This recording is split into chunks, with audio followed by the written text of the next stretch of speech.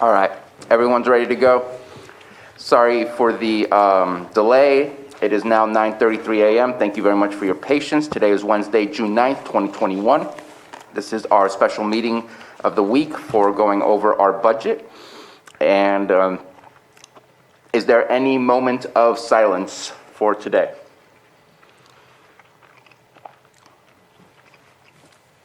So I do know that I did a moment of silence yesterday, and I did not actually complete my thanks. And so if we can have a moment of thanks. I know that Fish and Wildlife was involved with the search and rescue that occurred on our lake, and also our Marine Patrol from our Sheriff's Department, as well as others. And I just want to have a moment of silence to be thankful for all those and their efforts to search and rescue.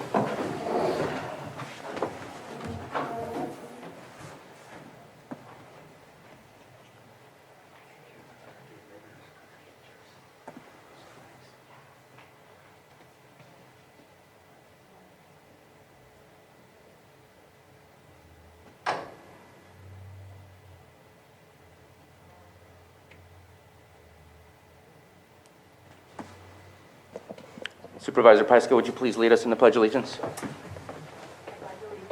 To the flag of the United States of America, and to the republic for which it stands, one nation, under God, indivisible, with liberty and justice for all. Thank you very much. And we're now going to go ahead and start our 9 a.m. item, public hearing, consideration of the recommended budget for fiscal year 2021-22 for the County of Lake and special districts governed by the Board of Supervisors. A, consideration of the fiscal year 21-22 recommended budget, and B, consideration of the proposed resolution amending the position allocation chart for fiscal year 2021-22 to conform to the recommended budget. Consideration of authorization for affected department heads to proceed with purchasing selected capital assets prior to the adoption of the fiscal year 2021-22 final recommended budget. And I'll pass it on to our CAO. Thank you, Mr. Chair. We apologize for the delay this morning, unanticipated. As Stephen was just telling me, technology works until it doesn't, and today it gave us a few fits. We had intended to make our comments brief, our opening remarks brief today, and the primary reason is because we're committed to trying to get this entire process wrapped up in one day, which will make it a long day, but also now having gotten off to a late start, will further reduce what we wanted to say in an introductory basis. And so just to kind of kick it off, I don't think we can leave fiscal year 2021 without commenting on how extraordinary it was. Truly an unusual fiscal year. We should all be proud, though, the way county staff stepped up again, both public health staff and the EOC team, to lead us through this disaster. Our response was incredible. We're fortunate to have a highly experienced disaster response team. They've stood up over and over again, and we're also proud to work with them. So ending an unusual year, we're stepping into another unique year, certainly with more opportunity than we've seen come to Lake County in quite a long time. In particular, the American Rescue Plan Act will give us an opportunity to really make some forward-moving strides for Lake County. We look forward to finalizing a plan for utilizing those funds, certainly an exciting time. And a little later today, we'll take a recess and step outside with Congressman Thompson, who will be here to present us with a ceremonial check for the American Rescue Plan Act funds. Coming in this fiscal year, some exciting times. Your board in particular has determined to put together a new task force that will guide a community revitalization pilot project.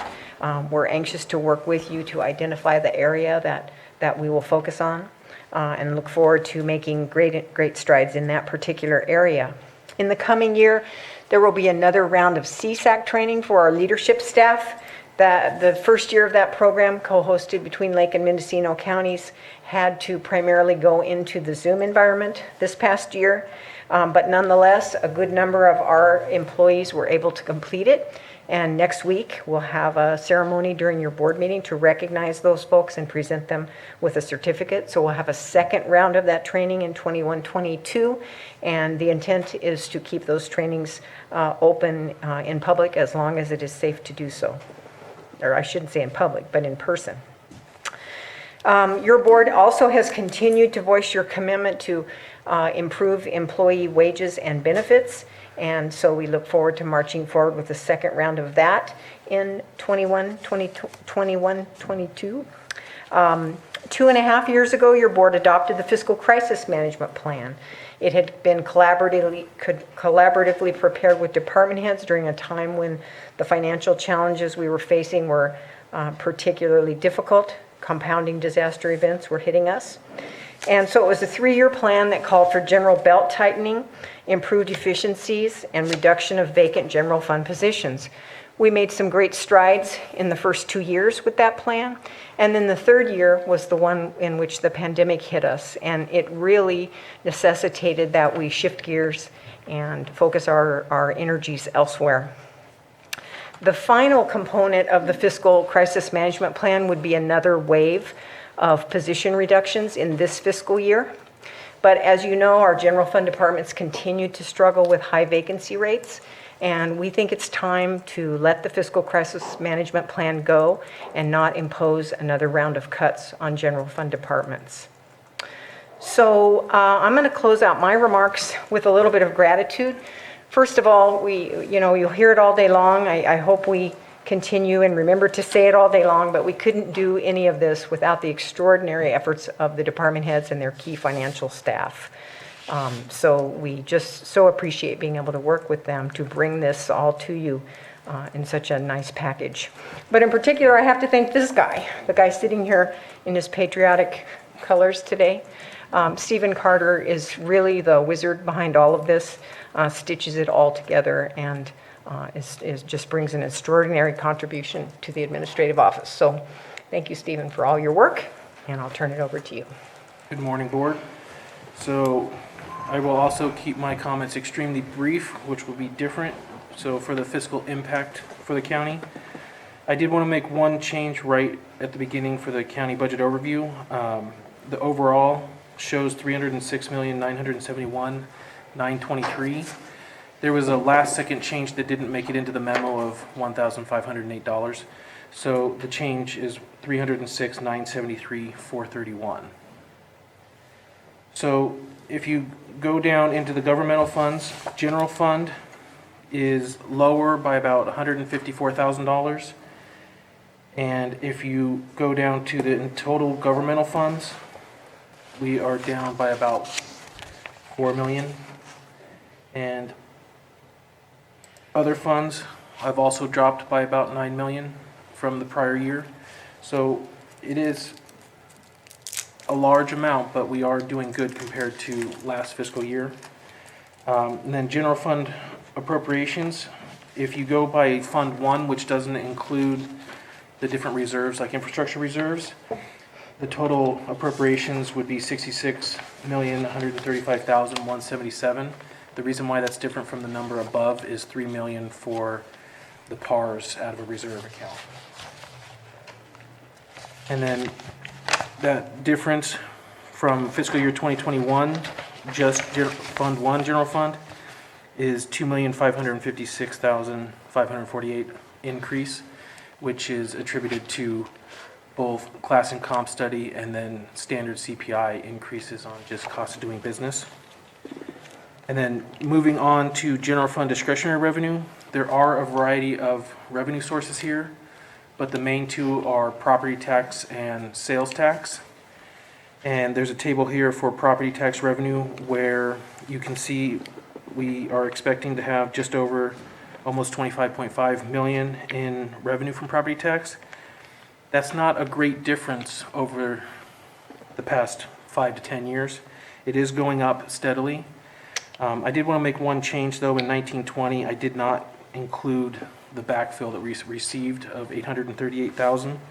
So the 24 million should actually say 25,719,000. So it's closer to where we are now. And I would normally go a little further into it, but sales tax so far in fiscal year 2021 is actually the highest we've ever seen. And for 21-22, did not budget for that peak to continue, brought it down a little bit more into hopefully, most likely what is reality, so that you don't over budget. And then TOT is actually coming in pretty steady. We had the, even during the pandemic, it actually brought in the same amount from the prior year, if not a little better. Sorry, I'm saying a little too much now. So switching over to contingencies and reserves. Contingencies are going to stay stable at $4,548,360 for any emergency appropriations that need to happen that weren't priorly budgeted or revenue shortfalls. And the overall general reserves, we increased in 1920 from 7 to 9 million. It still is at $9 million, and which is pretty good for like a county our size. And then capital assets, we do have quite a few. Courthouse roof, almost 1.5 million. There's quite a few extra roofs for deferred maintenance that were approved as extraordinary one-time funding, like the Lakeport Courthouse Museum roof, Buildings and Grounds shop roof, Sheriff admin roof, and the list continues. You can see that on the capital asset list. And when we get to budget unit 1920, there is a capital asset that has to be added back in that was not completed this year. So we'll go into that in budget unit 1920. And then under the county workforce, this looks like there was a lot of changes, but this wasn't all done during this recommended process. I showed you the difference from last year's adopted versus this year's recommended. So all the resolutions in between are also in this spreadsheet. The main difference would only be 3 FTEs, and that actually is grant funding for the Sheriff's Office Prop 56 for 3 sheriff's officers. And it's special to a Prop 56 tasks. And then moving on to prospective demands on general fund, minimum wage is still a factor. As of January of 2022, which is next year, it jumps another $1 from $14 an hour to $15 an hour. So that will creep up on our lower paid classes. And then CalPERS is not, it's still on the rise due to all the market changes. What I wanted to point out though, is, which you don't quite see on this sheet, but we're 24-25, fiscal year 24-25, it jumps again with only a minor increase in the expected CalPERS. The year after, in 25-26, it starts leveling off, if not going down. And that's just the projections as of now. That's our current actuarial. I believe that is as short as I can make it. And if I may, and maybe we can look for consensus from the board, while I appreciate being briefed, I think this is a very important day, and I think that the public deserves to hear what they need to hear, and we need to hear what we need to hear as well. So let's make sure that we're tackling everything that needs to be tackled. We're dedicated to making sure that this process is complete and that everyone gets a chance to hear everything. So, but thank you. I will say the only difference I would have made, this is the overall, each individual board will still be fully involved. Thank you.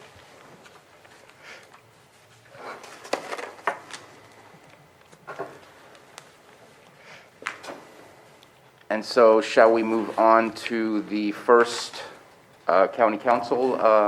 Okay, so first up would be county council And budget. actually, I'm sorry, are there any questions for the introduction and information we received before we move on to county council? Okay.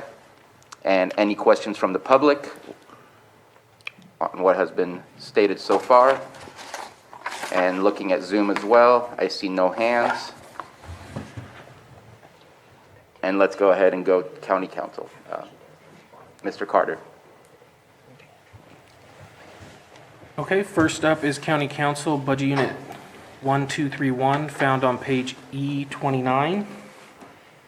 And the overall appropriation request is $10,807. And I will turn it over to Department Head Anita Grant. Thank you very much. Good morning, Board. Anita Grant, County Council. I'm not used to being first or sitting over on this side, so I'm trying to get my bearings a bit. Our budget does show an increase, which is largely due to some increases in insurance premiums, but also salary increases. Other than those increases, generally things remain relatively static for our budget. We tend to be low maintenance. Most of our furniture is surplus. We don't ask for a lot. We're very appreciative that we were able to get some new computers because IT informed us that we were past useful life. We also did get laptops for working remotely, which has been a great benefit to both me and staff, though I was able to do it much less often. At this point, I think I've laid everything out in our narrative in terms of the goals of the department and what we do. We tend to keep very busy, and we're grateful for that. Any questions for Ms. Grant? I just want to say that something that's not reflected in your budget is the amount of overtime that occurs in your department, and I do appreciate how busy you are and appreciate how much work gets done. I know that this year has not been easy for the amount of things to tackle, so thank you. And we can't bill for that, so that's really the important part of that. That's why I feel I need to mention it, because Oh. it's not described in there. Any No. comments from the public on this budget? Mr. Chair, in terms of movement for the day, if you'd like to have each department head present all their budgets and then approve all of them at the end of that discussion, and we'll move on to each one, each grouping like that. Okay, that works for me. And seeing none both in the Zoom room and in the boardroom, let's go ahead and Mr. Carter, move on. All right, next up would be public liability, which is budget unit 9919, and that is found on page E411.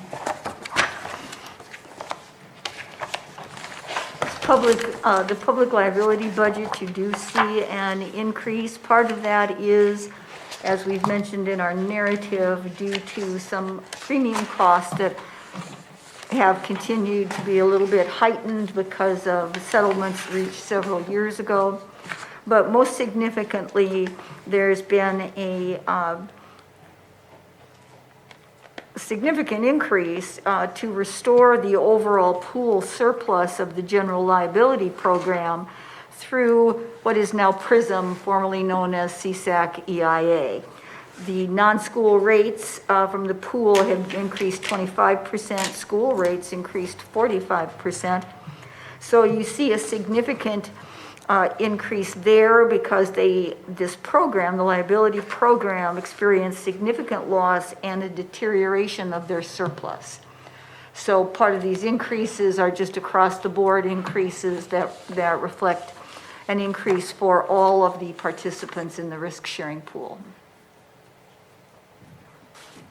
Thank you very much. Okay, workers' compensation is up next, budget unit 9920, found on page E413. We've worked really hard to try to keep the premiums on workers' comp down. The primary workers' compensation program has remained relatively static from last fiscal year to this. It's significantly reduced from the 20 fiscal year premium. The excess workers' comp, the amount of the premium is predicated upon payroll. And while it's a wonderful thing to have more people come on board and get paid more money, it also does reflect an increase then in the premiums for workers' comp as far as excess workers' comp. So you'll see a slight increase, but overall we've tried to, again, having put together a very good team of people to work on this, we generally maintain a relatively static increase in the number of claims and most importantly, the severity. Also, the county has a very robust return to work program, which gets employees back to work sooner rather than later, which is great for them and certainly wonderful for the county. Thank you very much. Any questions before we move on from the board? Let's go ahead and, I think we're done with that whole section. So let's go ahead and open it up to the public. Any comments on those three? And same with the Zoom room. And none. Let's go ahead and keep moving down the list to the next one, which is UC Cooperative Extension. Mr. Chair, we recommend that you go ahead and approve the county council's 3 budget units first. So back to the board for action. Don't we want to For approve budget first units before we move on? 1231, 9919, and 9920. Approvals of recommended budget. What was the other one you said for? First one? Let's see. Got it. You're looking to make a motion to approve 1231, 9919, and 9920 as recommended. Mr. So Chair? moved. Oh, there you go. That's what I was Sorry, looking I for. didn't read mine. Second. We have a motion from Supervisor Simon and a second from Supervisor Pyska. Johanna, roll call, please. Okay, Supervisor Simon. Yes. Supervisor Crandall. Yes. Supervisor Scott. Supervisor Pyska. Yes. And Supervisor Sabatier. Aye. Ms. Grant, thank you very much. Thank you. Thank you. Mr. Chair, if we could take up the air quality budgets next, they are a little different in that they have to issue a public hearing notice, and the time set for that was 9:15. Let's go ahead and move forward with that one. And I believe Doug Gearhart is with us in Zoom. Good morning. Good morning. I wasn't sure if Stephen was going to start or if Yeah, I should start, so. I will. So, the first budget is APCO Special Programs, Budget Unit 8798, found on page E387. And I'll turn it over to Department Head Doug. Mr. Gearhart. The budget unit 8798 is, can be very short. It is a budget unit that is primarily consists of grant programs. So this is where we run our grant programs out of. So the budget is just adjusted by what we believe we can obtain in grant funding for the year and what we think we'll be spending. So we have been getting more grants. So we've been upping that amount, and we hope to continue to get more grants for the community. Okay. Everything looks great to me. Any questions from the board before we move on to the next air quality? I believe it's Air Quality Administration. Okay, next is Air Quality Management, Budget Unit 8799, found on page E389. Go ahead, Doug. Okay. And this is our main operating budget with salaries, all of our expenses and things coming out of. So we do, maintain a fairly stable budget. We expect slight increases in permit fees as more sources and more equipment, especially generators, are being brought into the county. But overall, our expenses are fairly level, and we're maintaining a good balanced budget on this one. So, and then just as a note, we do attach a memo every year to our budget, and that's just so we can inform the public of what we do and what the priorities are for the year. So with that, we do generally ask for the general guidance of the board on items 2, 3, and 4 of that memo. If you don't have it, I can read it in if you need to. So. Thank you very much. And one of the main differences in your budget for the, it's a slight increase, it's not much of an increase, is for the .8 allocation? That's correct. That we're going to try and fill the deputy position, and if we can, it still keeps us below our total allocation of 5.6, I believe, is what our allocation was for last year. So we're trying to fill it, but we'll probably only stay with five-person staff instead of trying to go to a 6-person staff at this point, because we still have some training and other issues to resolve before we go there. But we're going to pursue a deputy position and see if we can find a backup management position to help with some of the issues that when I'm not available. Okay, thank you very much. Any other questions from board members? And I believe that concludes all of the air quality control budgets, so let's go ahead and open that up to the public. Anyone from the Zoom room or inside the board chambers have any comments? All right, and looking for action from the board on 8798 and 8799. Mr. Chair, sitting as a Lake County Air Quality Management District Board of Directors, I approve the draft budget hearing units 8799 and 8798. Second. I have a motion from Supervisor Scott and a second from Supervisor Simon. Johanna, roll call, please. Okay, Supervisor Simon, Yes. Supervisor Crandall, Yes. Supervisor Scott, Aye. Supervisor Pyska, Yes. and Supervisor Sabatier. Aye. Sorry about that. Thank you. Thank you very much, Director Gerhard.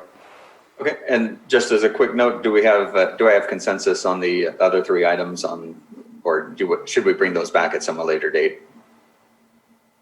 The other three He's items. talking about. On on the guidance, being on record as opposed to further state subvention cuts, supporting, the district participating in CAPCOA, representing the state, representing Lake County at the state, and then, Related you to know, air the quality. health So he's looking procedure. for consensus from your board that you concur with those goals.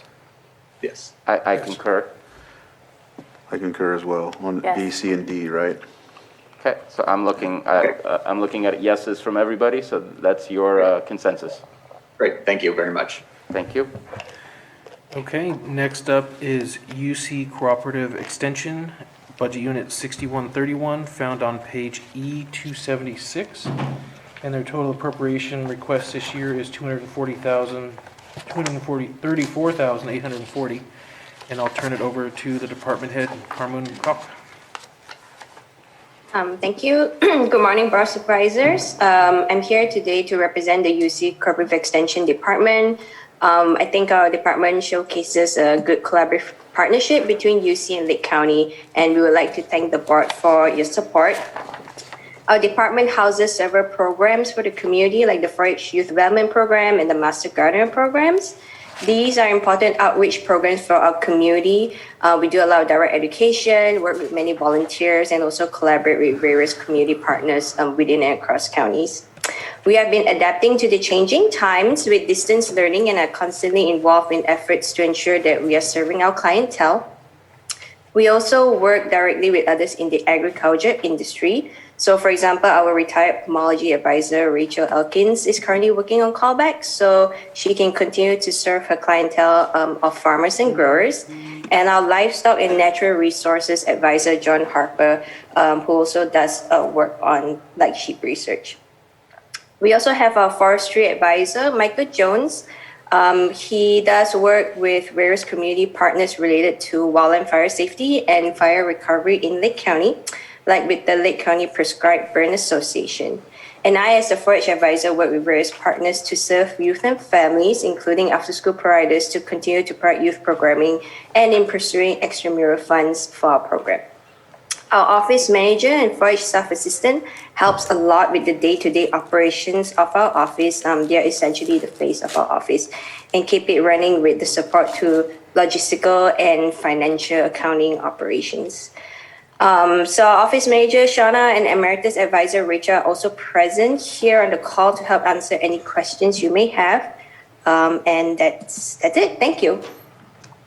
Thank you very much. I have to say that your budget is one that's both fortunately and unfortunately very, very consistent, both in the allocation and in the amount. I did have a question about the extra help. Can you detail a little bit what that extra help would be used for? Because I saw that was added as an adjustment afterwards. Yeah, so Shauna will have more details on that. I think it's an extra like staff assistant that she had put on the list. Shauna, do you have, or Rachel? I see that she's unmuted.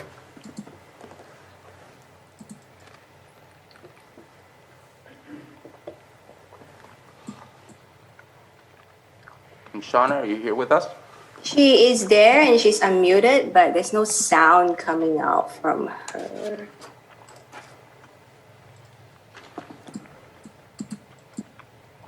And you know what, if it's possible to get that via email, that response, that would work for me. I'm happy that you're getting the extra help, so I think the UC Extension is a fabulous department that we need, so. Yeah, so I think for what I know, the staff assistant extra help position is mainly for agricultural work. So it'll be like a field worker helping Rachel out in the fields and collecting samples and doing a lot of that field work. So it's kind of like a field staff person. Okay, Position. perfect. Thank you so much. Any other questions from board members? Okay, and let's go ahead and open this up for the public since that's the only budget unit for that department. Any comments from public both in the chambers or Zoom room?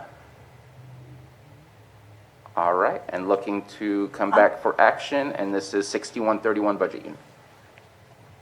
Mr. Chair, I'll move to, Can you hear me? This is Rachel. Can you hear me? Yes, Rachel, we can hear you. Yeah, I just wanted to add that we have also, I just wanted to mention our Master Gardener and thank the county for supporting our Master Gardener new 40% coordinator, Louise Pagoni, because she's really taken our program is really public, non-commercial grower, for home horticulture and Rachel, you're going in and out, and we do appreciate the Master Gardener program, and thank you very much for bringing that up. And we're going to move on with our motion that we had started. Mr. Chair, I'd like to make a motion to approve Budget Unit 6131 for UC Cooperative Extension. Second. We have a motion from Supervisor Simon, second from Supervisor Crandall. Roll call, please, Johanna. Okay, Supervisor Simon, Yes. Supervisor Crandall, Yes. Supervisor Scott, Aye. Supervisor Pyska, yes. and Supervisor Sabatier. Aye. Thank you. Okay, and Thank you, next, Board. next we have our behavioral health budgets. Mr. Carter. All right, mental health budget unit 4014 can be found on page E225. The requested appropriations are $19,106,293, and I will turn it over to Department Head Todd Metcalf. Thank you, Stephen. Good morning, Mr. Chair and members of the board. Trying to be as brief as possible, you know, I love to get up here and brag about all the programs and services that we provide, so I seriously edited my little presentation. I want to just point out, really the only significant changes to our budget are around the activities of the housing continuum of care. And rather than going through our budgets line by line, which I promise you I won't do, I did just want to expand a little bit on our goals and accomplishments. I did want to point out that really the overarching theme throughout all of this, as what has been mentioned before, are the effects of COVID-19 on our clients, staff, programs, and services. And that said, from a monetary standpoint, it has helped us improve our telehealth services, in addition to actually forcing us to become more paperless, which has increased efficiency in our department around, you know, certain protocols and procedures. So I did want to share that much. I also have Christine Andrus, our fiscal manager, is also here, not here with me, but she's here in the meeting if anyone has any technical questions. But just wanted to say that you've heard me say this every year, that, you know, we still continue to focus on our, you know, on fiscal issues in our department. Again, continuing to get caught up on past due fiscal reporting to the state and our other funders, which we are still continuing to do. And I'm also hopeful that in many of the state level meetings I attend, that the fiscal forecast for behavioral health services and programs is looking a lot better than it did a year ago. So, for instance, you know, the American Rescue Plan Act that was mentioned earlier, I mean, I'm excited about these monies coming down to us, that we can hopefully continue to expand our programs and services. And as I said, I'll stop there because I want to be brief. And I'll say pretty much the same thing with the other two budget units. I just kind of wanted to lump them all together that's where we are today. Any questions from the board for behavioral health? Which gets confusing because in some places it's called behavioral health, in some places it's called mental health. I do have a quick question for you, actually a couple of questions. You pulled approximately $1 million out of your reserves. What was that for? Oh boy, yes. Well, we're still learning some of these processes. The money was just in the wrong bucket, and we had to move it over to a different pot of money to cover certain expenses. And Chrissy and maybe even Stephen, you might be able to explain it a little bit better than that. But that's me in my accounting layman's terms. It was just a matter of we had to move money to another area in order to pay for things. So basically, like the class and comp may have been a reason for that, something along those lines? So the $1 million that was moved out of reserves was the housing, MHSA housing money that we plan on hopefully moving into the Coyer Avenue project next fiscal year. So the COC and the MHSA coordinator asked that we move that money out of there to have it on standby to proceed with the Coyer Avenue project next fiscal year.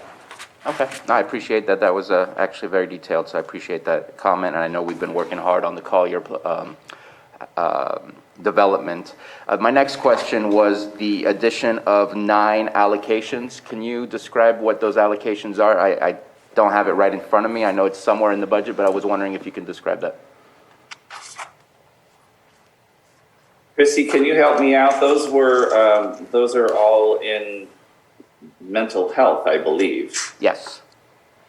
Because substance use disorder services has a negative 1.5. This one has an additional 9.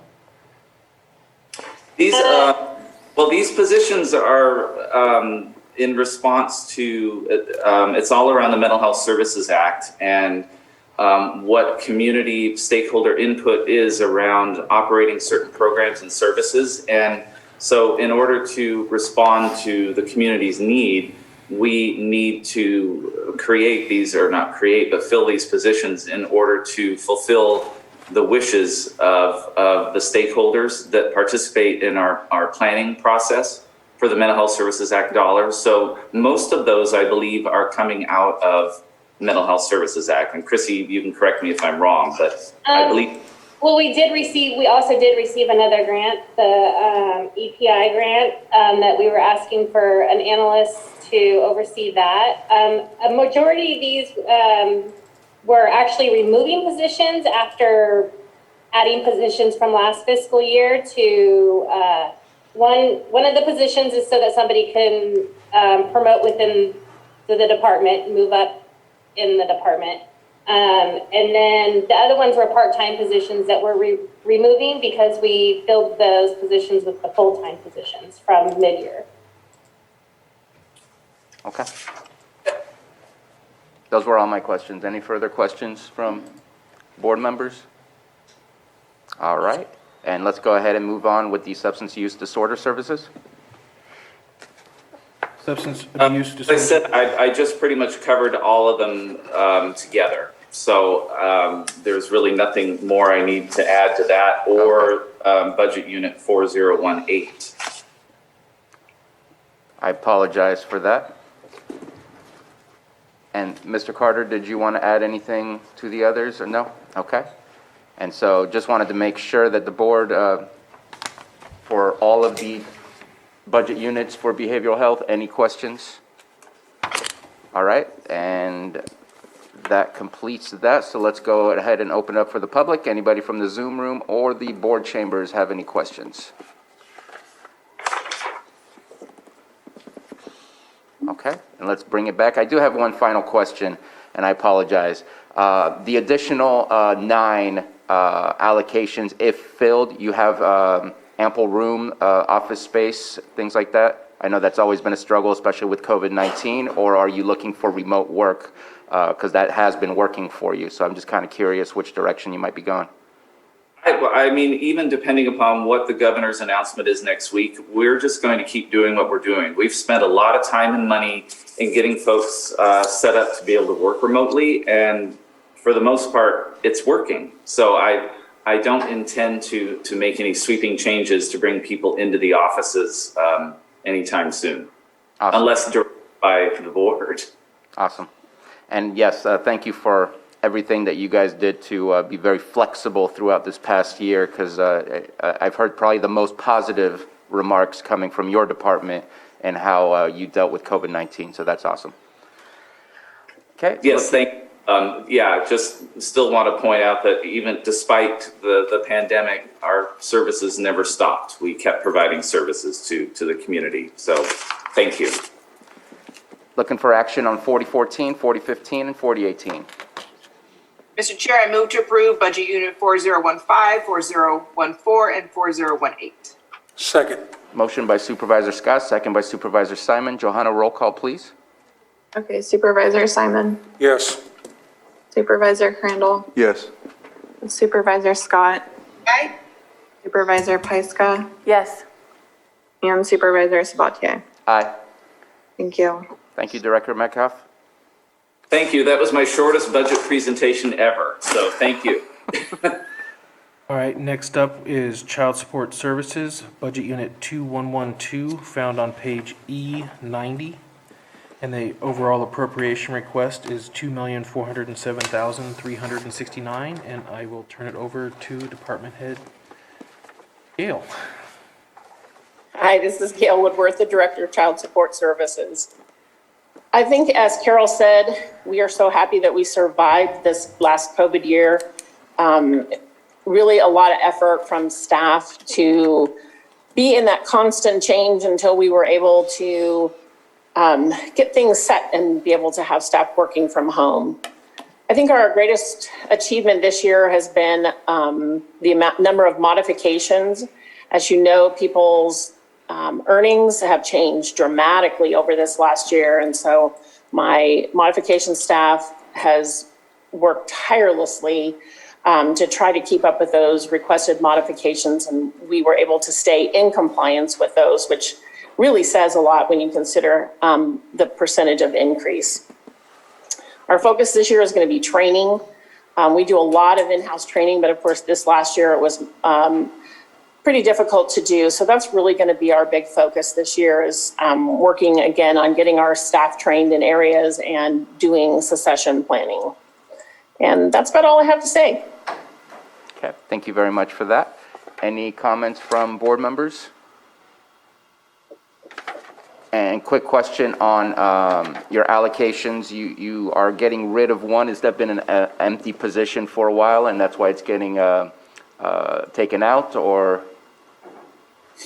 Well, we're level funded from the state, and with the increases that we had in wages last year and other costs, we just financially cannot fill the position.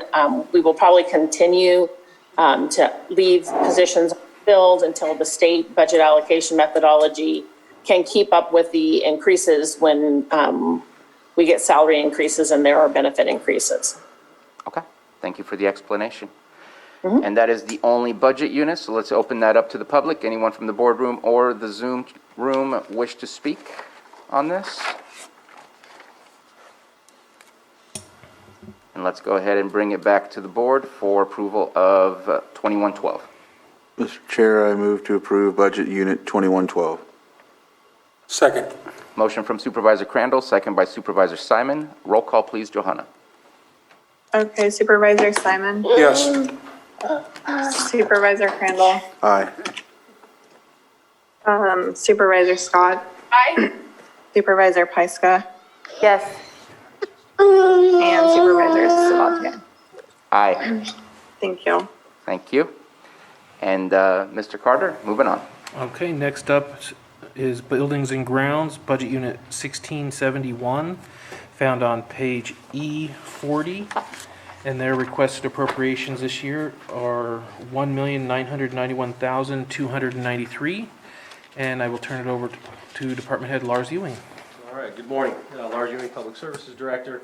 I'm going to start with some thanks to a variety of people, admin staff, Carol, Stephen, Sarah Schukart as well, Kathy Saterland, specific with budgets, and then within public services, the staff that on the department side work to put this together. Katie Galvani, Sarah, Sheila, Dan, I'm the division head, so I want to make sure I call them out. It's a lot of effort to put this together.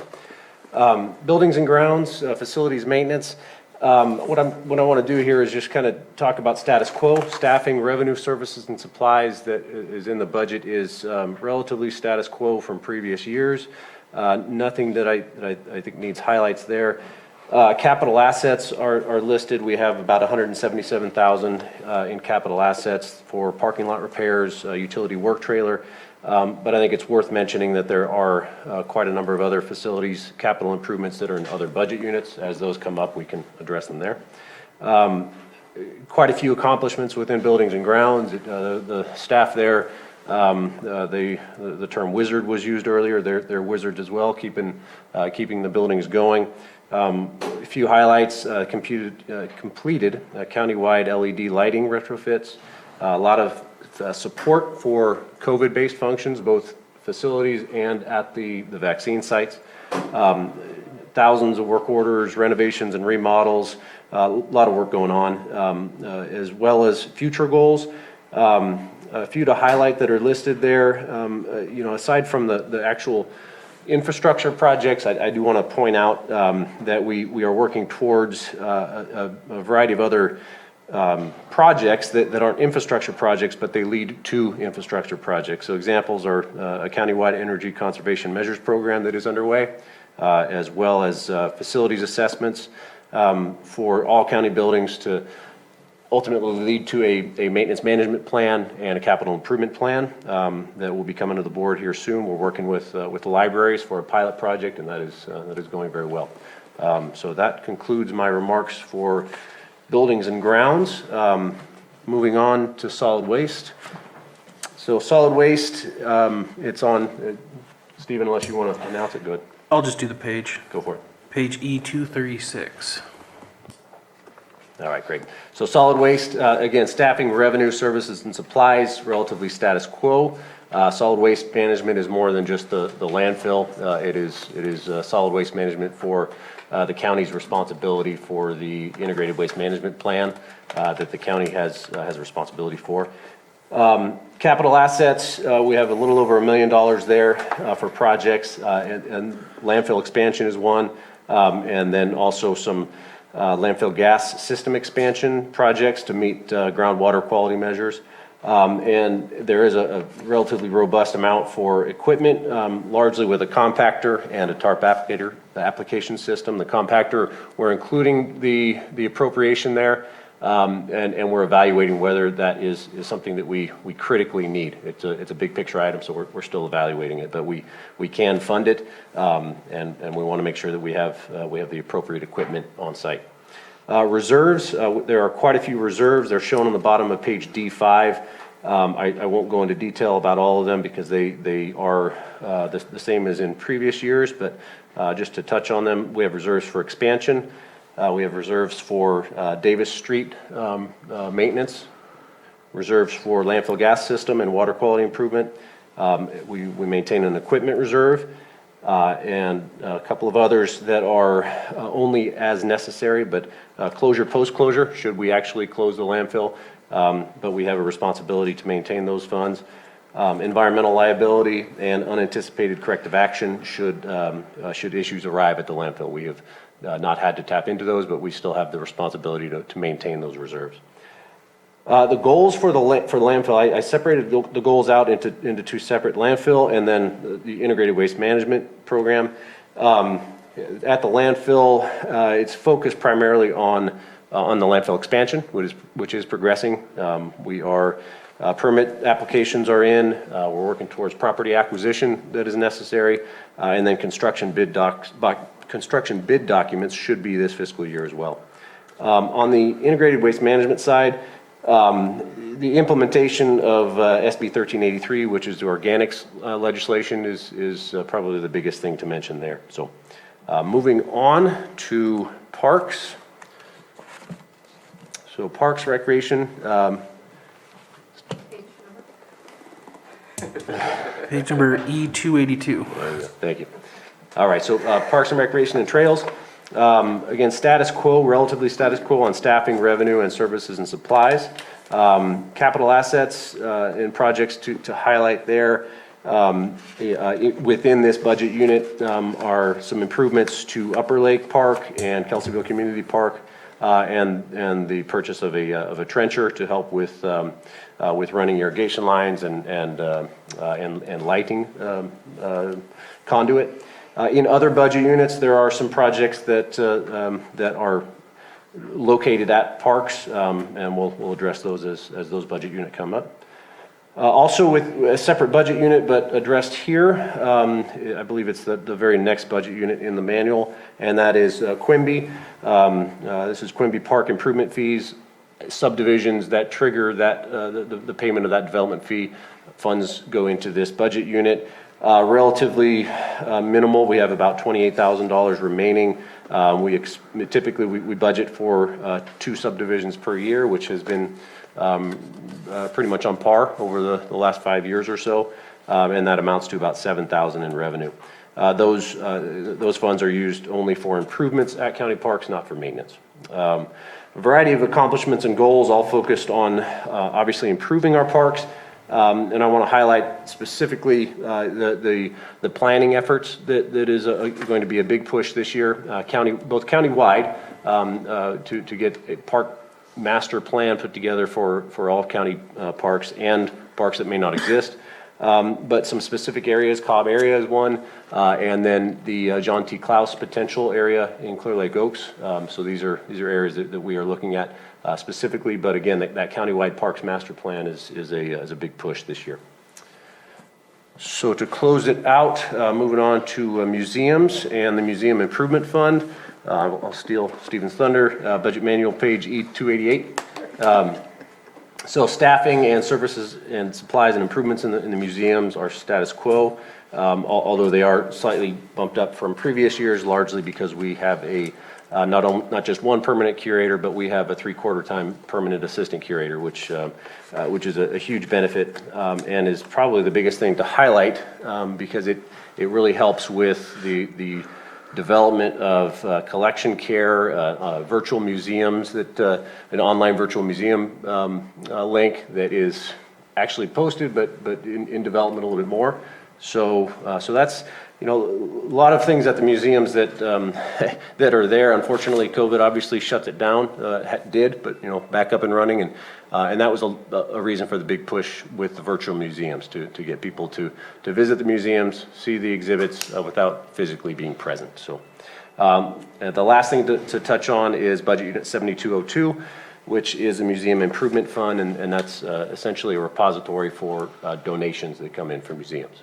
So I'll close it out there, and happy to answer any questions about all of these various budget units. And I love the virtual museums that were created. That was a really good idea to keep going and keep getting more interest in our history. So thank you to Clark Maccabee and whoever else was involved in creating those things. Any questions from the board? I see a question from Mr. Carter. Well, it's not a question, it's something I would like to have changed in the capital asset list. Please. For 4121, we put in account 6272, 826K generator to replace an 826G, whatever G is. Switch generator out to compactor. Gotcha. I was going to ask the question about the generator. At first, I thought it was the jail generator for that large, but that makes more sense. Gotcha. I think we saw 826K and assumed it was kilowatt or something. Right. Got it. I Yes, have a Supervisor question Pyska. about the master plan for the parks. And do you have the funding for that? So I appreciate you asking that.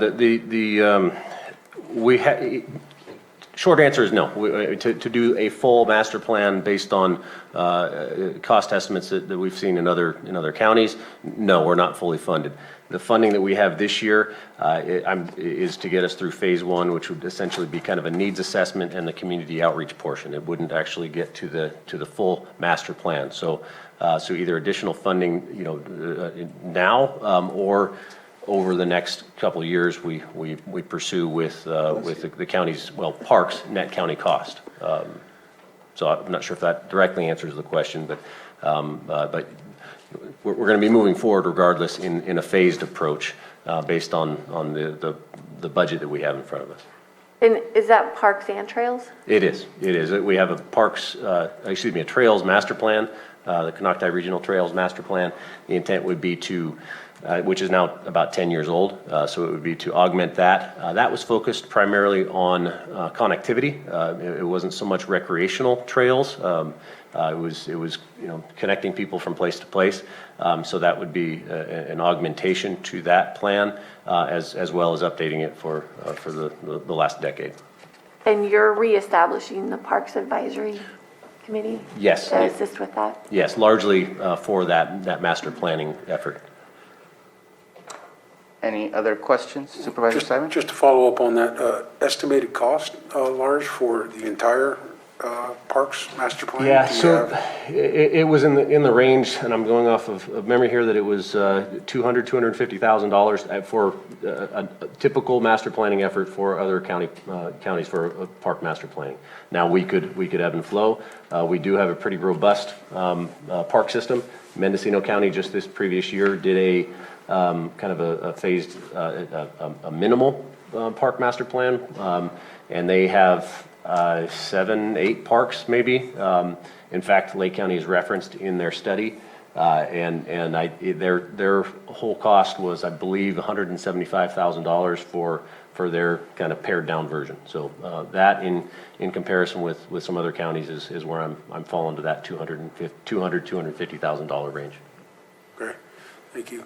One other comment I have, Mr. Chair, on also too, I like goals, and obviously you talked about 1383, establishment of those programs. I know you'll be bringing to the board, but also under the goals for integrated waste management too. I like the potential goal for the year where you, I think it's purchasing a trailer. I think I got the right budget for community cleanup and other dumps like that. I just want to thank you, and I know all of our department heads will do that, Blythe and, other things that we're constantly talking about here. It's just great to see that forward thinking, and I know all the budgets have done that at this point to staying in line with 2028 as we move forward, but excited to see if that program can get going, because I know we have a lot of community groups that would take advantage of an opportunity to work with your department to, do those little projects, so. Yep, thank you. Yeah, the trailer's on order, and it's just one tool in the toolbox for the whole illegal dumping and cleanup effort. Awesome. Any further questions? No, Listen, thank you. I have a question. It's maybe a part of the master plan that you're looking to do, but I don't know. I know you've been working on capital improvement plans, and you're starting off, I believe, with the libraries.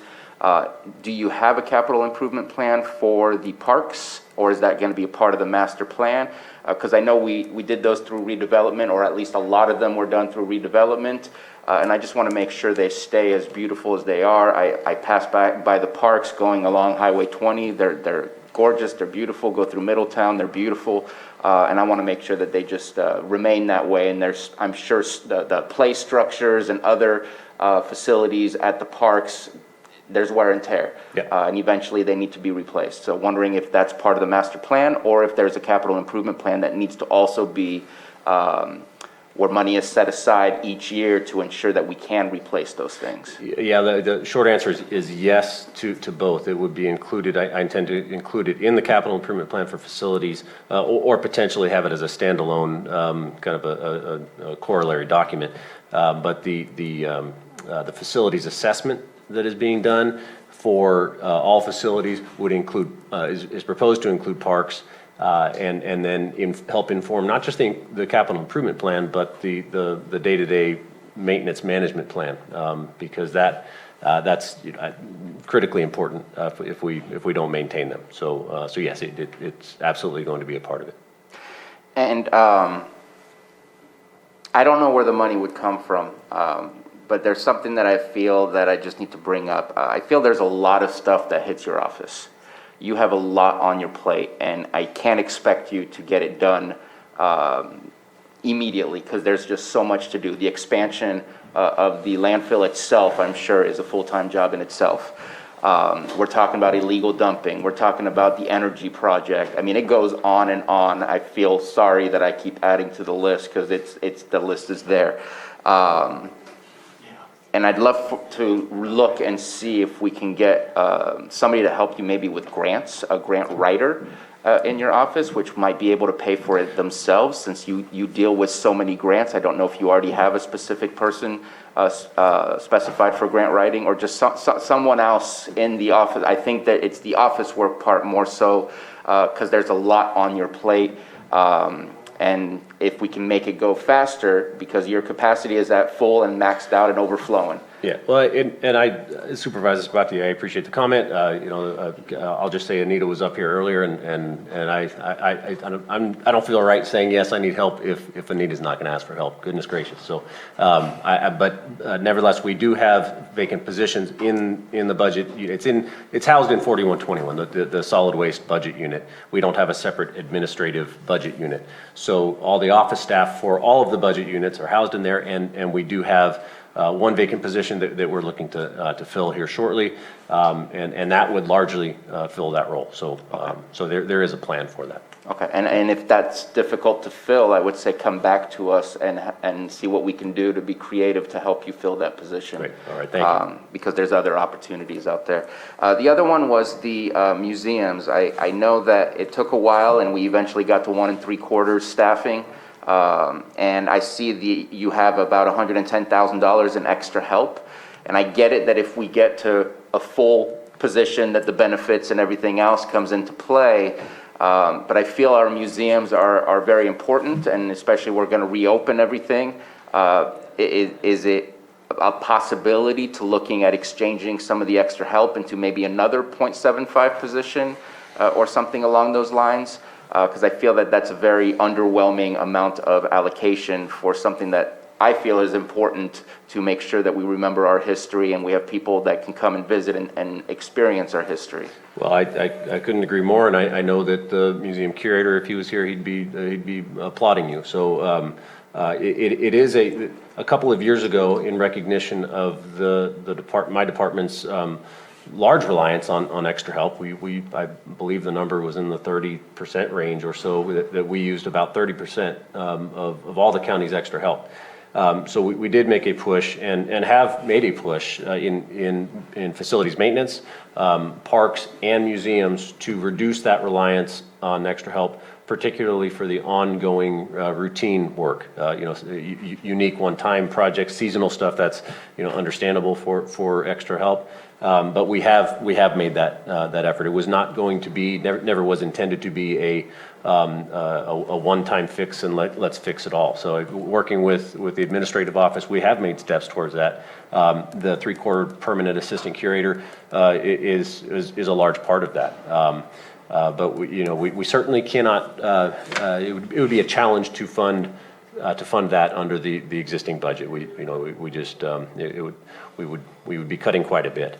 But I want to keep moving towards that. Hearing your support of that, I think it's something that we can put a little bit more time and energy towards that, and identifying where the funding for that would come from. Okay. And my last one is the John T. Klaus Park, which I'm sure will be coming back sometime later this year or this fiscal year. At that point in time, we'll be talking about potential allocations and whatever else is needed in order to maintain such a large concept right now. Yes, we will be, and it'll be a challenge to have it be self-sustaining. To be honest, it doesn't mean that we couldn't, but that was and still is the goal to have to accept that park with little to no impact to the general fund. But I think a recognition that there is a public benefit to that park it certainly plays into the the potential use of general fund, but that's in the future. We're doing the business plan, what we're calling the business plan for that park, and it comes with funding and the park itself, the potential park itself comes with quite a lot of funding to be self-sustaining in a kind of a passive recreation type park. To do any significant improvements certainly would tap into the funding that is there for that park, or would be if we accepted it. But it's ultimately how far out do we want to go where we need to start tapping into other sources of funding, and the money that park would come with would be dried out.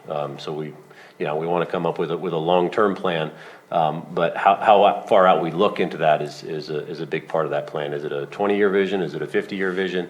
And what do we have in mind for that park? And that's another part of that advisory board that would meet to help guide us with respect to what would this park look like for the people? What do the people of the county want for that park? Not just what do I see there, but what do the people want? Let's get some community input on that.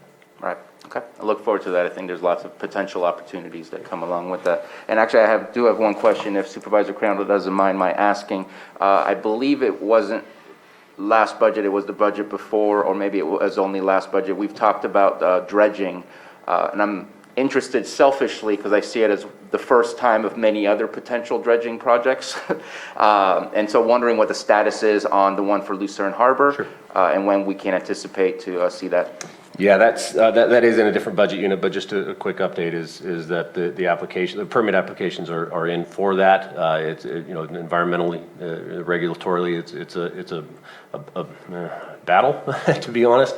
But we're looking to get that completed. The push is to get it completed this season, but it's certainly a fiscal year 21-22 goal to have that done. So it's underway. Plans are done, and the applications are in. Awesome. Thank you. You're welcome. Any further questions? And I believe that covered all of the units here, so let's open up to the public. Any questions from the public on these items? And seeing none, let's bring it back for action on those specific items. Mr. Chair, I move to approve budget units 1671, 4121, 7011, 7073, 7201, and 7202. Second. I have a motion from Supervisor Crandall and a second to Supervisor Pyska, who's just a split second early. Johanna, roll call, please. All right, Supervisor Simon, Yes. Supervisor Crandall, Yes. Supervisor Scott, Supervisor Pyska, Yes. and Supervisor Sabatier. Aye. Thank you. Thank you. Thank you very much. Okay, next up is Register of Voters, Budget Unit 1451, found on page E36. And their requested appropriations for fiscal year 21-22 is $1,189,437.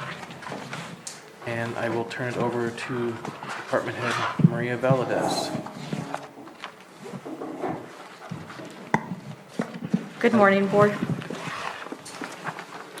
Maria Valadez, Registrar of Voters. I'd just like to also thank Stephen Carter for assisting me and answering all my questions and being gracious on helping. Our office conducts all federal, state, county, municipal, local, district elections in the county, following strict state and federal regulations. This year, we have one scheduled election, the June 7th, 2022 direct primary election, which is a gubernatorial election.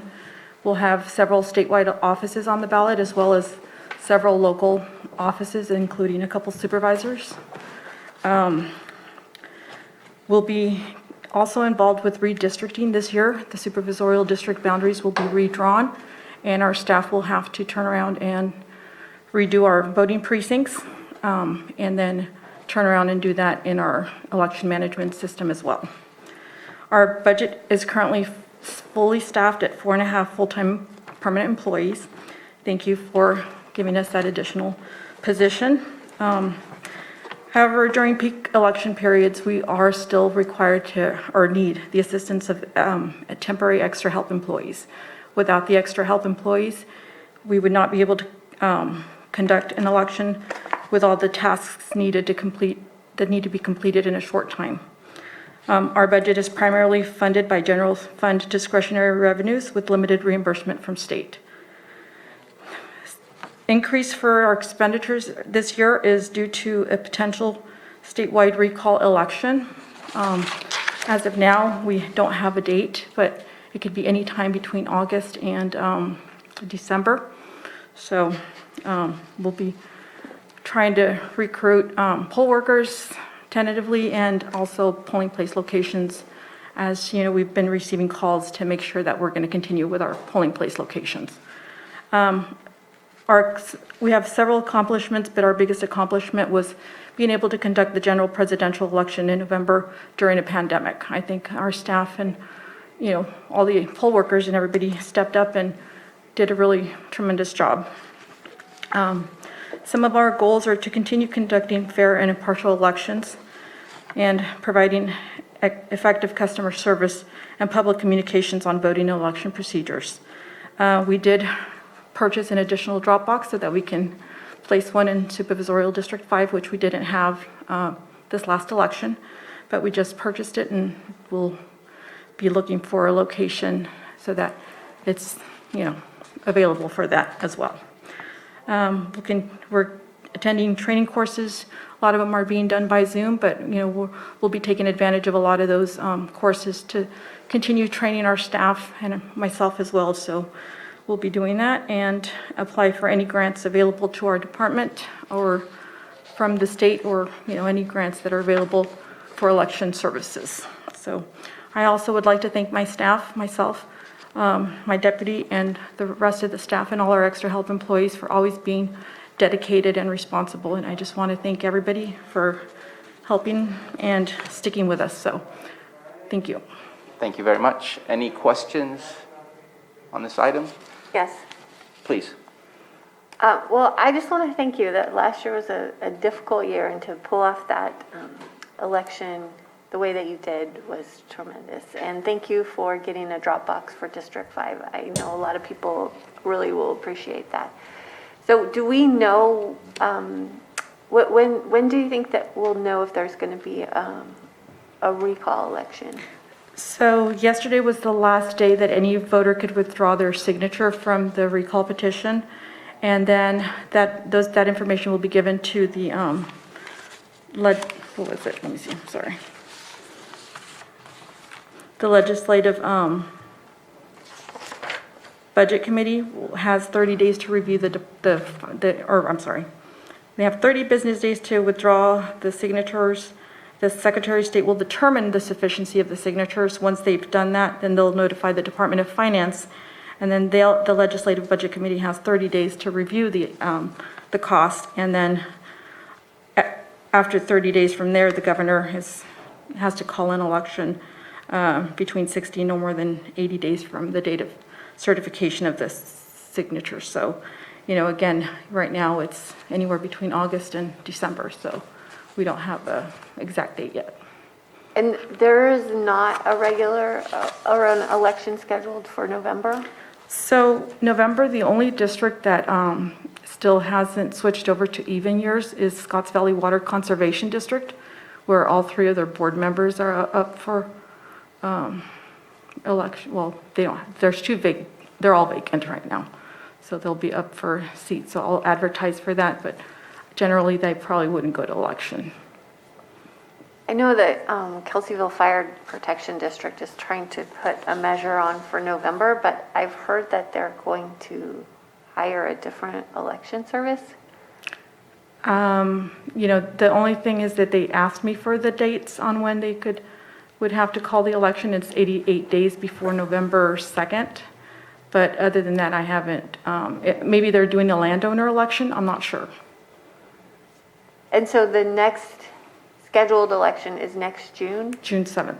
Is that a primary? That's a statewide primary, yes. So it's not in March any longer, or is that? That's only for presidential. Oh, okay.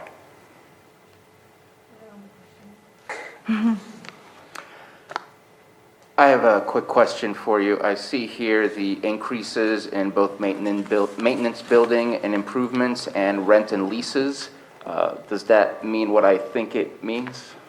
Yes, I did see that also, and I was going to mention that also. It looks like we will be Yeah, Mr. Chair, I was hoping to be able to comment on that. With the support of the Space Committee, our office and Maria's office are working together to secure lease space nearby. And we're at a point where we're just about ready to sit down at the table with the landlord and propose a lease rate that we can pay.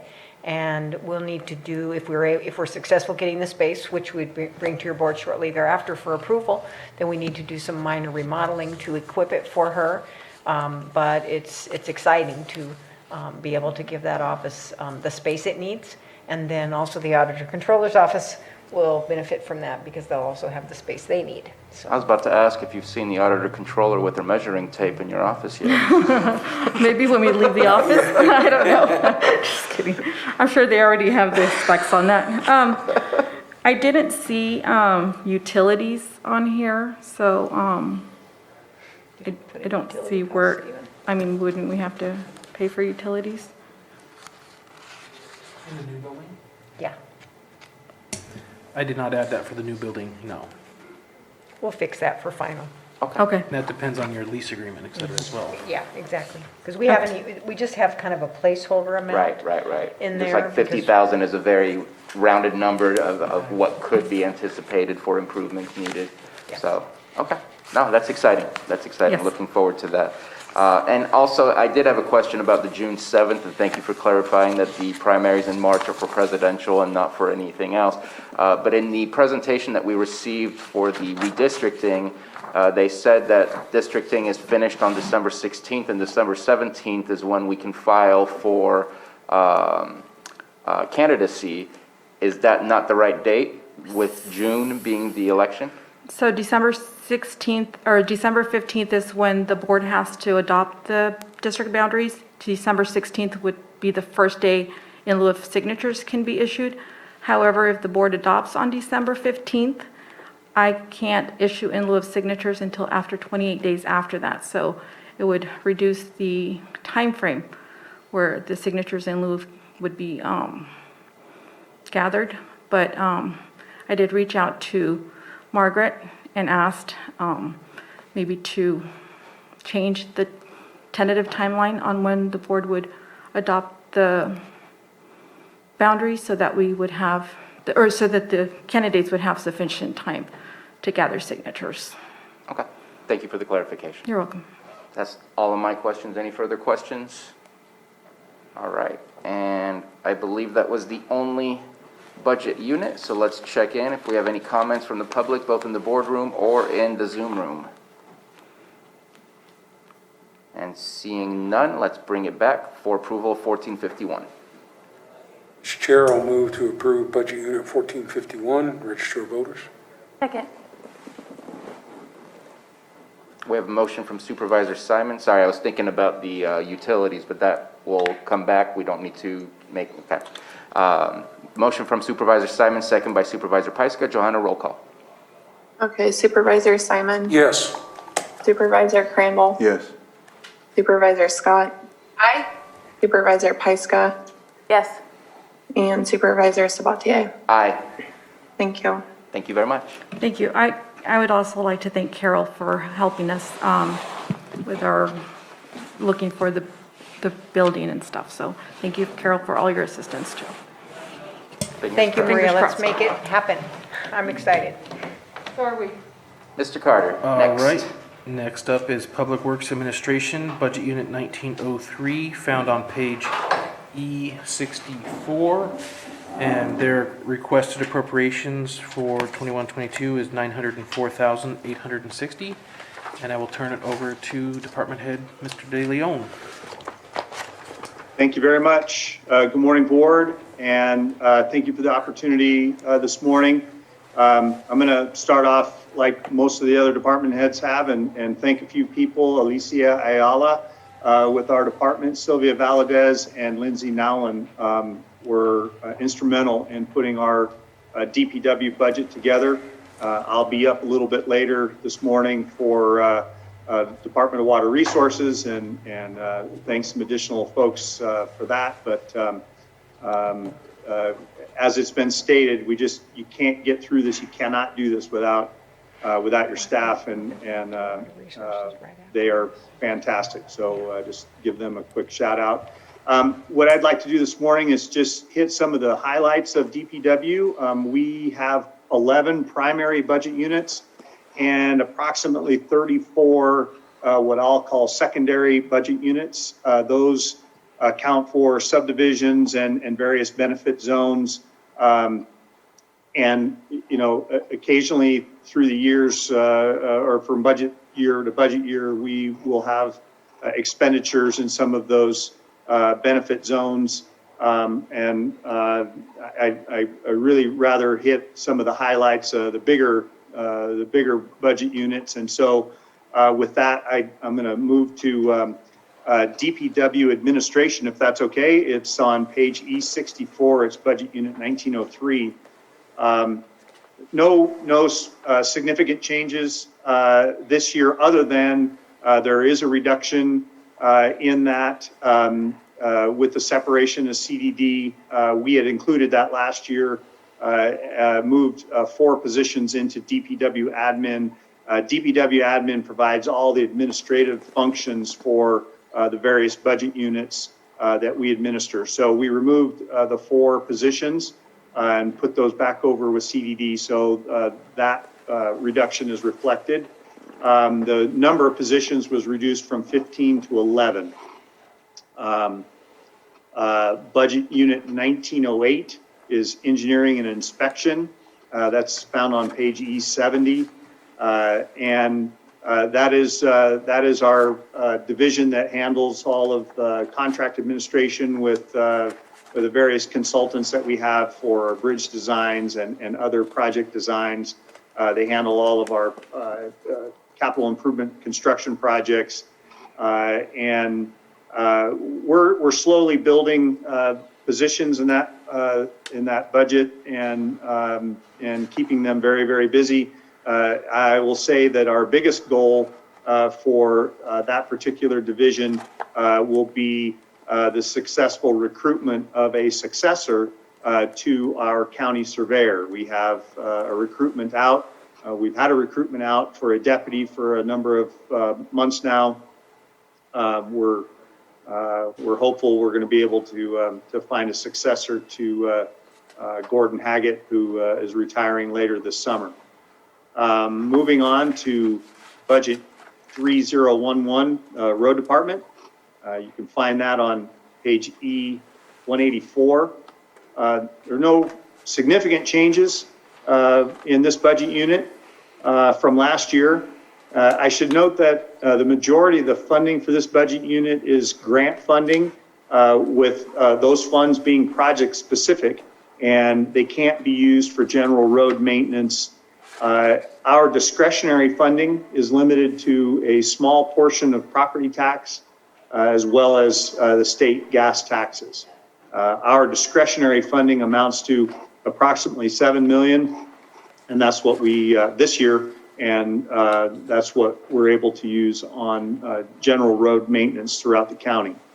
We have some goals this year with the road department. We have a 25-mile chip seal project that we're beginning the prep work for,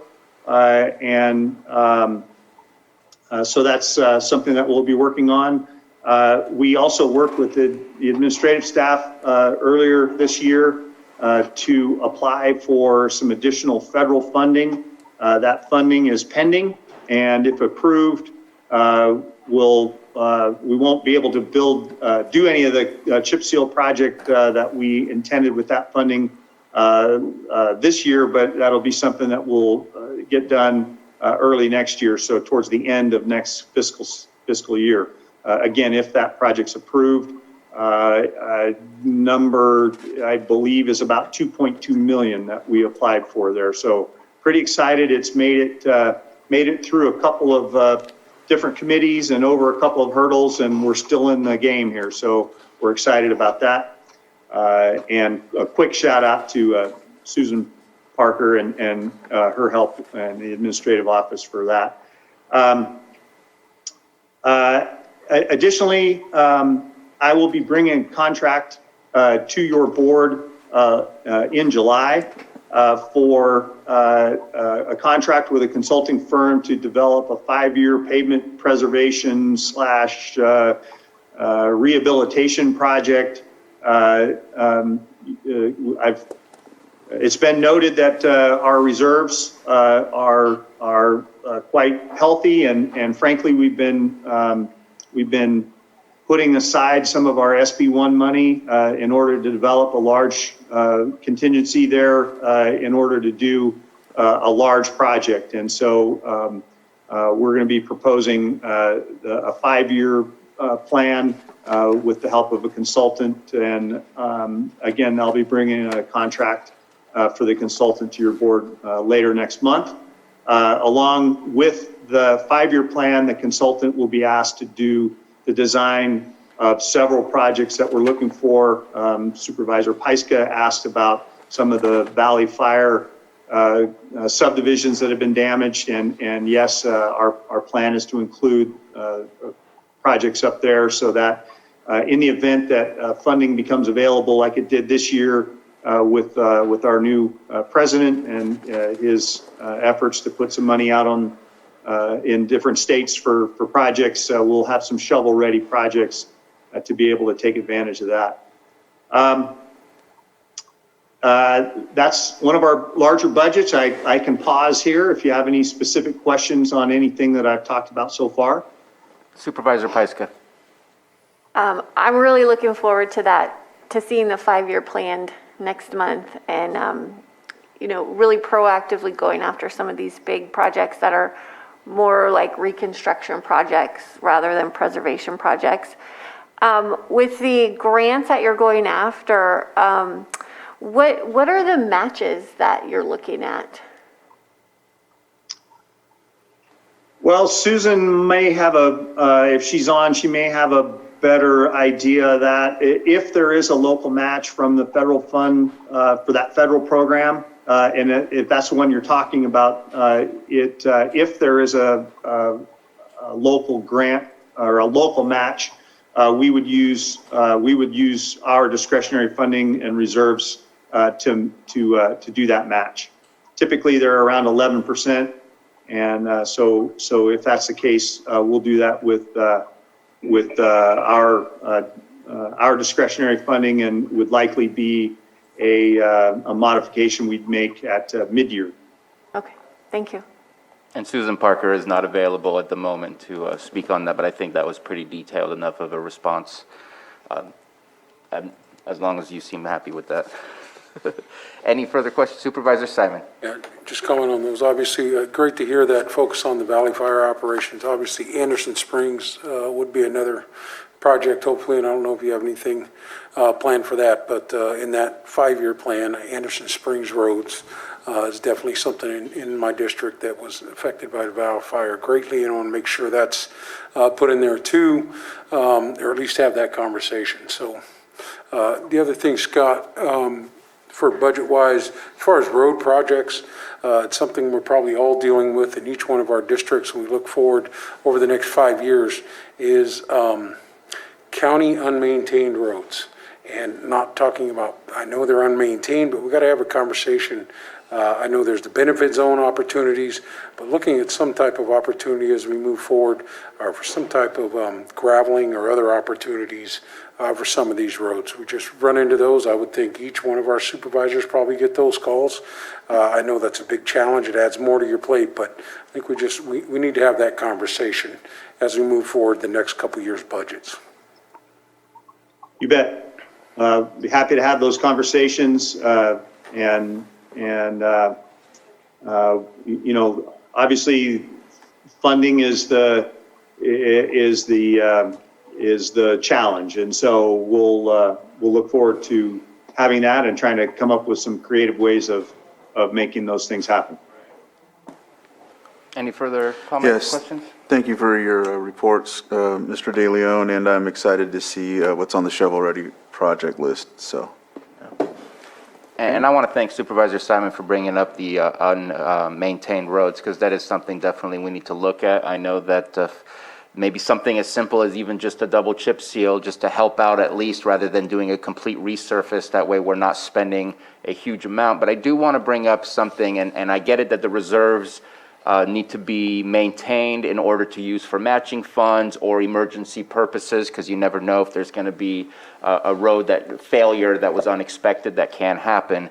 But I know it's been discussed, and I'm thinking of District 1 that Supervisor Simon has mentioned before, where there's only one way in and one way out, and maybe looking at punching some new roads for safety purposes, and being able to make sure that there's more than just one way in and one way out of certain areas. And Supervisor Simon, you would know better. I know you've brought it up before. It was a road around either Socrates Mine Road or Anderson Springs. Anderson Springs. And I just think that those types of projects are important for the fact that we know that fires are not going away. We're trying to mitigate them so that they remain small and not disastrous. But if a fire occurs in a specific area and there's only one way out, it can create a very chaotic situation. And I would love to see our reserves, not all of it, but if it takes $1 or $2 million out of it just to create a safety corridor where there's two ways in and out, that would be something that I would be happy to see. So just something else to think on. I know that we did that in the avenues for the city of Clear Lake, and that changed the landscape over there. 4,000 people leaving through two exits is just not good enough. We needed to punch another one, and I think some people still feel that way for some of the communities they live in the unincorporated areas. So just wanted to highlight that. Love the 5-year plan. You and I have been discussing that for quite a while. Looking forward to that coming to us and then getting finalized once the contract has been approved. I see that as a investor portfolio for us to push out to people, saying, hey, look, we did year 1 and 2. We're going to do year 3, 4, and 5, and they can really trust that we're going to keep moving forward on that kind of plan. And so I'm looking forward to that. That's all good stuff. I have a question about, you kind of breezed over and maybe you stopped early, I don't know, but on the road benefit zones, are each one of the road benefit zones a contract? Was it voted on? How were they all approved in the same way, a 218 type of vote, just like we did with the fire benefit zones? Basically, yes, we have approximately 23 or 26. The total number escapes me, but we have many benefit zones. They all go through a process that is a vote, and we handle that here in the department. And if the voters, all the property owners within the proposed zone, if you have a majority that votes in approval of the assessment, then they're assessed on their tax bill, and it can be anything from just routine maintenance and annual routine maintenance to a specific project, and we've had examples of both and everything in between. Okay, and I think that's one of those conversations that I'd like to bring back to the board to discuss a little bit more. Because I believe it takes staff time. It's not something we contract out and just automatically whatever money they give us, we give to a contractor to do the roads. It takes our staff time away from other things, which in my mind, I'm while it's nice to be able to tax yourself in order to get something, I don't see the equity for the rest of our communities where we're taking your staff to provide for those who can afford to provide and taking away from those who might not be able to provide. And so I think it needs to be a conversation on how do we try and get more done, and how do we move forward with that, because I think it's an imbalance, but I get it that it was a simple way for us to move forward. So further discussion. But the rest of it, and the options are I won't say endless, but there are many ways to do those. Sometimes we contract the work out for the large capital improvement projects. Those go to bid and they're done by a contractor, and then the continued maintenance is done by county staff. And typically, we do that on projects that the roads were already county maintained. And, it's cheaper for us to maintain a road that's in good condition than it is for us to maintain a road that's in poor condition. Right. Again, for further discussion, since that's Yes. getting beyond just the budget. And you had paused before any further questions, and I think if we have no further questions, yes, Supervisor Simon. So just goals and objectives for long-term, I know I've talked with you about this, Scott, before, but looking at as we're putting our 5-year plan, another thing together, I know we haven't done it here in Lake County, but, and that can be corrected today, but looking at opportunities to borrow funds for long-term projects and big expenditures, because we know if we can maximize the funds that we do have for some large projects and funds, I think that we had a presentation here a couple of years ago where there's opportunities to borrow, I think up to $25 million for large capital improvement projects and other things for a long-term look. If we can maximize those opportunities for loans, long-term loans through the county, I think is something also to look at to, just really start to improve. We know where our index is as a county, as roads, and we got a lot of work to do. I think we're just going to have to think about things we haven't done in the past to get us and to give you the help and the funds you need to do some of these projects. Right, and one of the benefits of having a plan and having some shovel-ready projects and you know how much it's going to cost, or you have an estimate of what it's going to cost, and it's a whole lot easier to go after those types of funds and loans or other alternative funding sources if you have all that in a plan. And so I'm looking forward to getting that completed and taking advantage of some of that. Absolutely. And I appreciate the comment, Supervisor Simon. We need to look at all options to see how we can maximize the results of what we're doing. Absolutely. My last comment to you, Director De Leon, is that your surveyor, Gordon, is absolutely valued for the work he does. And I want to say the same thing to you as I said earlier to another director. If you struggle to be able to replace that position after his retirement, I would say please come to the board so we can discuss how to better create incentives to get people into that position. It's an important position. Yes, thank you. Would you like to continue? Absolutely, you bet. I'll jump to the Lamson Field operations and capital projects. It's on E207 and 211. We've made some great strides with Lamson Field. I think our Pilots Lounge has been a resounding success, and I thank your board for your support and continued support. We are getting a general fund contribution to help with our Pilots Lounge, and I thank you for that. That was part of the Vision 2028, the improvement out at the airport and the prioritization of the airport, and you certainly have done that, and so I thank you again for your support.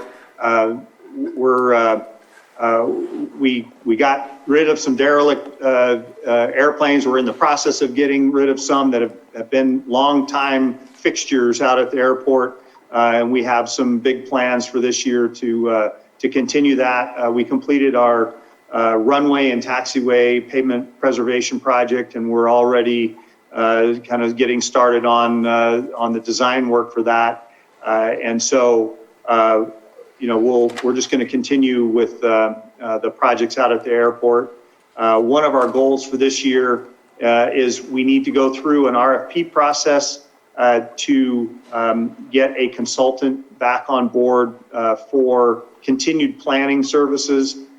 We do this every 3 or 4 or 5 years. I think it's been about 5 years since we did this, and so we need to get that out in the community and get our consultants to give us some proposals. We've had great success with the consultant that we currently have, but we do need to go through that process. So that's one of the goals for this year for the airport. And I'll move on to Central Garage, Budget Unit 9905. be found on page E 397. This is the budget unit that maintains the fleet of vehicles for county use. We have approximately 134 vehicles in the fleet now, 69 of those sedans and 65 trucks. Most of those are assigned to specific departments. When we prepared the budget, we proposed a decrease of 1 cent per mile for the operation rate. It was partly due to gas prices at the time, as well as the reduced usage of the vehicles during the last fiscal year. Since we submitted the budget, the gasoline's gone up over $4 a gallon. We're hoping that with some of the COVID restrictions being relaxed, that we're going to see more use out of these county vehicles. So we're going to keep an eye on what we're going to maintain with our recommendation to reduce that operation rate by a penny. But we're going to keep an eye on that, and that may be something we look at mid-year. I wanted just to note that some things have changed a little bit since we submitted the budget, but we're going to stick with it and just keep an eye on it. We will continue our lease vehicle trial. We have approximately 11 vehicles currently in that trial, and we hope to add a few more as other departments have vehicles that need to be replaced. I'm kind of presuming that the trial is going to continue for another couple of years. We'd like to get through some actual completion of leases so that we can see the total cost of the program and having vehicles leased instead of purchased. And then we'll be able to review the rates for those vehicles and perhaps adjust them accordingly. Finally, the last budget unit I want to talk about is 9908, which is our heavy equipment replacement. We have a number of trailers and different things and modifications to existing equipment that we are proposing, and probably the biggest purchase that we have in that budget unit is the replacement of a backhoe with a small mini excavator. We purchased one of those a couple of years ago, and it's proven to be extremely valuable. So we are proposing the replacement of an older piece of equipment with another backhoe, or excuse me, an excavator. With that, I'll be happy to answer any questions. Any questions from the board? And Supervisor Scott, I see you through 3 lenses of plastic, so it's hard for me to see if your hand is up, so please just speak up if you have something to say, because the way it's set up for me, it's very difficult to see you. Supervisor Simon. Just on the equipment purchases on the backhoe and stuff, Scott, just a simple question on, and you may have a bunch of this equipment, but masticators or other things that can attach to these equipment for fuel reduction, is that something that your Department of Public Works is thinking of, or just thinking the direction we're going here, if that's any of these purchase of new equipments or any of those type of attachments? Well, not for this particular piece of equipment. We do have a couple of mowers, big heavy-duty mowers that we use for brush and roadside vegetation abatement. And so we do have a couple of those. They're use-specific pieces of equipment. I can tell you that they are some of the highest maintenance and repair pieces of equipment that we have, just simply due to the design of them. And you have big, heavy rotational things that are flailing away at vegetation. They're susceptible to damage, especially if you hit something pretty hard, or you hit a rock that you didn't see, or something of that nature. So we have some specific equipment for that. Our work is limited to what we maintain for the roads. So we do vegetation clearing and vegetation management within the road right-of-way. And unfortunately, due to the nature of the funding that we have, we need to show that all expenses are related to road maintenance. Unless they're funded through some outside source and we are reimbursed for our time and equipment. Yeah, and my question was specifically to right-of-way issues on, especially some of our rural roads and others, thinking out in, Spruce Grove Road, Jerusalem Valley, out in that area. So I know there's right-of-way and other opportunities. So I just asked the question. Thank you for the answer. Yep. And I think that we're on the same page. I was going to ask the exact same question. I know I've seen them working right now on the ridge right behind the landfill, doing that work and clearing on the way towards Lower Lake. They do absolutely great work. Those are masticators, especially if you put them on a backhoe, you can reach a little further. Do we rent some of those things, or do we have everything that we need to be able to take care of the vegetation clearing that we need? No, we have everything. Okay. And between the mechanical control with our large mowers and herbicide control, which we do every year, we're able to keep track of the road right of way. Okay. Question on your central garage. Thank you for the update on the I believe it's the enterprise lease program that we're going through. Looking forward to seeing some of the details and stats on that to see if it's a better way to go. Has that impacted your central garage at all, or has that just been pretty much COVID-19 that's impacted the garage? I don't think the leased vehicles has really had an impact on the garage. The reduced use is mostly COVID related, I'm guessing, with folks either working from home we definitely saw a reduction in the use of the vehicles across the board. I don't think it is related to the leases. And I apologize. My question should have been more specific. Is the central garage fixing the leased vehicles? Because I don't believe they are. Are they? Well, we do maintenance on them. And if there's damages, we are bound to repair those. So yes, we maintain them the same as if it were a purchased vehicle. Okay. I thought for some reason when reading through the contract that I remembered, I haven't read through it in a while, that it was not going through central garage. And I prefer that it goes through in-house because that would be the most efficient way for us to go through that process.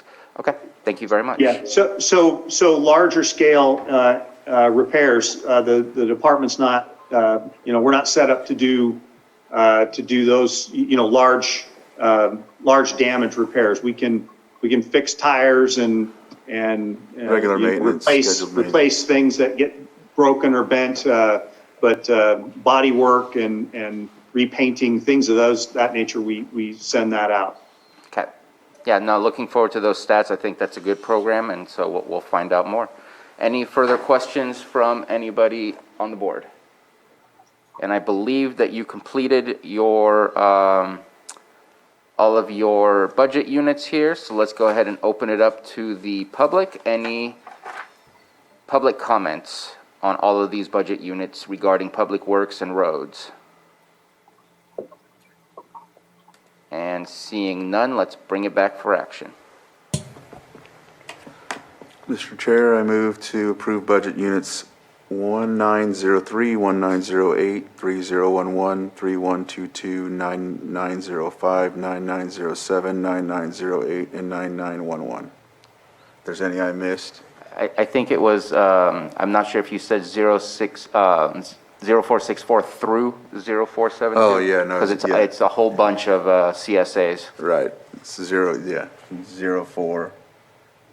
Did you say 306 to 3081? Yeah, that's the one that he's pointing All out. the ones that you have dashes on, you want to say through, that way it covers all of the budget units in between. 3062 through 3081, I did not mention that one, I just mentioned the... And then 8464 through 8472. 8464 through, yeah. And 8483 through 8492. Right, so moved. Second. So we have a motion from Supervisor Crandall and a second from Supervisor Pyska. Johanna, roll call, please. Okay, Supervisor Simon, Yes. Supervisor Crandall, Yes. Supervisor Scott, Aye. Supervisor Pyska, Yes. and Supervisor Sabatier. Aye. Thank you. Mr. Chair, Thank you, as long Board, as- and a special thanks to both Carol and Stephen for their continued support and assistance with our budget. So thank you both very much. Thank you, Scott. And before you go, we wanted to ask if you would be willing to just move right into the water resources budgets and Well, I would love that. we will present the community development budgets later in the day. Our office will present those. So let's just move on into the water resources budget, starting with lake bed management, which is budget unit 1672, and it's on page E44. Thank you. All I needed to do is switch over to the different Word document that I have here. So this is perfect. Thank you very much for your consideration here to let me just do both of these back to back. Water Resources has 9 primary budget units, and I'm going to go over some of the major functions of the division, and they include lake bed management, the flood corridor maintenance, and that's for Middle Creek project properties, the Adobe Creek and Highland Springs dams, the Kelsey Creek detention structure operation and maintenance, Upper Lake flood control facility maintenance, and then some of our watershed protection district functions include the Big Valley groundwater sustainability plan development, invasive species prevention program, stormwater pollution prevention, the Middle Creek restoration project, and Clear Lake water quality. I've listed those just by chance and not in any particular order. So let's start with budget unit 1672, which is lake bed management. I believe you can find out on page E44. There are no significant changes for the next fiscal year. We have some goals for this budget unit. We have begun the enforcement and abatement of non-compliant and dilapidated structures on the lake. We have assistance through the Civic Spark program and other staff that are identifying and helping us with that. And we're going to continue that effort to try to clean up some of these dilapidated structures, especially those along the scenic corridor of Highway 20. There are a number of structures that are in various states of disrepair, and so we're working on getting those cleaned up. And the other high priority project or goal for this division is the development of a mitigation for pile driving. Right now, contractors on the lake are limited to a very small window of construction due to potential impacts to the hitch related to construction noise, and specifically the driving of piles. And staff is working on work with other contractors or with contractors on the lake, trying to develop some mitigations for that, with the goal of opening up the window for the construction. So we're pretty excited about that. Budget unit 1674 is our flood corridor maintenance. That's found on page E49. That budget unit funds the maintenance of properties that we have purchased for the Middle Creek restoration project. We have a couple of things there. We want to continue demolition of structures, as well as expand security on the properties that we've purchased. We have a lot of illegal dumping going on up there, and it's just really creating a burden and quite a bit of expense to get that cleaned up. So we're looking at some additional security on those properties to help with that. Moving on, 8101 is our flood zone number 1. That can be found on page E296. This budget unit, unfortunately, has been in the red for several years now. We've been operating off of reserves. This zone funds our state dam inspections at the Highland Springs Dam and Adobe Creek Dam, and the annual expenses related to those inspections has grown substantially over the years. And now the revenue that's generated by the property taxes on properties within the zone no longer pays for the cost that the state is charging us for inspections. So we're really going to need to look at something here this year, either through potential reduction in the state fees by working with our state legislators, or perhaps pursuing additional funding through an assessment for the properties in the zone. Again, these will be discussions we'll bring to your board at a later time. Moving on to 8104, which is the flood zone number 4 for Scotts Creek. It can be found on page E298. This flood zone was created in 1958 to fund the maintenance of a planned flood zone facility or flood control facility that was never constructed. Revenue is approximately $12,000 a year, and a large reserve has been established that we use predominantly to fund brush and debris removal projects. We're at a bit of a disadvantage here because the district has no easements over the creek within this zone. So where we can do work is pretty limited because of potential gift of public funds issues, and we really have to limit the work that we do on areas that should flooding occur, it would affect the road. So what we're wanting to do here is for this year is pursue easements from property owners and then apply to the state for a streambed alteration permit to allow the removal of some of the debris. Again, a lot of this is on private property, and without a county funded or county sponsored project, each individual property owner would need to go to the state for a permit. So we're hoping to get in there and do something for the entire basin. And then we're also wanting to look for funding for a hydrological study of Scotts Creek to develop a large-scale debris removal and flood damage reduction project. We think that looking forward, having a long-term plan for dealing with Scotts Creek will benefit not only the property owners, but it will help reduce flooding on the roads. Scotts Valley Road is a primary access in and out of the county should one of the highways get blocked there, Highway 20 or Highway 29 get blocked.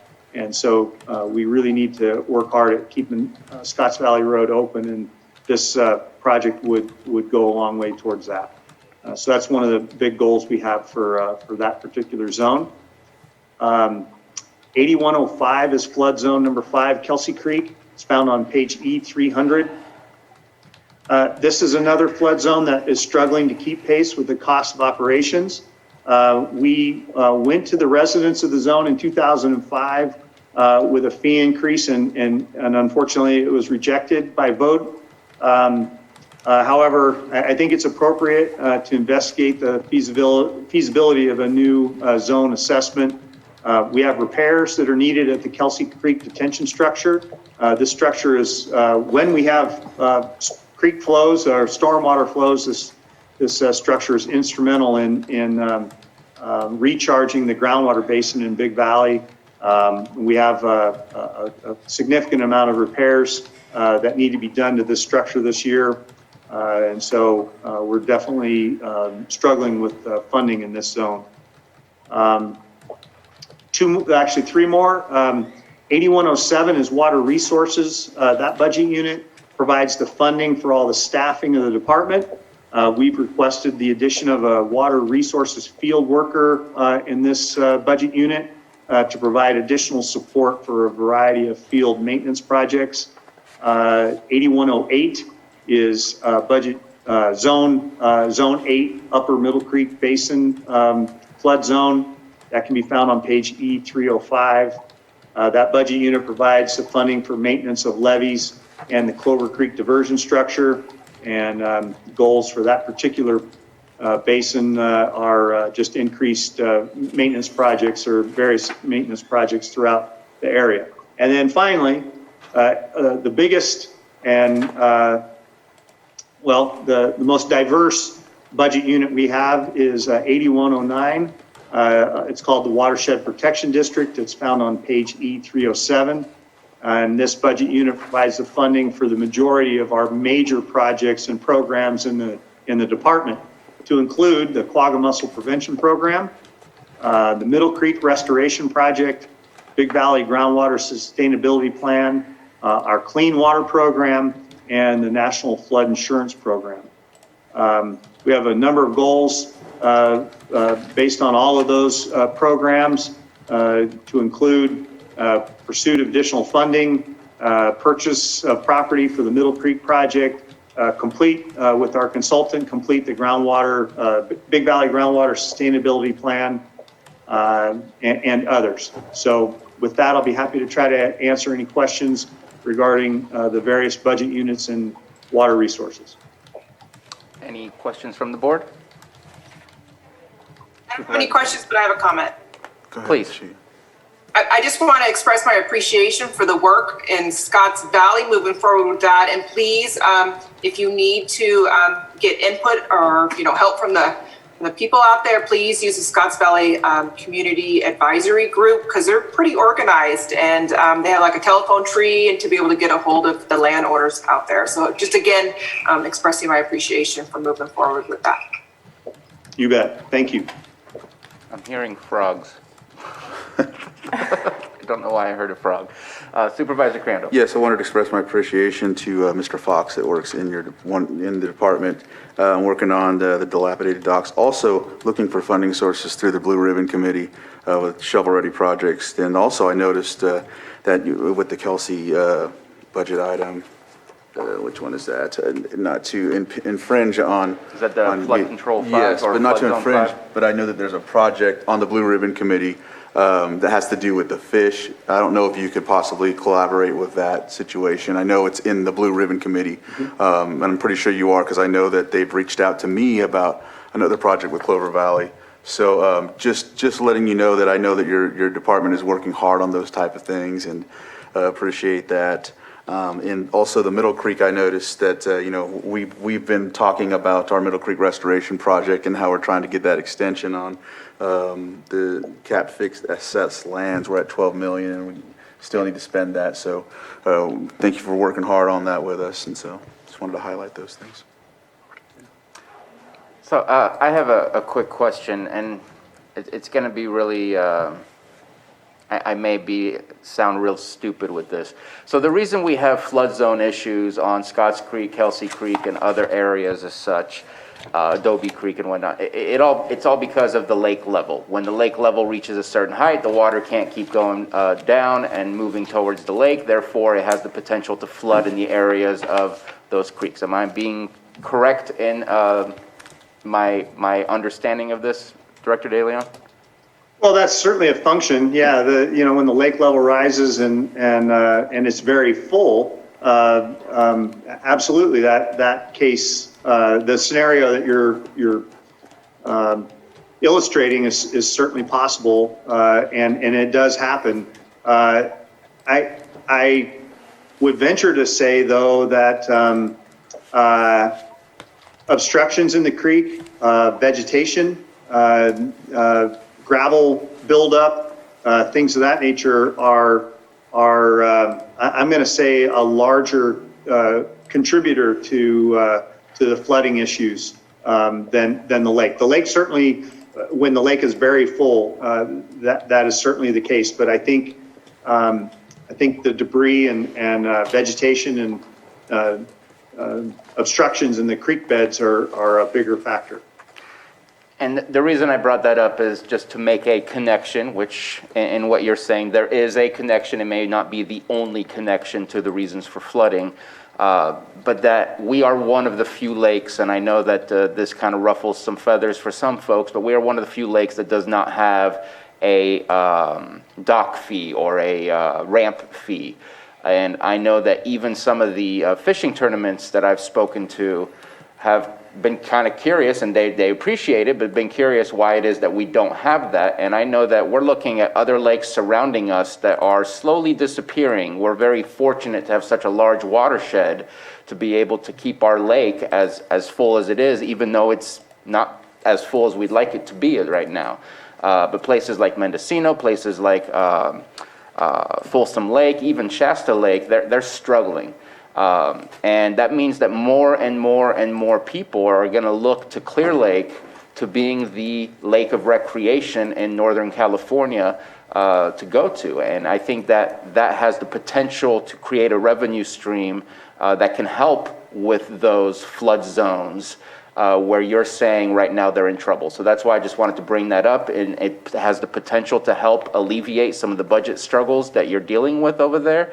And because we have to figure out something, and rather than looking at either empty coffers or potentially using general fund to help with emergency issues, because it becomes an emergency if we don't deal with it, that there's maybe alternatives that we need to look at, because the future is going to change how many people are using this lake. Absolutely. Things are not looking very good in other places. So I just wanted to bring that up. Any further comments or questions from the board? Do you mean dock fees like that people that already have docks on the lake bed? No, or it you're would talking be, about dock it would be fees like when they public hook up? ramp fees. That's what I figured. Okay, Yeah. thank you. And I know that a lot of people use Airbnbs, but then we get the TOT from that. And so, I mean, we can't get it all, but there's a lot of people who use our public ramps, and there's absolutely no charge whatsoever. And you go to other places and there is. So we're one of the few. Seeing no further comment, no. We have finished the water resources budgets. Looking for public comments from anyone in the Zoom room or in the board chambers. Okay, and seeing none, let's bring it back for action on those 10 or so items. Mr. Chair, I'll move to approve Budget Unit 1672, 1673, 1674, 18101, not 18, 8101, 8104, 8105, 8107, 8108, and 8109. Second. Motion by Supervisor Simon, second by Supervisor Crandall. Johanna, roll call, please. Okay, Supervisor Simon? Yes. Supervisor Crandall? Aye. Supervisor Scott? Aye. Supervisor Pyska? Yes. And Supervisor Sabatier? Aye. And I'm going to Thank ask you. that we take a 10-minute break. It is 11:40, and we will be back at 11:50. Chairman Sabatier, if I could just very quickly just thank Alicia Ayala, Marina Delajanis, and Jennifer Thorpe for their excellent work preparing the budget for water resources. And again, thanks to the administrative staff. Thank you. Thank you all. Thank you. Let's go ahead and get going again. It was 11:56 a.m. We left off and finished up with our water resources. We are going to continue with our county library and library improvements, and let's start with Mr. Carter. Okay, next up, County Library, Budget Unit 6022, found on page E270. And their requested appropriations for this fiscal year will be, fiscal year 21-22, sorry, will be $1,312,587. And I will turn it over to Christopher Beach, our county librarian. Thank you. I'm Christopher Beach, the county librarian. Thank you, Board of Supervisors, for considering this recommended budget, and for the admin office for their work in putting this together. Like Stephen said, our budget unit starts on page E270 or page 344 of the PDF. These two units support the operations of the library to promote reading, literacy, and lifelong learning in Lake County. The main library fund, 125 Unit 6022, is primarily funded with the dedicated property tax approved by the voters in 1974, and property tax makes up the majority of all revenues. A state grant funds the adult literacy program, and the CAN grant funds expanded hours at our Clear Lake and Middletown branches. Over this past year, besides adopting multiple new service models so that we've been able to continue providing services during the pandemic, we've also been able to expand the amount of digital resources to include a children's literacy resource, streaming video, and multiple workforce development resources that are all available from anywhere in the library or from home. We also expanded lending devices this year by lending Chromebooks for patrons to use on the library premises and to take home. And with the help of a state program, we hope to expand devices this year to include more Chromebooks as well as Wi-Fi hotspots. We've also launched Collection HQ, which is a collection development tool that helps us make data-driven decisions about our library collection, both for print and digital resources. With the help of the CAN grant approved by your board, we've also been able to increase our staffing. This in turn allows us to provide more library services to the public, more children's books, more hours open to the public at Middletown and Clear Lake, and more library events in the library. We also want to spend more time this year and next doing outreach in the community. In this upcoming budget year, we plan to continue to increase spending on our library collections.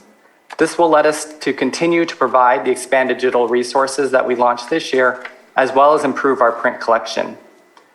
I've also been working with Lars Ewing of Public Services to address facilities maintenance and capital improvements at our libraries. And this work will continue in the next year as we hold our library facilities to a higher standard. The state of our facilities and our library collection should really reflect the level of service that Lake County residents deserve. And over this next year, I want to formally collect feedback from the public to put the libraries in a position to take action on capital improvement needs as funding becomes available. And then my budget unit also includes Budget Unit 6023, Fund 71, which is on E274 or page 348 of the PDF. This is funded entirely by community donations and helps support our library collection.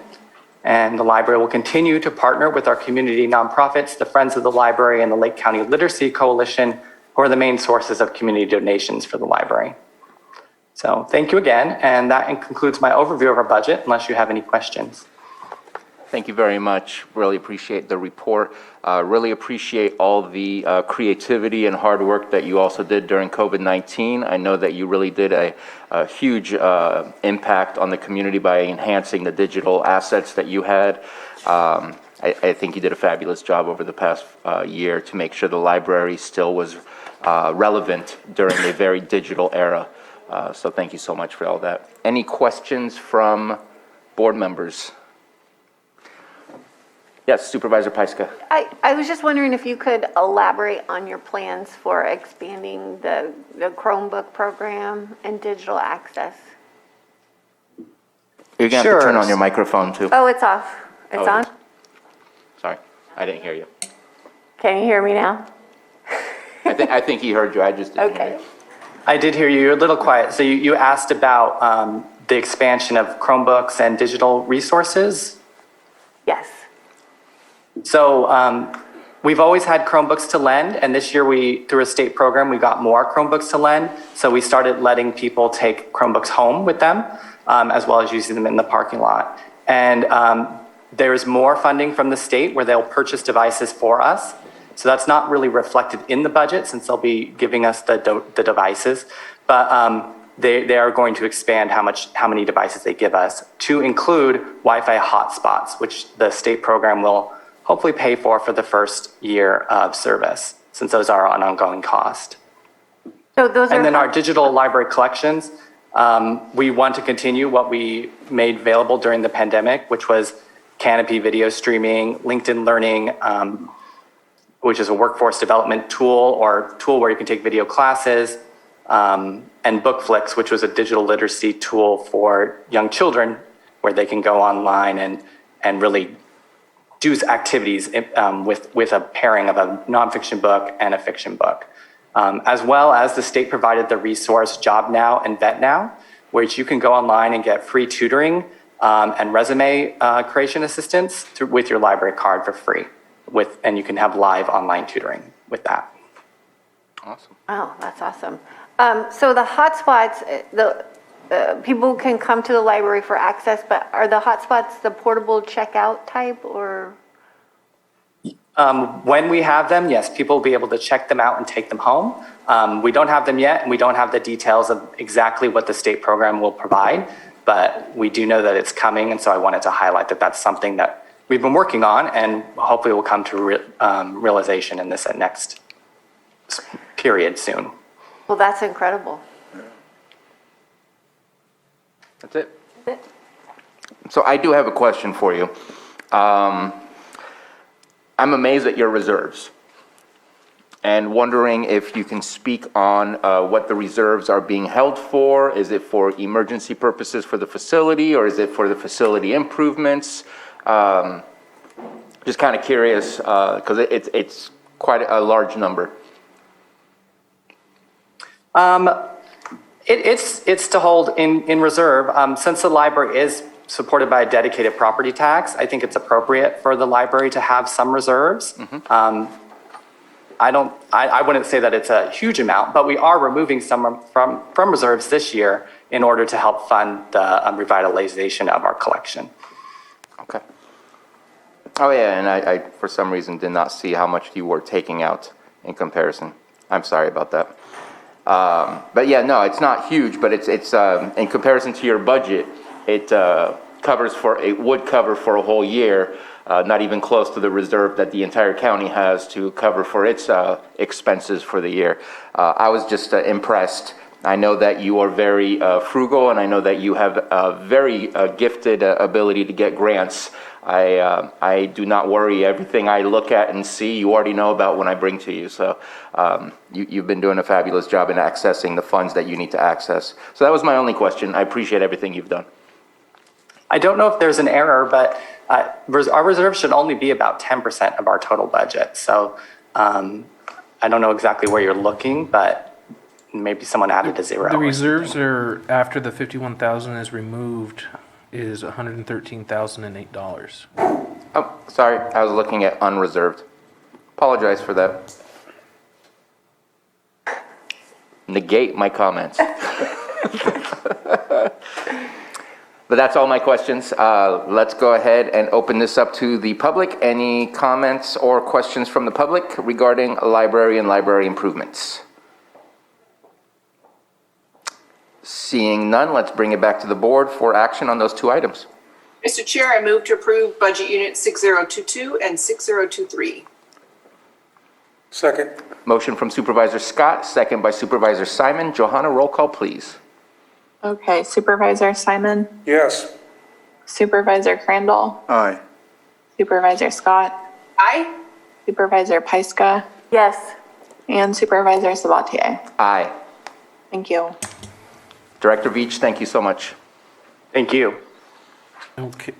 And next, we will move on to our agricultural items. Mr. Carter.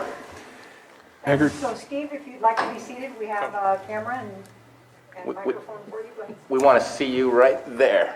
on the white table. That way, the camera will be right in your face. Okay. Budget Unit 2601, Agricultural Commissioner, can be found on page E149, and the requested appropriations for this fiscal year 21-22 is $831,559, and I will turn it over to the department head, Steve Hajek. Okay. And Mr. Hadjic, is it possible, since you have a microphone in front of you, we'll hear you with the mask on? If you could put the mask on. Thank you so much. It's fine. Sometimes my glasses steam up. Mine do too. Okay. What our budget covers is, in brief, pest detection, weed eradication, pear fruit inspections, allowing shipments to other countries, inspecting plant shipments from other states and countries that enter the county, inspection of local nurseries for sudden oak death, pesticide use enforcement, nursery inspections, certifying growers and markets for the certified farmers market, organic grower inspections. Let's see here. Okay, cannabis inspections for pesticide use enforcement only. Hemp inspections for state compliance and county compliance. Weights and measures programs includes device inspections, gas pumps, store scales, meters at parks, those kind of things. Quantity control, which is packaging, weighmaster inspections, and petroleum signage. And the one thing that's impacted our budget the most this year, with hemp decreasing, cannabis is increasing, because we have to do a lot more outreach for pesticides and grower certification, and inspecting commercial scales has eaten up our time tremendously. And that's it for 2601. If I may, just for clarification, the increase in commercial cannabis is taking up a lot of your staff time for inspections? Okay, Yes. thank you. Me? Yeah, go ahead and keep going over the next two. Okay, budget 2701, which is fish and wildlife protection and propagation. The budget's 19,500. We have a little revenue, 650 a year, but we have a reserve of 26,996. Just two nines. And the budget 2701 supports projects that improve the habitat for wildlife and fisheries. We, the Ag Commissioner's Office, we manage the budget for the Fish and Wildlife Advisory Committee. The Fish and Wildlife Committee then recommends projects for the board for approval. Those projects come from private citizens who see a need for the money to be spent. Budget 2714, which is biological community. The purpose of that budget is to fund USDA wildlife services, which assists the public by protecting public health and safety, reduce livestock depredation, and mitigating property damage by wildlife. That's it. Thank you very much. Any questions from the board? So I have a question. I'm sorry if this is what you said when you said requests from the public. At one point, there was a request that came to us from the Fish and Wildlife Advisory Board for use of funds for one of the fishing tournaments. Was that coming out of that specific reserve of Yes. Fish and Wildlife? Gotcha. Yes. Okay. And then my question to you goes back to, you related something about the need for inspections or the amount of inspections that you're doing for cannabis. Seeing what's on the docket at community development, that's probably going to continue to become a larger and larger burden for you. And maybe the conversation doesn't need to reside specifically here in agricultural commissioner budget, but maybe more looking at cannabis taxes, since it's directly related to that operation that's happening. And I don't know that there's anything coming from that, those tax dollars directly back to you. I'm looking at your extra help. Maybe that's the easiest way to maybe get started on that, or if it's possible for an additional position to help with those. I think it's very important that we do those inspections and that we don't end up being so far behind that we don't have the ability to ensure compliance and everything else. So just wondering if that's something that's already been discussed. Is that something that the board wishes to discuss? Just kind of looking at you, Director Hadjic, first. That was on my cards as well. I like to have one more position. We can either have the position be non-licensed and do all non-licensed work, which would be limited but be helpful, or we could have a full-time licensed position that could actually do the inspections that are required for cannabis. To do the scales, you have to be certified by the state to do the work.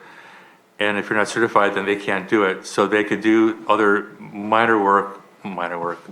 other non-licensed work, I'm sorry.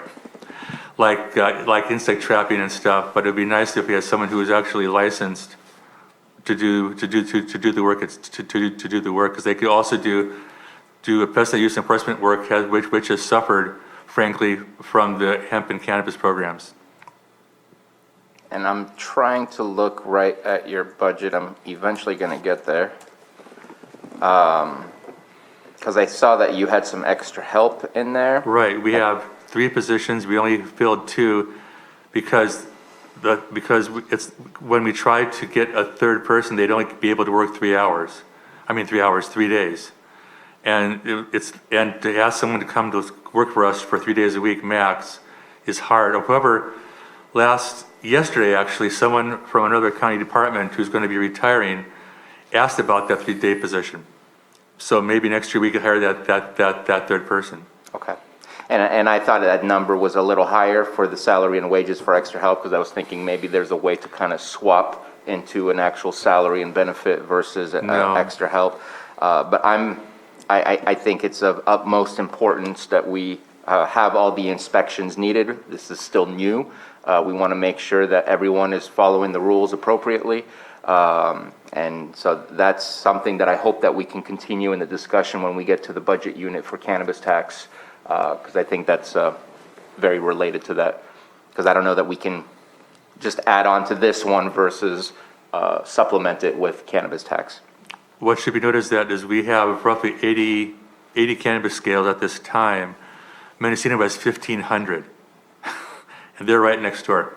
Right, So I can see us getting there as well. I don't, with the discussion we had yesterday, I'm not sure that we will get to that point.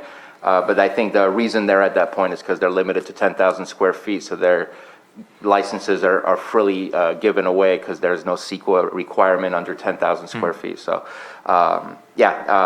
what kind of amounts would you be looking at in order to be able to successfully hire that individual? For a licensed person, just to kind of get the amount that I'm you would going to be say looking to add. $80,000 with salaries and benefits, but I could be a little bit high. Okay. Steve Carter would have a better idea, but the starting pay is like $18.50 an hour plus benefits. Okay. No, it's better to be higher than lower. That way we can have a better discussion. Okay. Any further comments from board members? And I believe those were all the budget items. So let's see if we have any comments from the public on this, from both the boardroom and the Zoom room.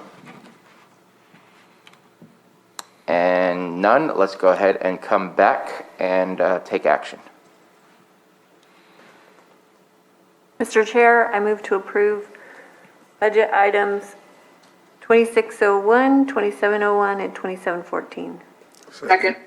We have a motion from Supervisor, I'm losing names again, Supervisor Pyska, and second by Supervisor Scott. Johanna, roll call, please. Okay, Supervisor Simon? Yes. Supervisor Crandall? Aye. Supervisor Scott? Aye. Supervisor Pyska? Yes. And Supervisor Sabatier? Aye. Thank you. Thank you very much, and I'm sure that will be brought up again in the discussion later today. And then we're going to go back to our Building and Safety, Code Enforcement, and Planning Departments. Mr. Carter. Actually, Mr. Chair, I'm going to introduce this item. Our administrative analyst, Christine Hutt, is going to present these budgets. As you know, Christine recently came to our office by way of community development, and she supported the initial preparation of these budgets. And so we're fortunate to have her as part of our team because she's able to present them to you. So go ahead, Christine. We're starting with Building and Safety, Budget Unit 2602, and it is on page E153 of your budget book. Good afternoon, Board, and members of the public and members of our of the county. The Building and Safety Department is responsible for safeguarding the life, health, and property of the residents in the unincorporated area of Lake County, and they do this through interpreting the state and local building codes, mechanical and fire codes and ordinances. They issue permits, they do inspections. They also look and make sure that there are all fair standards being maintained throughout the building construction process, remodels and additions. And in addition to that, they also handle miscellaneous items such as solar systems, re-roofs, signs, and window replacements. Overall, the budget has not changed much from last fiscal year to this, except it will look as though there has been a huge $1.3 million change in the budget. And that is because last year it was anticipated that the Gwinnett Maha project was going to come on board, which would have increased revenue and also the allocations. So since that project is no longer looking to be active for this fiscal year, all of that revenue and all of that anticipated revenue and anticipated allocations were removed from this year's budget. All accounts remain relatively the same as last year. There are some differences, and I'll point those out for you, and that is in the areas of salaries and benefits. Due to the class and comp, which your board has approved, there have been some increases in those costs. Maintenance and equipment has a bit of an increase in cost due to the number of licenses. Now that there are fully staffed with the building inspectors as allocated, more licenses are required for the permitting system, and there will be some purchase. There was some talk of purchase of time management software to better utilize the inspectors' time in the field and also to better track exactly the work that is being done. Under professional and specialized services, there is a reduction in prior year. There again was the anticipated, it was anticipated that we would hire consultants to help oversee the MAHA project, and of course that is not going to be necessary for this fiscal year as far as we know. And then in the professional and specialized services for intra-division, since there have been changes from being under the DPW admin umbrella with the support systems, with the support staff, of course, there is not also going to be that extra charge. So those are the overall changes in the budget from year to year. Do you want to pause there, Mr. Chair, for any questions, or motor through all of them? I'd say, unless there's any questions from the board, let's keep going through all of them. So let's go ahead and complete the rest. Okay, so next would be code enforcement. It's budget unit 2603, and it's on page E156. All right, code is, code enforcement, what do? They answer a lot of calls throughout the year. They're responsible to make sure that there are no violations of code issues, that there are no nuisance problems within the county on private property as well as public property. And they also deal with the blight of abandoned vehicles. So they make sure that those get cleared off the roads all that they can. Now, from one year to the next, there is one thing that you may notice in the revenue is that there was a cost line item account change that was made for fines and forfeits. It's not that we're not going to be collecting them, it's just they were incorrectly coded last year, but it is expected that they will be able to administer citations for fines and forfeits for those people who are multiple offenders, shall we say. Next, let's see. Oh, yes, charges for services and auditing and accounting. That is primarily the account code. This is in revenue coming from the DMV for the AVA program, which is the Abandoned Vehicle Abatement Program. And that program has been a little bit more robust than expected. So we anticipate having a bit more revenue to spend on tows this year. Let's see, other current services, this is revenue again I'm discussing, is that the advent of cannabis annual inspections for permit compliance is going to bring in some revenue to this division, which had not previously been recognized. Under appropriations, again, there is some increase in salaries and benefits due to the class and comp. Workers' compensation, you'll see that for the first time in this budget because last year was the first time it was a standalone budget. Prior to that, it had been under another department umbrella, and as such, the workers' comp figure had not been calculated because it's calculated on a prior year's data. The same holds true for the insurance for public liability. This is new to this budget this year because it could now be calculated for it. Under maintenance and equipment, again, we're having a full staff of code enforcement officers, so that will increase the cost and number of licenses that are required for them to operate in the field and still communicate through the Acela program. And again, we're also talking about purchase of some time management software equipment to better manage the time for staff in the field.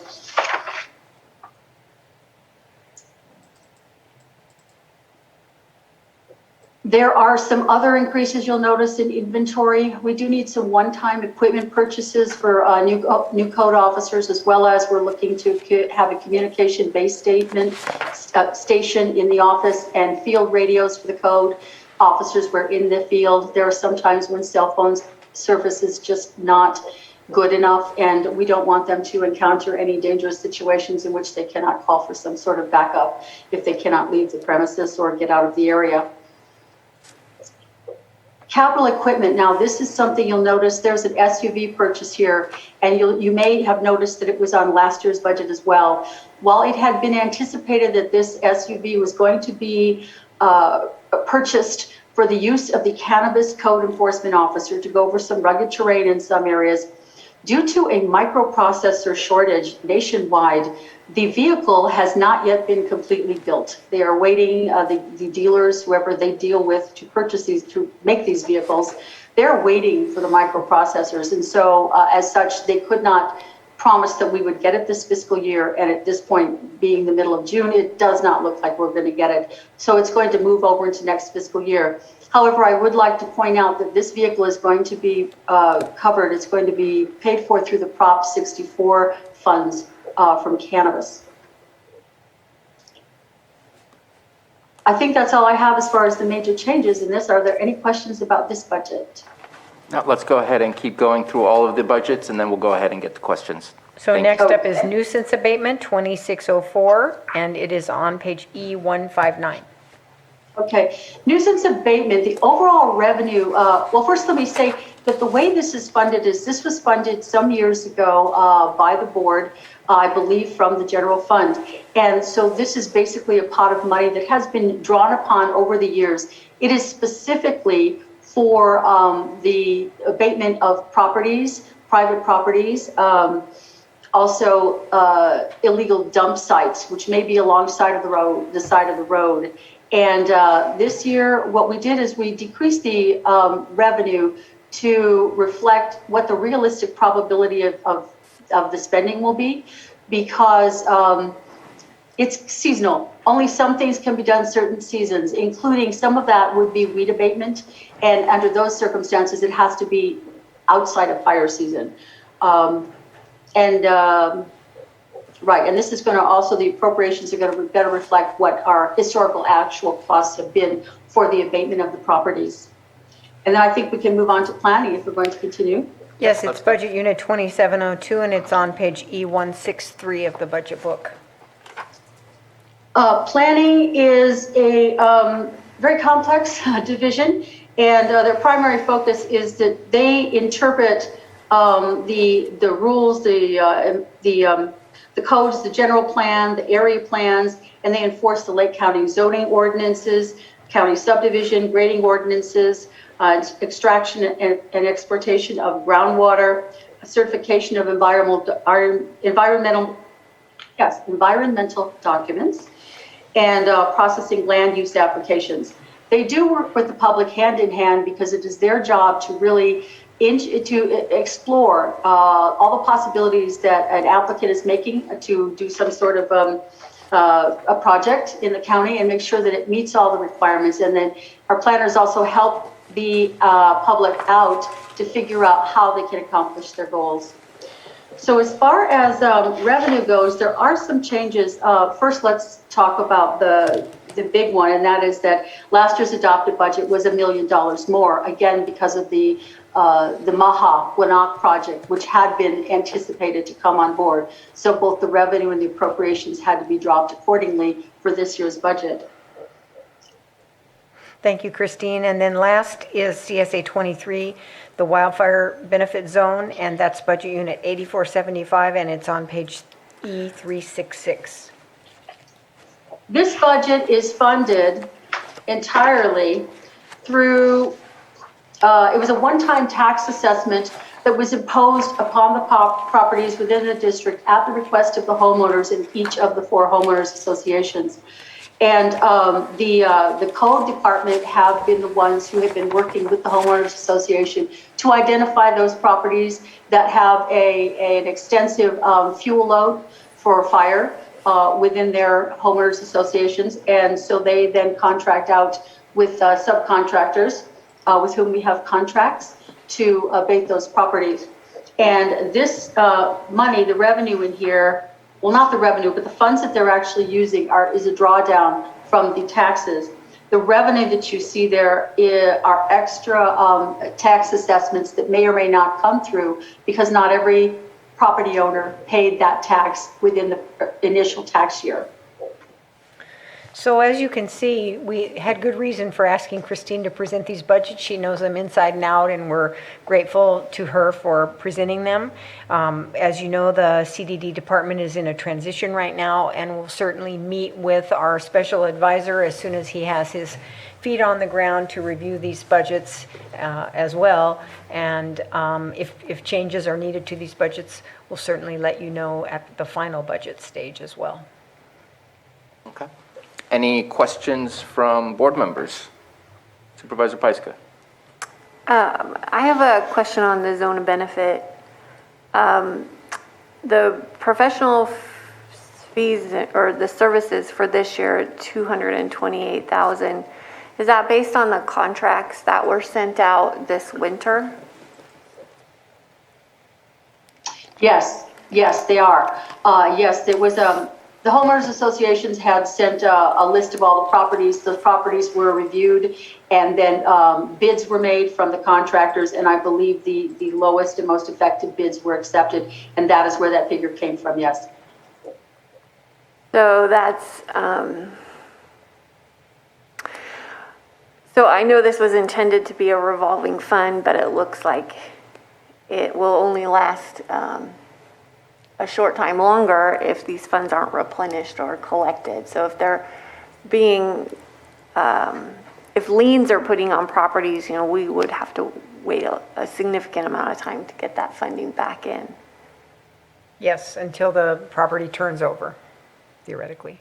So when properties are bought and sold in the zone of benefit, are they reassessed? I don't believe so, Supervisor. So it's just a one-time? I believe it was just the one time. Okay. Are they reassessed for the original? Gotcha. No, yeah. It was just a one time. Just the one time. Okay. I would like to get, I have spoken with code enforcement about this, but I would like to get an updated report on the contracts that have been completed sometime soon in the next couple of weeks, if possible. Supervisor Simon? Yeah, just obviously the nuisance abatement budget, obviously one of our focuses moving forward. I know we have a consultant that may come in, but just want to make sure we keep that budget fully funded moving forward. So I know there's a decrease this year. So that was my only comment. And I'm going to jump off of that comment because I think that's something that I was focused on as well. Last year, we had $190,000 on there. I know I spoke about putting another $190,000 or at least around $200,000 from cannabis taxes in there. We said maybe if we spent the first $190,000, we'll come back and ask for it. It was never asked for, and in fact, we did not spend the full $190,000. And I'm going to be very negative here. I'm disappointed that we didn't spend $190,000 because there is absolutely work to be done out there. There are so many code enforcement cases. We're just not getting to the letter Z on our pathway to solving the problem. If we have property owners who are unwilling to comply, that's what the money's for. And then we apply that those funds and lean it on their properties. But we have neighborhoods where if it's not getting cleaned up, those neighborhoods are feeling the burden of us not utilizing those funds. So I would like to see that fund go back to 190. In fact, I'd love to see it to be $400,000 because there is a lot of work to be done. And I would even go in the reverse in saying that when you look at the budgets for both nuisance abatement and code enforcement, I'm not quite sure. There seems to be some differences in where the revenues on fines and penalties comes from, but that number is dismal. And I hate to use the comparison, but if I know that in a full year, the city of Clear Lake can collect over $300,000 in penalties and fines because of using administrative fines, and we're about to get that same style of administrative fines, we're larger than the city of Clear Lake, and we have the similar type of issues to deal with as the city of Clear Lake. We should be using that to our advantage to not only get people to comply, I don't want to take their money. I want them to comply. But if they don't comply, then we can use the administrative fines, and that gives us more funding. We only have 6 staff right now allocated to code enforcement. That is also, in my opinion, dismal. Granted, with the work of the board and the budget, that has changed over the last few years, but not nearly enough for the work that needs to happen. If we're going to go after illegal grows, code enforcement is our greatest ally who has less roadblocks in front of them than if we go after them using our law enforcement, using the criminal citation versus a municipal citation. I really think we need to look at enhancing our code enforcement budgets, looking at making sure that we are doing fines and penalties in the appropriate way, and not decreasing abatement when you can drive around our communities and recognize that there needs to be some abatement. So I'm disappointed we didn't use it all, no matter what the reason is, but I'm disappointed to see that it's dropping. It needs to increase, not decrease. And again, when we get to the cannabis tax conversation, I think that is a perfect use of that fund, especially if we're going to go after illegal grows. Mr. Chair, if I may? Please. I completely agree with what you're saying. And what I would ask is that, and I understand everybody's urgency in this area and matters pertaining to this department. But as you know, we're just barely on the cusp of new leadership for the department, with the consultant coming in and the director recruitment underway. And what I would ask is that we continue to monitor the situation while we build capacity through the committee. We have a long list of priorities that we need to focus on, and certainly this is one. And so we build the capacity to expend those funds. And because I can't really tell you what has led to this situation at this point. We're not that far along in our process, but my request would be that you give us an opportunity to work on this and then plug the funding in that we know that can be used there. And I would like to see an additional, if we can get 300,000, similar to what I just said, the city of Clear Lake's able to get, but to me, that would be an additional 3 positions that we can potentially add to the list. And that would make a tremendous difference, another 30% increase of feet on the ground that are making people accountable for following our municipal code.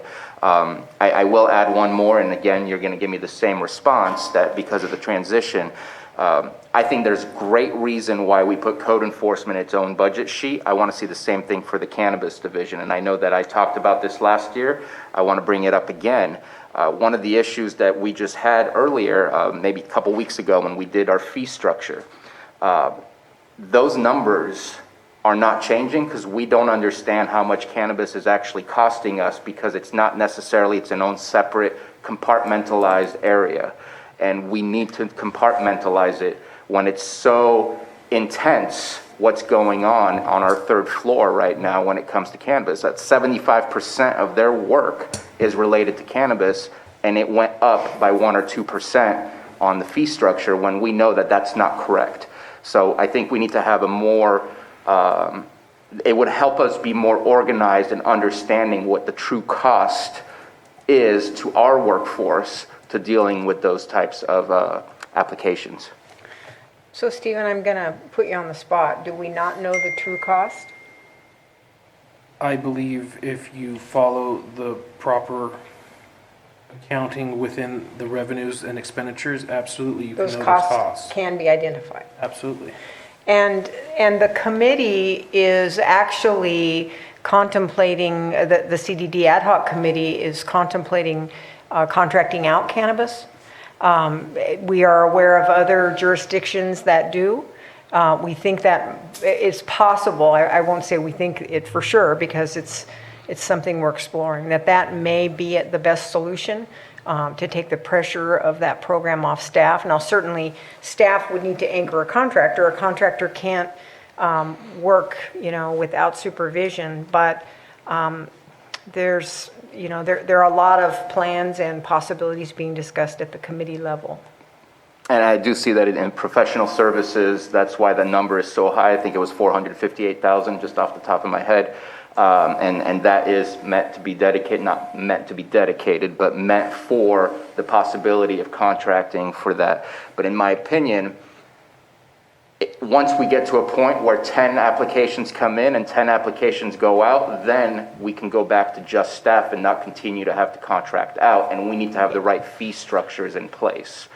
And I do not believe we have the right fee structures, and whatever it is we need to do to get to that part of having the correct fee structure is something that I hope that we can do, because we're our last year, from what I've been told, is we've been working at a loss based on the number of applications and the length of time it's taken to get through those applications. And I don't want to do that.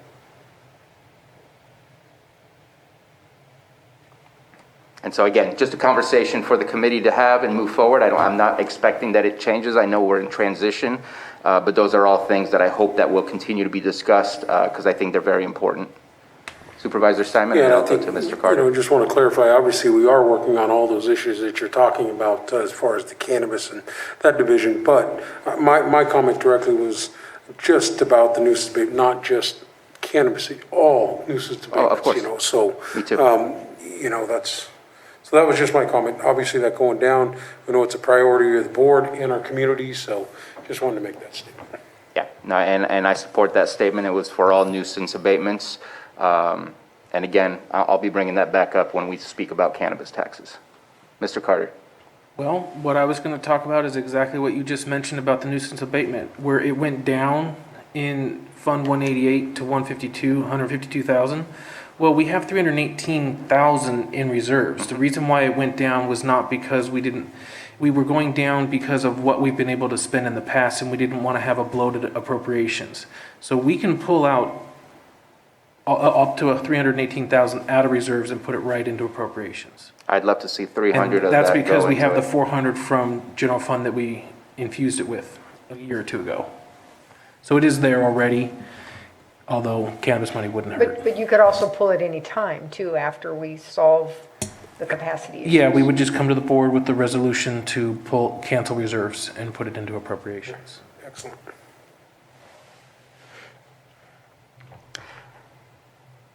And I guess it's not necessarily a budget thing, but I am seeking consensus to spend it. Don't not spend it. There are enough code enforcement cases where abatement could occur. We need to spend it. Underspending is not something I want to see. And I'm seeing at least 3, 4, and 5 consensus. So yes, let's stick with the 100 and spend it, and then let's come back and ask for more, since there's 318,000, but we need to spend that money. It's going to impact our communities in very positive ways. Okay, thank you. Thank you. Any further comments or questions before we open it up for the public? Okay, and let's open it up to the public. Anyone in the Zoom room or in the audience here in the boardroom wish to make a comment? Let's bring it back for action. Mr. Chair, I move to approve budget units 2602, 2603, 2604, 2702, and 8475. Second. We have a motion from Supervisor Pyska and a second by Supervisor Crandall. Johanna, roll call, please. Supervisor Simon? Yes. Supervisor Crandall? Aye. Supervisor Scott? Supervisor Pyska? Yes. And Supervisor Sabatier? Aye. Thank you. Mr. Chair, at this point, I wanted to suggest a slight order change in case you're starting to think about a lunch break. The order change I wanted to suggest would be that we, before a lunch break, that we take up the social services budgets. Director Marquetan has a time constraint. And that is a very large part of our budget. I wasn't thinking about lunch until you said something. But yes, absolutely, I'm flexible. So if she has time restraints, then let's go ahead and put her in front. Great, go ahead, Stephen, and she's here in Zoom, I believe. All right, in Crystal, that are you here? case, Yes. Social Services Admin Budget 5011 can be found on page E 240.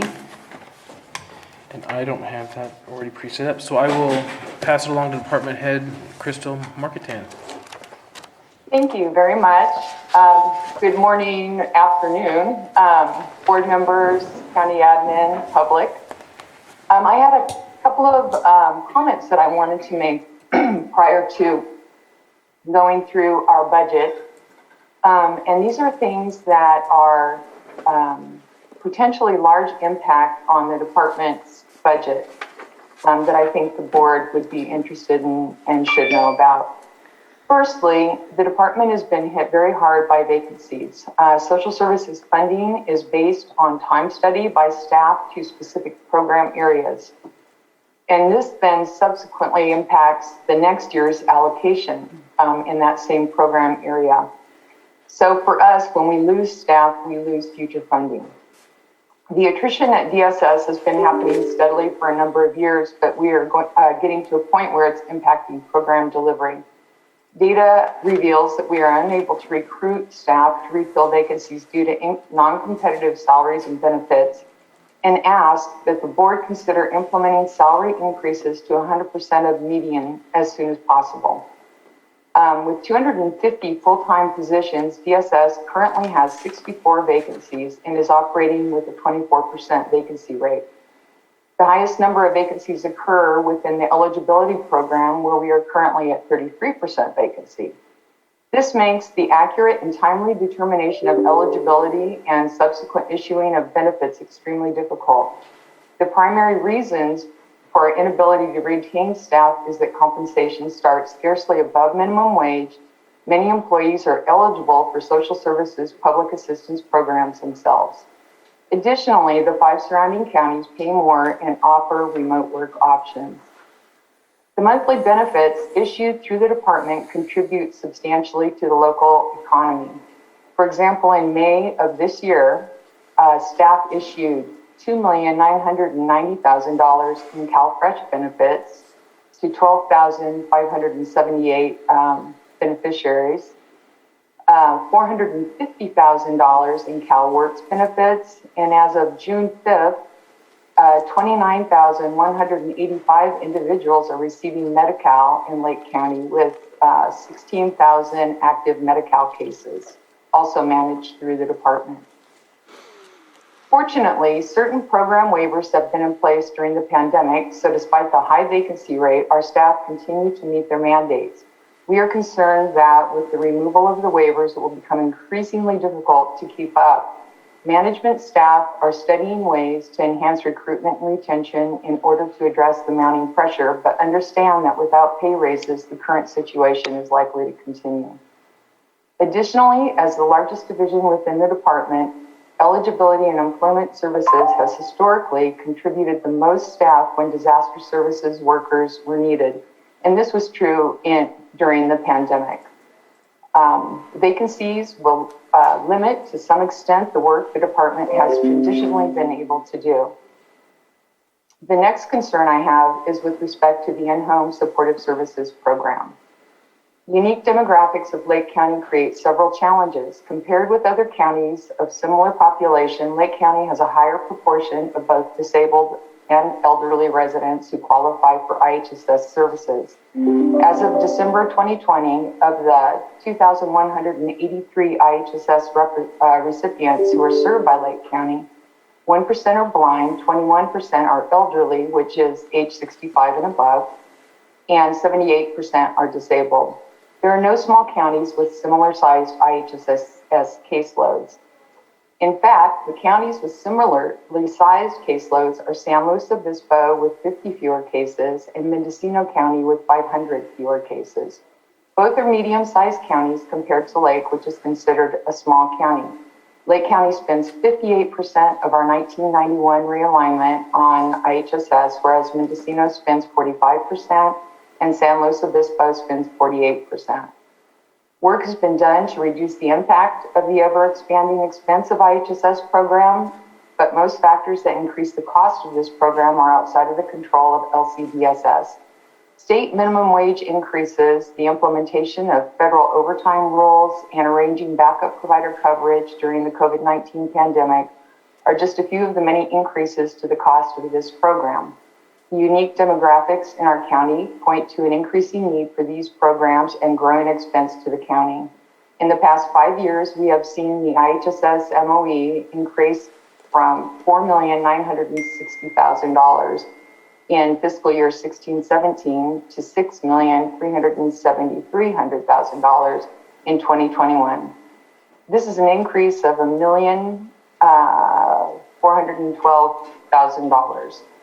1991 realignment is the only funding source that Lake County has allocated to paying the annual IHSS MOE. The 1991 realignment is comprised of a percentage of state sales tax vehicle license fees and is dispersed by the state to each county to cover the non-federal portion of the cost for many programs, including foster care assistance payments, child welfare services, adoption assistance program, CalWorks, and the administration costs for foster care, CalFresh, and CalWorks. The continued growth and expense of IHSS is unsustainable. Therefore, I would ask that the board become involved in advocating at the state level for an alternative funding methodology for the program and/or contributing general fund to offset the expense by contributing to the cost of the program. And the final concern to the budget are the programs that are outside of the traditional scope of DSS but operated by social services in Lake County. These programs come with inadequate administrative funding, which necessitates that DSS subsidize them with contribution towards staffing, operating expenses, office space, and cars. These programs include Section 8 Housing Choice Voucher Program, the Home Loan Program, the newly acquired Emergency Homeless Voucher Program, and the Area Agency on Aging for Lake and Mendocino counties, which includes the Long-Term Care Ombudsman Program for both counties as well. I have voiced concerns in the past and appreciate the county's willingness to pay for a housing analyst in this year's budget, which will be exceedingly helpful to us. It's a significant contribution, and again, we appreciate it. Finally, I do want to acknowledge that things could be worse and that the state budget this year is far more favorable than what was initially expected.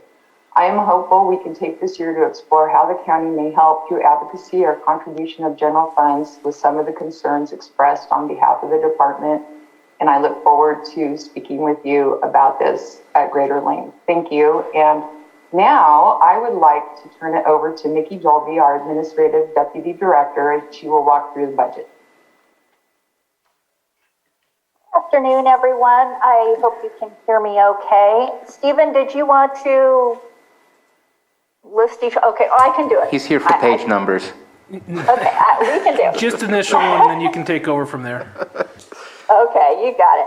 Well, we have 11 budgets here to go over, but I just first want to say, and I know some of you may disagree with me, department pride and whatnot.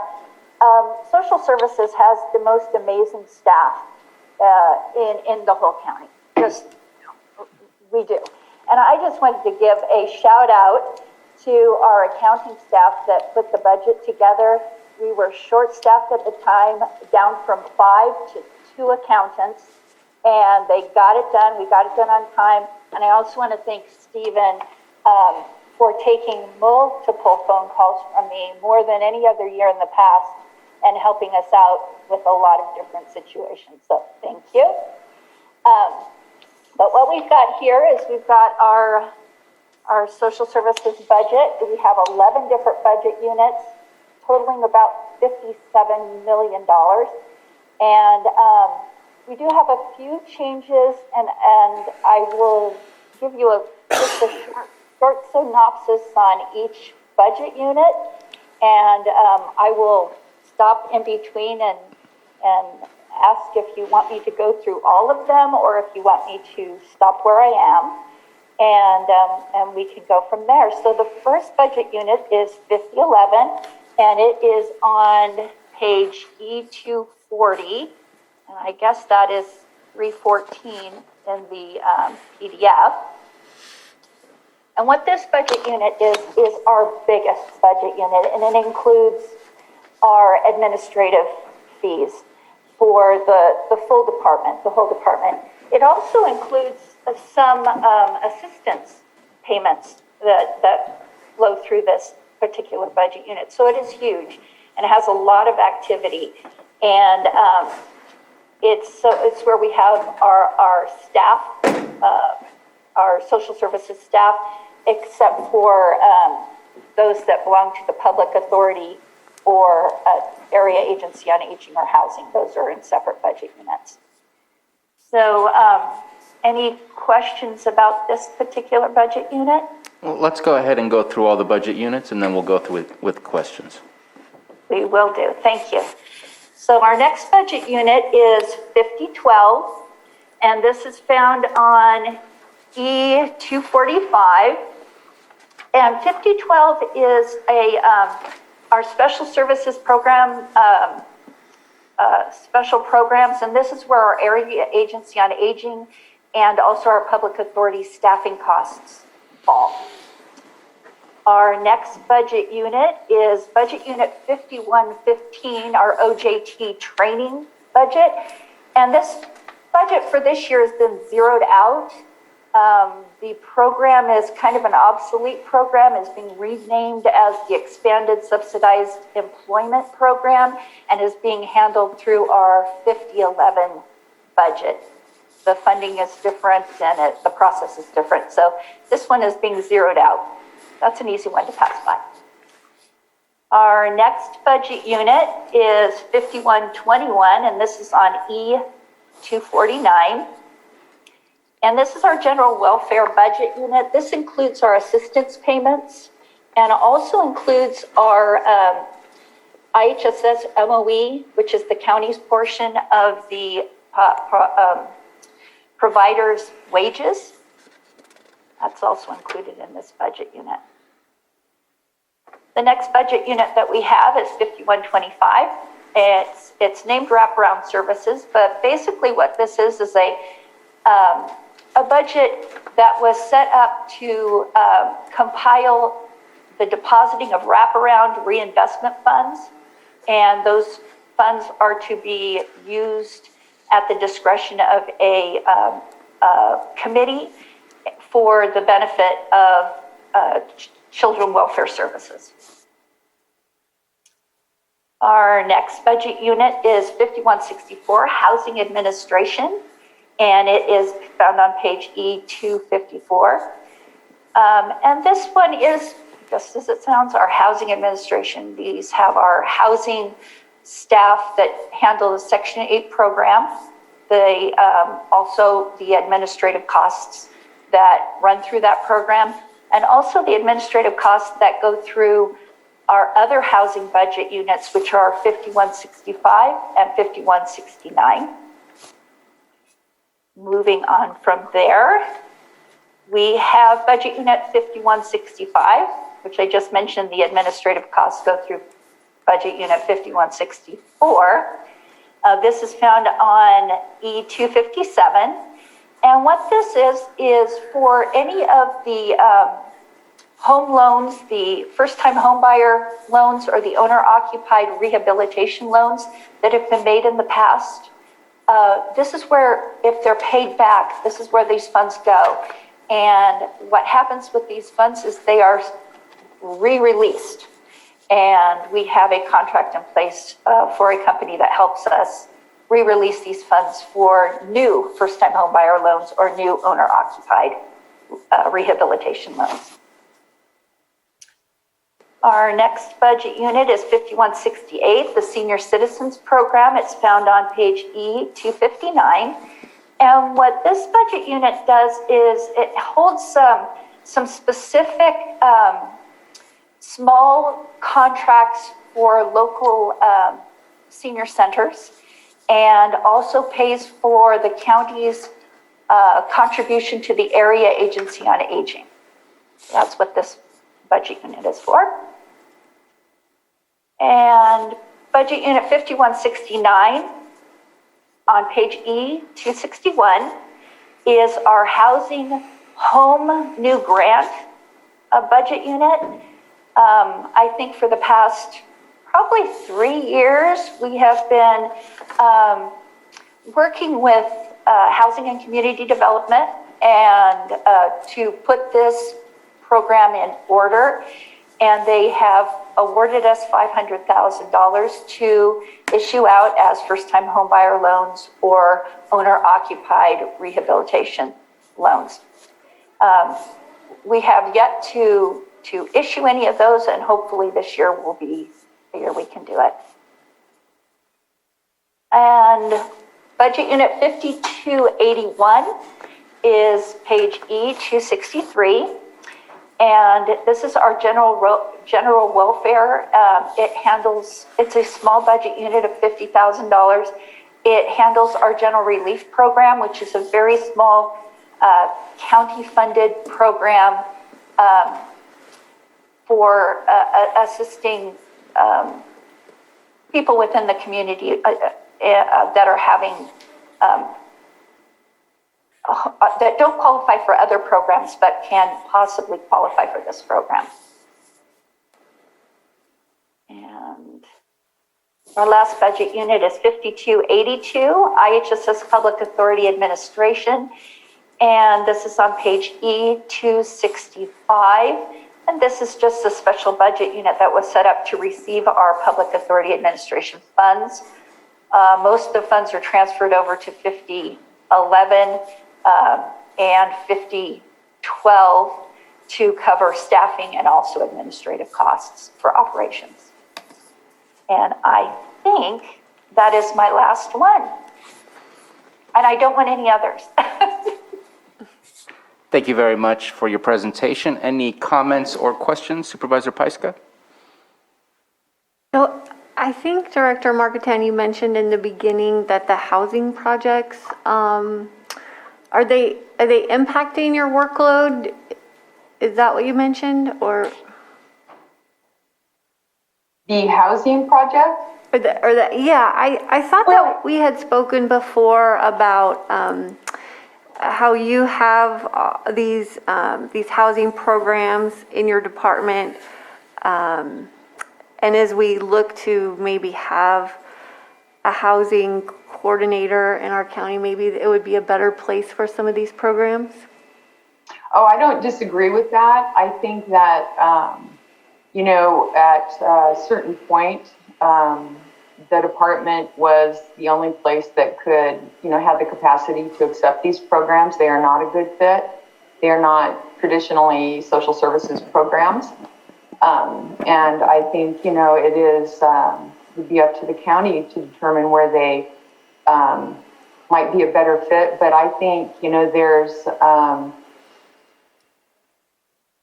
there's a benefit and a synergy that happens when you have, one department or agency over a certain programs. And I think that, in other counties, there's a separate housing authority. It hasn't happened yet here in Lake County. Having said that, I will say that this year and last year, the governor in California has put down a lot of funding for housing through the Department of Social Services and then also through behavioral health. And so it feels like we're actually getting deeper into the mix with housing. But those are actually social services programs, whereas Section 8 and programs like the home loans are not social services programs. So I would certainly be amenable to having conversations about where those programs may be a better fit. And if those programs were to move, would the staff associated with them move to a different place, or would that free up your staff for other things? Well, I would like to think it would free up the staff for other program areas because they do a fabulous job. But, I think that is one of the many things that would have to be discussed. The thing that, I don't know if I really kind of emphasized it enough is that these programs do not come with a good amount of administrative funding. And so I think that is one reason that they did end up at social services is that we're more able, because of the size, to kind of contribute administrative money to fund the staff for these programs, but most of them are most housing authorities are very diversified and bring in different funding streams and actually make money. But this one, we are limited because we just don't have the time or funding to be able to commit to growing the programs out where this housing authority could be self-sustaining. So Supervisor Pyska, if I could add to this and kind of respond to your questions too, what to do with Lake County housing programs, not just the DSS programs, but other housing programs is at least at the top of my list for the Economic Development Task Force. We've had some conversations. These conversations need to continue this year, and at least from my view, I hope Supervisor Simon and Chairman Sabatier agree that we need to come back to the board with some recommendations as soon as we reasonably can. Because it's not just these programs that DSS operates, it's other opportunities that we're missing, I believe, or have the potential to miss during a time when there are tremendous opportunities coming our way. And we don't have a contractor service or staff dedicated to going after those opportunities. I appreciate that because I feel like this is where we need to grow sooner rather than later, so we can be set up for these opportunities. But what we're not sure of yet is whether it should be staff or a contract agency or what have you, but it definitely needs to be a priority. Okay. And then I'm also glad that you brought up the IHHS issue for long-term sustainability of that program. And I've heard you mention this in the past, but this is the first time that I've heard you ask for our support to lobby from the state for more resources, because as we have this large population in our county that's larger than other small counties, and we know that we have a growing senior population, I think this is an area where we really need to focus as well. Mm-hmm. Thank you for that. I do agree with that. I think that there's a lot that could be done in terms of advocacy at CSAC, CWDA. I have talked to CWDA about it, but it really comes down to the funding methodology and if there could be an exception or even a statewide change. And I know other counties struggle with this, but I don't know of any other county that has such a disproportionately large IHSS caseload that then subsequently takes such a huge chunk of our 1991 realignment, which is the most flexible pot of money that we have, and funds many of our mandated services in addition to some other program areas that are not necessarily under 1991 realignment, but we're able to use it because it is flexible. And so I would appreciate that. I would appreciate some kind of a discussion around it, and then an agreement of how we want to take forth any kind of advocacy. Well, it seems like the appropriate time because we're hearing about these, this being a priority at both the state and the federal level right now. So I think this is the best time to begin the advocacy. How you all feel? It's not going to become a smaller and smaller problem in the future. In the next few decades, it's going to increase the need as we have an aging population. So is this something that you all want to work on? Yeah, just for history-wise, we have been working on this. Has been conversations at board. I think we've had this every year. I've been on the board on this conversation of where we were going. CSAC representation, I know there's been hearings and conversation at the state level on this. So when those opportunities move forward, we're all on the same page, at least myself. And since I've been on the board, it's a conversation we're having every year. So I know it may be the first time you're hearing it in the budget conversation, but we definitely know it's a challenge that needs to be taken care of at the state level. So we'll continue to push that and support that with anything that comes to the board. That's my thoughts on it. Jessica, are you thinking of something just more more than just a year annually budget. You want to have more discussions about this in general, and I agree with you on that. I do.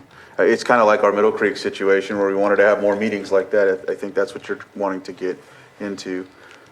Not to digress into another subject, I'm just giving an example of what you would like to see as more meetings or more type of discussions to enhance or advocate for the IHSS group, yeah. And I think that it's a tough discussion to have even here right now, because it borders so much into the negotiation almost, that it's maybe something we need to discuss in closed session, specifically, because I don't know, I worry about those conversations in public because it teeters so much on, oops, this is not what we're supposed to be discussing publicly, because eventually it comes back to a contract and an agreement. But yes, we need to figure out something. And I just want to highlight for all of us, and I'm not saying that we're being ignorant to this at all, but sometimes we need to be reminded. We talked about minimum wage twice today. If somebody is paid $15 an hour, that's $31,200 a year before taxes. In the state of California, that is hard. And even in Lake County, that is hard. And so I'd like to look at it from a different perspective rather than saying our challenge with minimum wage. No, it's a challenge for those who receive minimum wage, and how can we be a solution to that? From saying that it's a challenge to us almost sounds like we would pay you less if we could. But it has to be looked in the reverse. The cost of living is extraordinary in the state of California, and we have to figure out how to offer living wages and how to make it work. And yes, that is a challenge for us to figure that out. But I think we need to kind of talk about it in a reverse way, because it's almost disrespectful to those that are receiving close to that or that wage. And some people are not getting 15 because we're not at 15 quite yet. That's going to be next year. So, any other comments or questions? That's all I have. Real quick, Director Marketan, can you repeat the number of vacancies that you have? Yes. I believe I heard a number, but I don't want to repeat it without you saying it first. Okay, let me just locate my little cheat sheet. Crystal, we have a vacancy, 63 vacancies, and out of our 270 total staff. So we have, you're welcome, we have 207 people working right now with 63 vacancies. Because that didn't seem to match the percentage of vacancy. If you have 60 of 270, that's seems larger than a 20%. It's 23%. Is it 23%? The math is not calculating correctly. I see that as I think I need to have the discussion with you outside of this, because I don't want to say things that I shouldn't say right now in public without further information or better understanding. But I think that creates an opportunity. That is a large number, which hurts for your department to provide the right services. But I think it also offers an opportunity on how to be creative. But I also know that you have restrictions on certain types of funds that you receive. You're probably one of the most restricted, probably similar to behavioral health, in receiving state and federal funding, and what that funding specifically could be used for, if it could be used for salaries, if it could be used for programs and such. So I'd love to talk about that further with you, to see what creative possibilities there are. Quick question on the OJT training. You said that's been kind of transferred over to the workforce. It had 11 employees there and it went down to 0, and I don't see 11 back in. Was there a drop, or was all those 11 lost? Or where did those employees go? Those 11 positions were never filled. Gotcha. The program wasn't functioning for a couple of years, so they weren't actually filled positions. The ESC program, or the expanded subsidized employment program, it works a little bit differently, and when we hire people for that program, they would actually be part of our staffing numbers. They wouldn't be a separate staffing number. They would be included in our county employee staff numbers. Okay, thank you for that response. And also, one thing I was looking at, you have a number of facilities, and I believe that all of them are rented or leased. I don't believe that you own any of your own facilities, or that we own any of your facilities that you use. I don't see in here much for reserves, and wondering if you have a capital, are in the leases that we have, are you in charge of the repairs and upgrades? I know that we had to do all the upgrades for PSPS on our own, and things like that. Are we responsible for all those things, or does that also fall on the landowner at some points? It depends on the agreement that we have with them. There's a lot that the building owners will do for us, like they'll do the new roofs, and they put in new air conditioning and stuff like that. But anything that is a repair or a change in the inside of the building, we are normally responsible for. Okay, so the main structure, the bones of the building is their responsibility. And then anything in addition to that falls on us. Okay, so it's not the same needs for capital improvements as, say, the courthouse or something like that? No. Okay, appreciate it. Thank you. I would add to that, that, you know, we do pay a lot of money in leasing costs. I think we're precluded from owning our own building. But what we are looking at, because we do want to adopt a permanent remote work policy, in part to retain staff who prefer the remote work option. We are looking at downsizing, and that would also would create some cost savings for the department. And we would look at, how to arrange our programs differently and possibly improve access at the same time. So we're currently studying that. Thank you.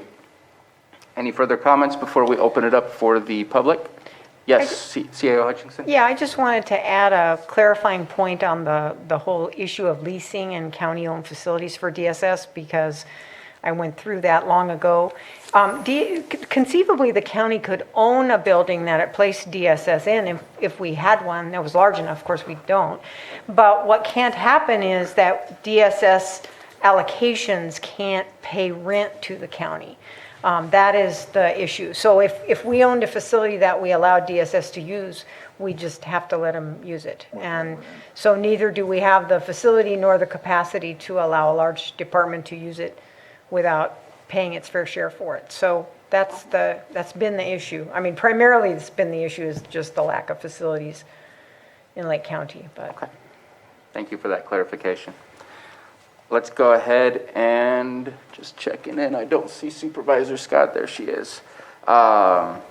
Zoom room or board chamber, any comments on social services? Bring it back. Mr. Chair, I move to approve Budget Unit 5011, 5012, 5115, 5121, 5125, 5164, 5165, 5168, 5169, 5281, and 5282. Second. I have a motion from Supervisor Scott and a second from Supervisor Crandall. Roll call, please, Johanna. Supervisor Simon? Yes. Supervisor Crandall? Aye. Supervisor Scott? Aye. Supervisor Pyska? Yes. And Supervisor Sabatier? Aye. Thank you. Thank you. Thank you. So let me see here. Next, if we go back in order, should be IT, but we are at 1:15. I'm thinking we take a lunch at 1:30 since we kind of started this process at about 9:30. Give us a lunch break. Are we on IT? Is IT ready for us? I don't know who's on Zoom right now. Stephen is presenting. I'm presenting IT, so yes, well, I'm ready. You're here. So next up is Information Technology, Budget Unit 1904, found on page E67. And the Requested appropriations equal $1,494,760 for fiscal year 21-22. So I will be taking the place of Department Head Shane French for today. The Information Technology Department acts as a strategic partner to all the county agencies in the development, implementation, support, and maintenance of the county's technological infrastructure. Your internet connection must be bad. Am I right?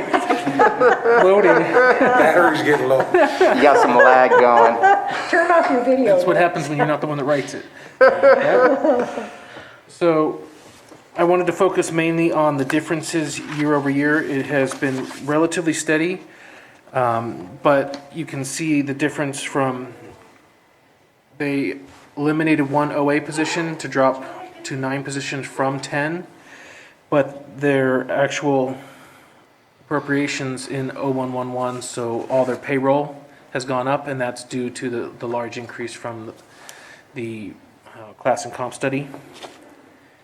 And then the other expenses that he wanted to highlight was in communications, 12, significantly lower, and that's due to improved pricing on communication services for the upcoming year.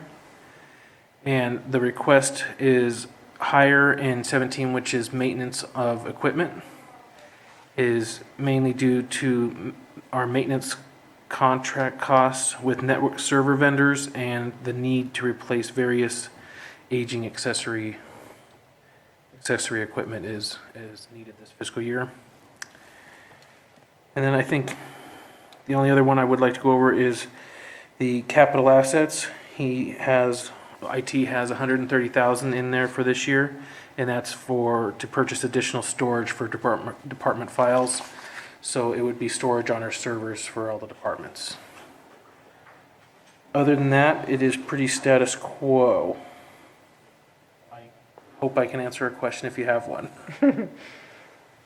Any questions about IT?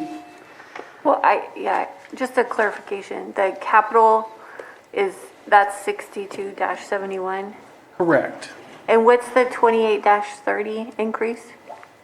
28-30, that is what we consider other departmental expense, so it kind of doesn't fit in other accounts. It's much higher this year due to the need to purchase licensing for Microsoft systems, which is done only periodically in our licensing model, along with the need to begin purchasing support for advanced firewall services. These services were originally purchased as a bundle with the equipment and will now need to be purchased yearly. Additionally, we have added some funding for additional staff training. So I actually had an answer for that one. Try to stump him. You thought it was a good question. It was an easy one. Any further questions about IT? So I do have a question, and it's one I've been bringing up again and again over the course of the years, especially through COVID. We saw today that we needed both SAM and IT to help navigate through our technical difficulties. I don't feel bad. I feel fortunate that we have the IT personnel that have been helping us throughout the year, but I do feel bad in the sense that we've taken away that personnel for a lot of meetings each and every week. Sometimes it's multiple meetings, planning commission and such. And I'm hopeful that we have a plan on how to eventually migrate to a different opportunity where we can give Jake back to the needs of IT, or else we need to start looking at taking Jake into administration or something along those lines, because I feel uncomfortable with the status that we're in, but fortunate that we have what we have. So actually, there are developments there that you are not aware of yet, and Matthew Rostein is actually our Zoom pilot right now. So Jake certainly steps up when we have technical difficulties, and he starts the meetings for us, but we are working with them on the transition. Matthew's doing it right now. That's not the long-term solution either. I don't believe it's a good use of deputy CAO time to spend entire days there. I'd like him to focus on other work. So we're working on plans for further transition as well. And we're also encouraging Shane to fill vacant positions. He's carried vacant positions for a long time. He has funding for them. We'd like to see him fill them.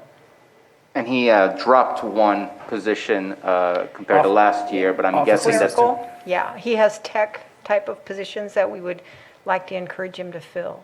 Right. So we can never, without the support of IT, we would not be able to, and Sam, of course, not be able to get ourselves out of a situation like happened today. That wasn't about being the Zoom pilot, but we've already taken back the Zoom pilot piece, so I believe that has freed up Jake to carry out other duties. And if I'm wrong, Matthew or Jake, can you comment on that? Jake, are you able to do other things during our meetings? Is he listening? He's not even listening. That's a good sign that he's able to do other meetings. Proof that he's no longer the pilot. Matthew, do you have a comment? I don't have any additional comments at this time, but we are definitely looking forward to transitioning Jake as entirely away from this process as we can as soon as possible. It is a priority to make sure that we have the right positions allocated to the right roles throughout county service, and certainly we want to reflect that in the administrative office. So I look forward likewise to transitioning out of this role and putting the right staff person in place to fill that role soon. I guess I'll have to buy rock stars for Matthew. Yeah. So there is one thing, and I don't think that we can solve it today in the budget, but it is, you mentioned it, enhanced firewall. I am concerned about threats to our security of our systems and our networks, and I'd like for us to bring that back to a future agenda and have Shane discuss with us what we're doing about it. I know that we've seen throughout the nation that water districts, municipalities, and others have been hacked, some with ransomware, some with just doing stuff with their data or manipulating their systems. I know we use SCADA systems for our water districts so we can access them remotely and things like that, and those are exactly the type of things that unfortunately have been abused. And I see that, I think that while the wealthy will be targeted for potential of wealthy reimbursements and ransoms, I think that those seen with less resources will be seen as easier to get into.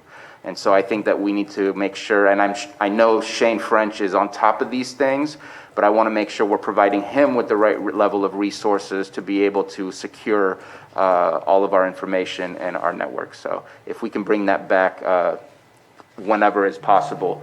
We'll set that up, yeah. And I get it that conversation publicly is also a little sensitive, but I think it's best for us to better understand as well where we are and what we're doing. So that's all I have for IT. Any further questions? All right, let's open it up to the public. Any input from the public in the boardroom or the Zoom room? Not seeing any hands, and I haven't said it all day, but please press the button at your bottom of your screen if you want to raise your hand, or dial *9 if you're calling in. And I apologize if that was not said earlier. Nope, let's bring it back. Mr. Chair, I move that we approve budget item 1904 for information technology. Second. Motion by Supervisor Pyska, second by Supervisor Simon. Johanna, roll call. Okay, Supervisor Simon, Yes.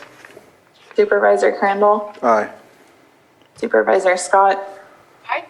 Supervisor Pyska, Yes. and Supervisor Sabatier. Aye. Thank you. Thank you very much. Next, when we come back from lunch, will be our auditor controller's budgets, the most exciting of all.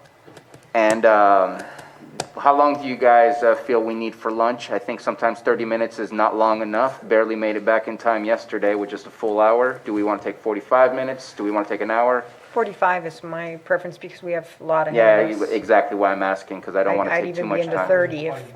30 would be okay if people... And then we are going to be taking a break again at 3 o'clock, so at least that gives us a half hour to get through, take a break at 3, come back and see what we can do to get it all done. All right, so we will be back at exactly, let's do 45 minutes from now, so 2:15. Maybe not exactly, but 2:15. Everybody's back. And we have our CAO and our auditor controller coming soon. There's our auditor controller. And I believe that is our next item on our list. Isn't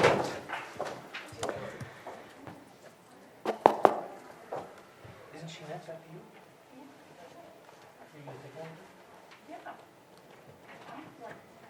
Are you looking to flip it? Are we looking to flip it and do treasurer tax collector first and then auditor controller, or? I was giving you the option because Liz has been down here already once, so. Yes. So let's go ahead and, Here the whole day. yes, you are. Yes, thank you for being with us. It's been fun. Mr. Carter, if we can start with the treasurer tax collector, that way we can move forward. All right, next up is Treasurer Tax Collector, Budget Unit 1122, found on page E21. And Liz, are you going to talk to it? Yeah. Okay, then I'll turn it over to the Assistant Treasurer Tax Collector. Good afternoon. So the Treasurer Tax Collector operates 3 divisions, Treasury, Tax, and Court County Debt Collections. The tax collector functions include the billing and collection of property tax and transient occupancy tax, cannabis cultivation and business tax, and the preparation of tax liens and coordination of tax defaulted land auctions. The Treasury functions include banking and cash flow management, pooled investments, depository services, warrant maintenance, unclaimed estates, and deferred compensation administration. The collection division collects court fines, fees, and other county-wide debts. So some of our accomplishments that we had in 2021. So we successfully collected $100 million in property taxes and assessments for the county, school districts, and independent special districts. We also successfully collected in excess of $8 million in cannabis cultivation property tax. We were able to conduct 2 defaulted land sales, which included approximately 700 properties. And in coordination with the administrative office, we implemented and started collecting the cannabis business tax. We were also able to create a frequently asked questions on our website, which has a lot of detail with regards to secured taxes, unsecured, the do's and don'ts, how to avoid penalties, such things like that are on our website. But I don't want to miss thanking Stephen and Patrick for all their assistance, and Sarah in helping us through our budget this year as well as the coming year. And a special thanks to our staff, because in order for us to have this second tax sale, we pulled staff from all 3 of our divisions in order to meet the deadlines that we needed to conduct that sale. Thank you for your presentation. Sure. And just want to make an obvious statement publicly. Thank you so much for the 700-plus properties. I know that we've been discussing the tax auctions for quite a while, and I'm not going to let that slide without being thankful and showing gratitude that is happening. And I know that there's been conversations about sometime next spring doing a large number, and I won't specifically make a statement. That way we could discuss it, but I appreciate the efforts being made. We just had a tax sale just this last weekend, and that's all due to your efforts. And so thank you, well, you and your staff. So thank you so much for that. Any further comments or questions on this item? Mr. Carter.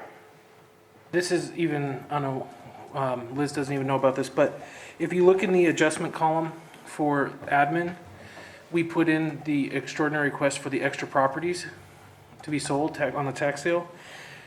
Apparently, we didn't realize that they also entered them into their normal form too, so the adjustments of 289 will be coming out for final budget because it's already been increased.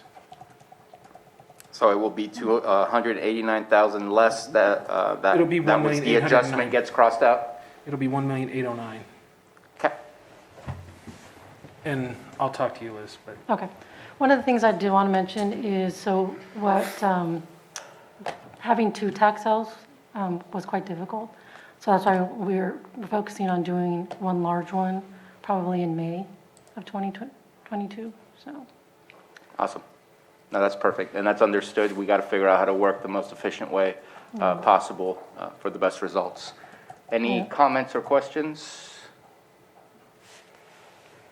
And I know that one of the last comments that I heard when talking about the spring tax auction was, I don't know if you have staff that is retiring or if you have vacancies that are opening up or if they have already. What is your vacancy status right now? So currently, we're actually, on our tax side, we're down to one accountant. We have another accountant, but she is currently on a approved leave, so she'll be out for the next few months. And then we do have 2 vacancies on our tax side, an accounting technician and an accountant. And then we have a vacancy for an accounting technician on our treasury side. So all of them are at some point in the recruitment process. So we're hopeful that we'll be able to fill those. And this past year too, the big success we had too was that we started cross-training all the staff throughout all the divisions, because in the past it's always been, taxes, tax, collections, and treasury. And we were just falling behind. And so we figured, let's cross-train everybody, and everybody jumped in and they helped out where it was needed. So we're going to struggle a little bit right now because we're really short-staffed at the moment, but hopefully once we bring people on, we'll be able to catch up. Okay, well, thank you for that information, and I've said it to a couple different departments that it's not to make any promises, but if you struggle to fill those positions because the standard normal way of hiring and recruiting doesn't quite work to find the right applicants to fill those positions, I would say please come and talk to the board to see what else is possible, because I think it's important that we get those positions filled so we can keep doing the things that you have been doing. Thank you, I appreciate that. Yeah. Just like to say, Supervisor Sabatier, there's a committee working on that. So that'll be brought back to the board shortly to try to work on figuring out those hard to fill positions. That's so true, and in fact, I believe HR Director Samek has final drafts, and we're looking at the June 22nd agenda. So department heads don't need to come for special approval. We should have it pretty quick. For the board's consideration, I should say. Thank you for letting me know, and thank you for just speaking up, because it's still difficult for me to see you. If there's nothing further from the board, let's go ahead and open it up to the public, both in the Zoom room and in the boardroom. I see Maria Valadez. Is your hand up for this specific item?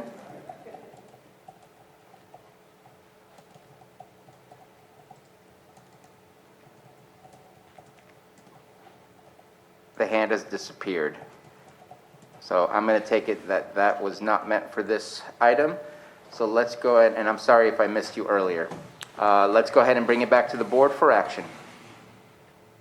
Mr. Chair, I'll move to approve Budget Unit 1122 for Treasurer Tax Collector. We have a motion from Supervisor Simon and a second from Supervisor Pyska. Roll call, please, Johanna. Supervisor Simon, Yes. Supervisor Crandall.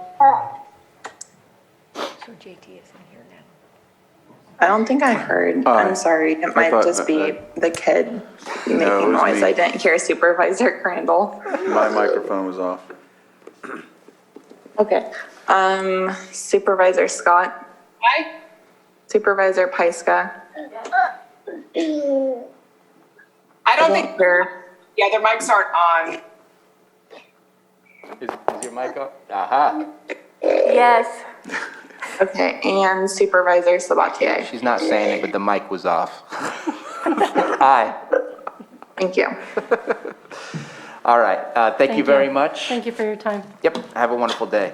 Moving on, our next item on the list is our Auditor Controller's Office. Mr. Carter, if you could please introduce.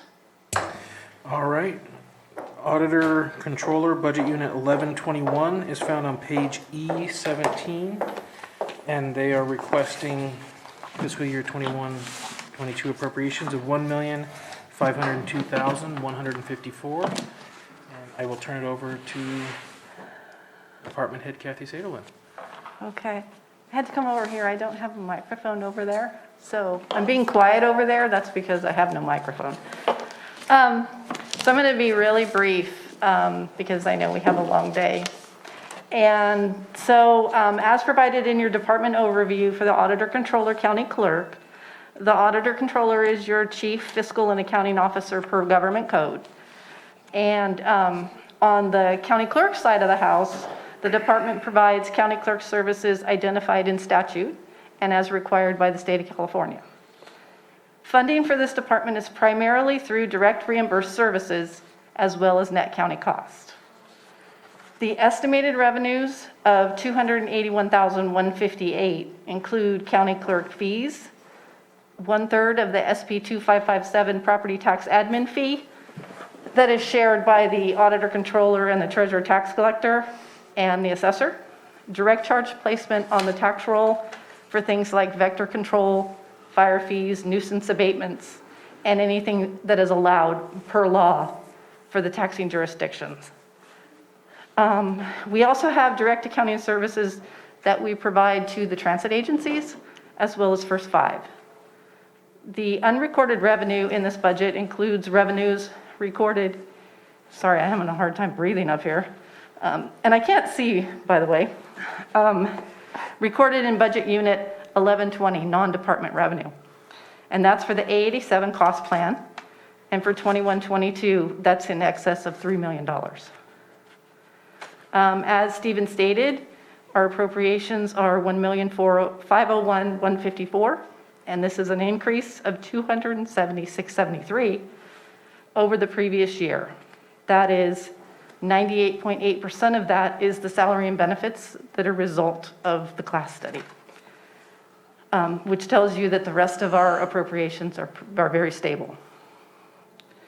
The accomplishments and the goals were listed in your packet, and they were presented in accordance with the budget overview instructions that were provided. And so you'll see in there that I have numbered them based on the 1 through 5 that we were told to tie them to. So that's why you see those numbers there if you were curious about that, what that was. The auditor, controller, county clerk accomplishments are a collective effort of the small but mighty team in the auditor controller's office and the county clerk. And I'm not going to go into a big thank you. I thank the team every single day, but again, publicly, I'll thank them again. To highlight a couple of our accomplishments, I'm going to jump to just one of them, and that is my 5th one that I listed. That's hire an assistant auditor controller after 8 failed recruitments. And at this time, I'm going to formally introduce Genevieve Harrington. She's been sitting here with us all day. Welcome to the team. Yes. 5 weeks later. Yes. So that's your formal introduction to her. I think all of you have probably chatted with her a little bit. She comes to us from Butte County. She has 14 years of experience in Butte County. She worked in the treasurer tax collector's office, the recorder, county clerk recorder, as well as the auditor controller. So we're very lucky to have her. She has a degree in finance, and she currently is residing in Tina Scott's, Supervisor Scott's district, and I believe she's looking to buy a home, perhaps in Supervisor Crandall's district. So yes, very happy, very happy. So to just close out, again, I've listed the goals for the upcoming year. Some of those are revenue related, so that hopefully revenue generation on the very first one that we have, which is the e-payables, which will generate rebate revenues. So that will increase revenues for our department. And we actually are beginning phase 2 of the finance system modernization project next week. And I will be asking at some point, probably through the American Rescue Plan, I will be making a request for some technology money for the county clerk. There is some, our current system, we are automated, but our current system is on older technology. And so we need to upgrade, and at the same time, we will be able to offer some additional services, online and kiosk type services. So that will be coming to you. So I think that's all I have for the auditor controller. Would you like to continue with the disaster response, and then we'll go ahead and see if we have any questions? Yeah. I'm coming in this time because there's extra in 1920 that I have to explain. So disaster response and recovery, budget unit 1920, found on page E77. The appropriations in the budget book are $16,019,989. But as I mentioned earlier in the beginning, due to a generator not being completed, the project at the jail, we would like to reinstate a $525,000 appropriation in account 6274, which is a capital asset. And it's for 1920, budget unit 1920, and that's for the jail generator. And if you look in your budget book now, it only shows $343,000 because that's what it was adopted. But at mid-year, we increased it to $525,000. Thank you, Stephen.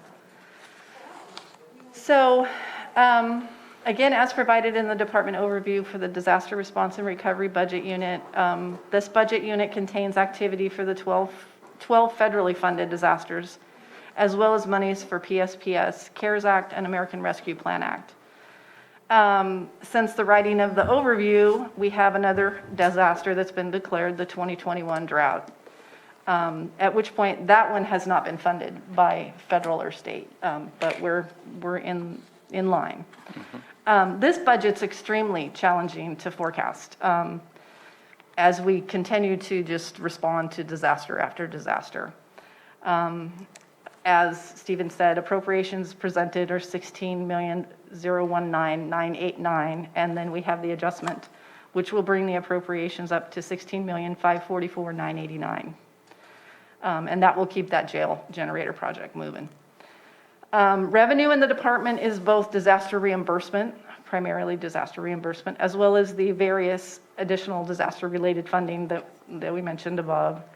The revenue estimates for 21-22 are $8,120,330, and that's simply based on the current information I have on expected expense reimbursements, as well as the allocation, the second anticipated allocation of the American Rescue Plan Act funding of $6,253,113, which is scheduled on May of 2022. And just so you know, the first allocation was received on May 1st of 2021. The CARES Act and we call it ARPA, the American Rescue Plan Act funding in this budget unit is administered through the decision-making process of an ad hoc committee, and that's comprised of the county administration, 2 board members, the auditor controller, and the public health director. And I believe Carol's going to address some of this later today. I'm not quite sure, but that's just a snippet of it. The accomplishments of this budget unit as listed, we just continue to just work. Every single one of the disasters is still in some form. There is one, actually. Jerusalem fire is actually closed, but it isn't audited yet. So we continue to just plug away, and each day, practically, a new requirement comes to us or a new ask comes to us from either FEMA, Cal OES, or from OES. So we're moving through that, and we do have this past year, this department had an allocation, a position allocation that was an accountant, and we switched that to a program manager, and it's Leisha Phillips, and she's been wonderful. So she's just working away at it, and one of the things that we accomplished is through Carol's brainstorming, we don't have enough space in our office for disaster allocation of the position allocation, nor do we have enough space for all of their files. Because as you can imagine, there are just stacks of them in there. So we have space on the 3rd floor where we've set up a disaster response and recovery office, and it's very nice, and we appreciate it very much. And we can actually keep the one person that is in there, as well as all of their backup files are right there. So they will also be able to locate there in case we have an activated EOC, because they're going to be at a place that's going to be more accessible instead of being embedded in the auditor controller's office. So that's where she is at now. And we also have an additional position allocation for an accountant to assist her, so maybe we can get some of these closed out. And we do have a tentative offer of employment, but this person will come in, hopefully, and we'll split it because I have a vacancy in auditor controller as well. We're going to kind of split the person, half disaster response and recovery, half auditor controller, have some cross-training going on, see what happens as disaster response and recovery has to expand and contract. We'll have that person trained in both areas. So those are all of that. And just, we do plan to bring, Leisha and I do plan to bring before your board kind of a status of all of the disasters. It's really hard to, off the top of your head, just rattle them off. When there was only 6 of them, it was very easy, but not anymore. Just for a quick snippet, all of the disasters so far and the obligated amounts, approved amounts we've had over the last 5 years is $36,613,000. So it's a lot. It's a lot of money going through that budget unit.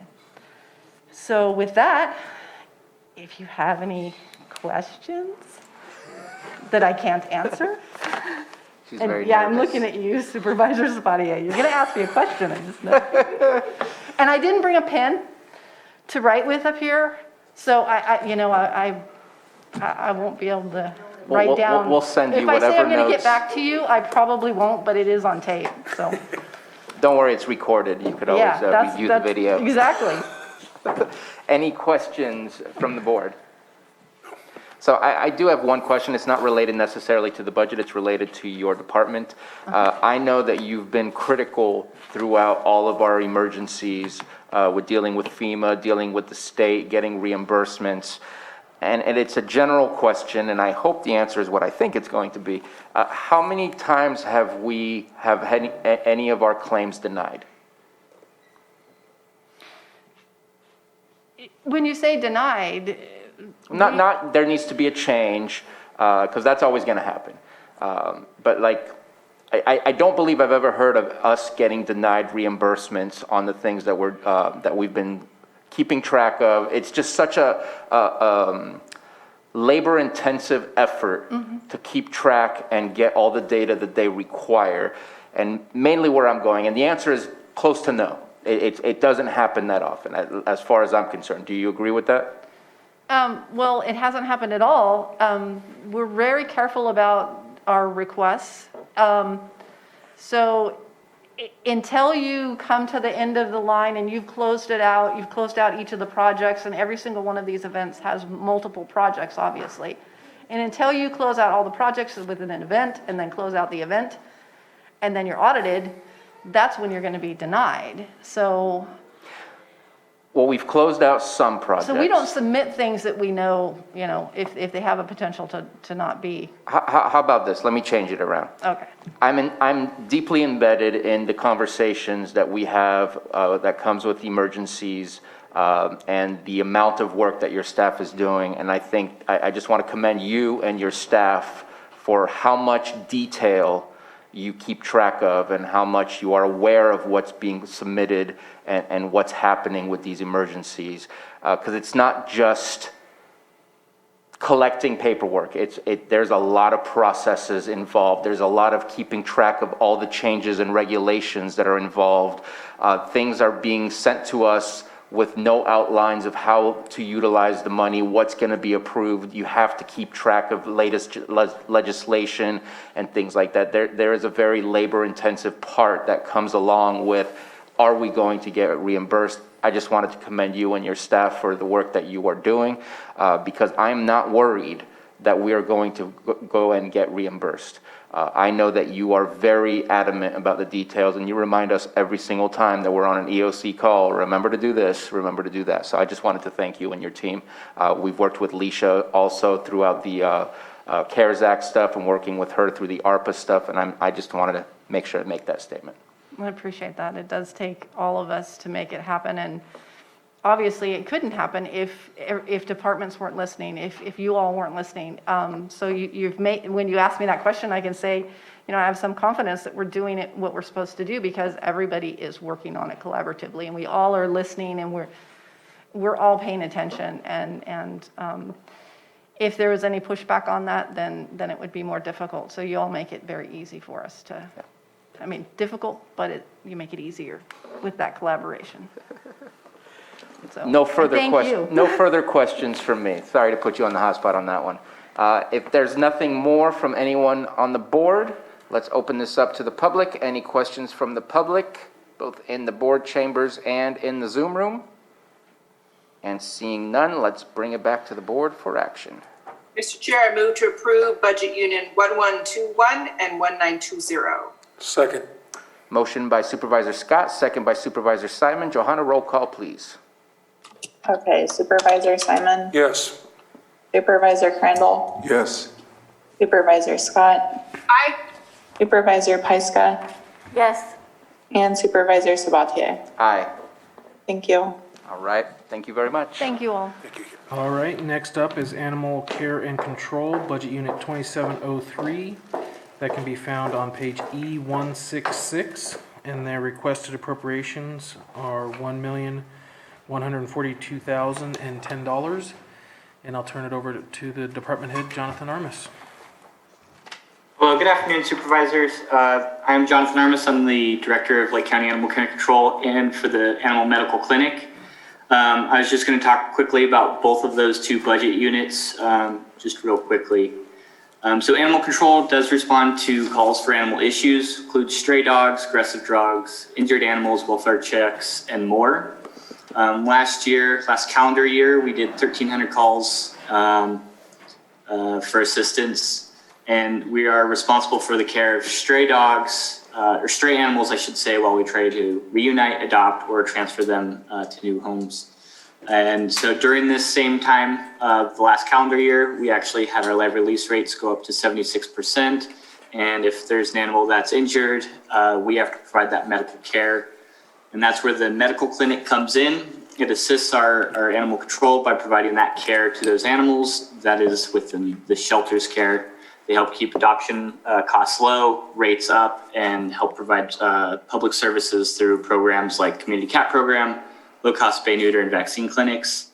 And so animal control during the pandemic had continued its regular operations while the medical clinic had to cease a lot of their public services, like the vaccine clinic and low-cost spay, neuter. So for our budget this year compared to the previous year, we do see anticipating a small increase in humane sales, a moderate increase in labor costs, and a small increase to services and supplies funding, while the medical clinic will aim to have a similar revenue figure from last year with small increases to labor costs and a decrease into supplies and service funding. Thank you very much for your presentation. Any questions or comments from the board?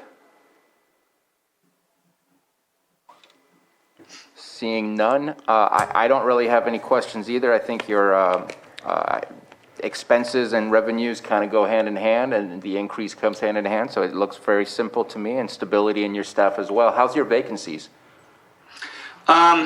So for full-time, we're just about 100% for full-time positions. We are in the process of hiring a senior animal control officer who should be starting in about 2 weeks, 3 weeks. But our extra help is our kennel staff, for example, is pretty short right now. Part of the problem was that during the pandemic, I did not rehire people during the height of it, as it wasn't necessary. And so now that things are easing up, we're trying to hire those people back, or hire those who have left. Trying to refill those positions. Sorry. And we're just hoping we're close to getting that up there. Awesome. Thank you very much for that. Mr. Chair, just a reminder to your board too that that you have an ad hoc committee that will be working with JT soon on the, to develop better revenue streams or funding streams, I should say, for the clinic. And so we're hopeful of getting that committee functioning here pretty quick. Okay. And actually that brings up another question. Is LEAP in any of these budgets, or are those completely separate and now and into a nonprofit status? I'm seeing Mr. Carter say no. They're not in a nonprofit status. There's still money tied to LEAP. I don't know the number off the top of my head, but I believe those sources were generally like a donation base before. Okay.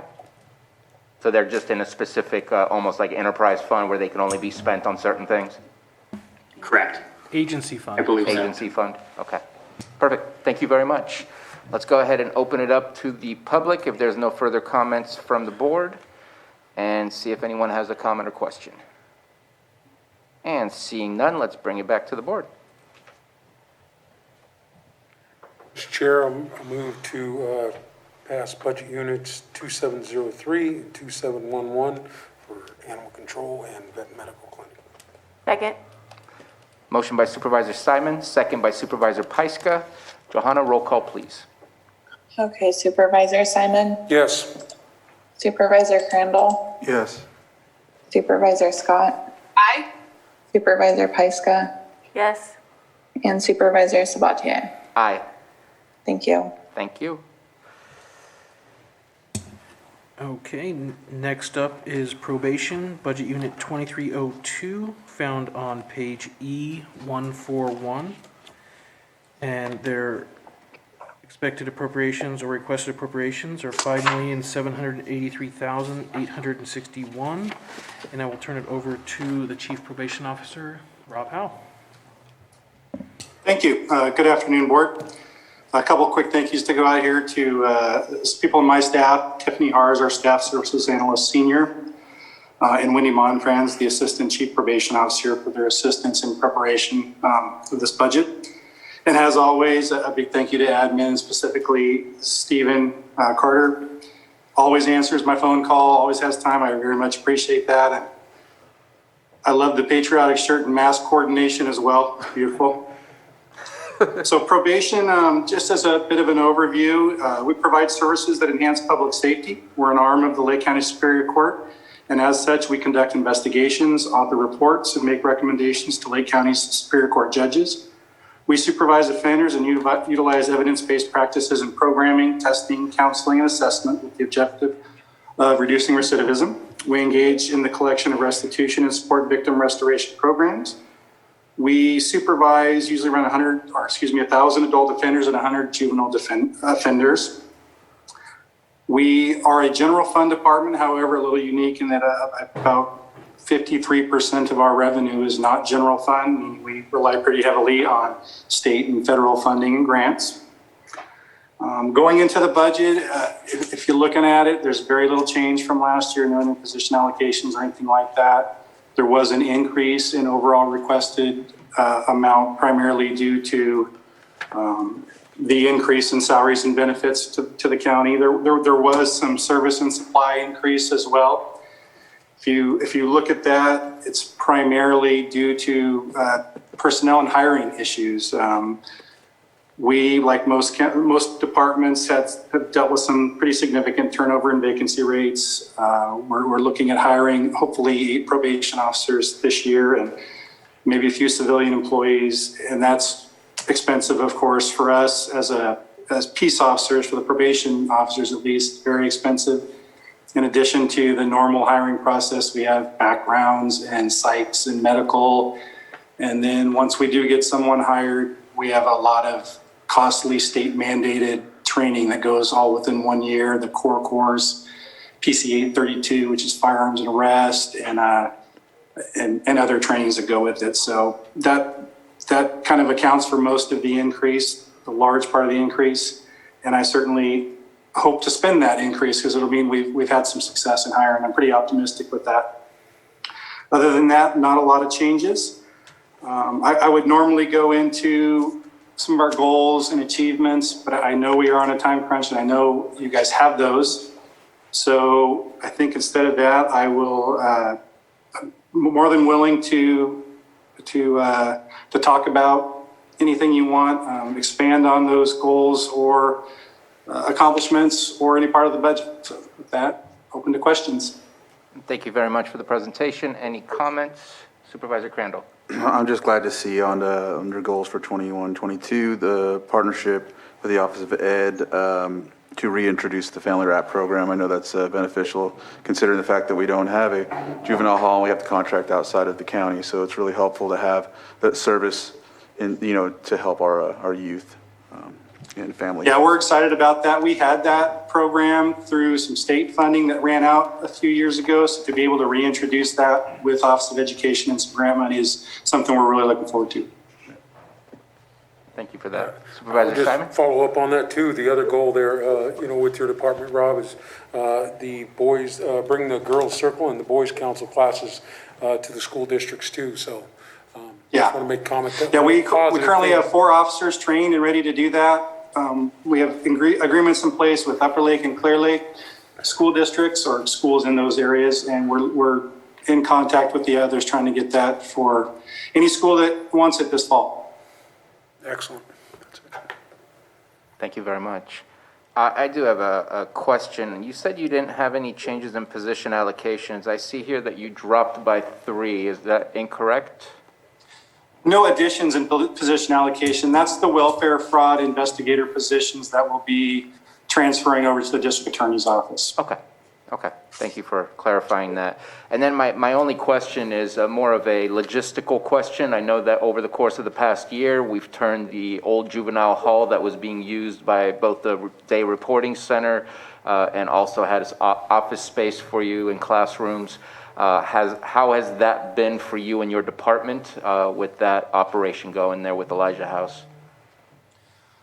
Well, as some other department heads have, I think, brought up, we had to learn to cope with distance learning with our clients and with telework options for our employees. So that's how we're functioning right now is, and we've learned a lot from that. Actually, a lot of it works real well. A lot of it we're going to continue on. I would like many like to keep the telework as an option, at least a hybrid of it.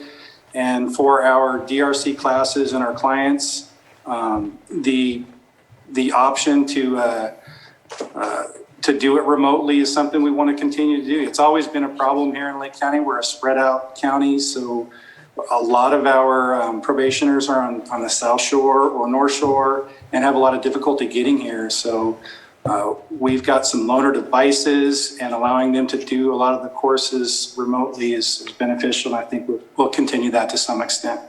Good. So you get a leg brace and a hotspot at the same time. That's true. I'm glad it's They should combine those. That's a good invention. I'm glad that it's worked out for you because I was a little concerned at first, but I know you were very optimistic, and I appreciate you being flexible with that program going there because I think it's a huge boon to the community as well. Any further questions? All right, let's open it up to the public. Any questions or comments from the public on probation, both in the boardroom and the Zoom room? And hearing none, let's bring it back to the board for action. Mr. Chair, I move to approve budget unit 2302, probation. Second. Motion by Supervisor Simon, second by Supervisor Crandall. Johanna, roll call, please.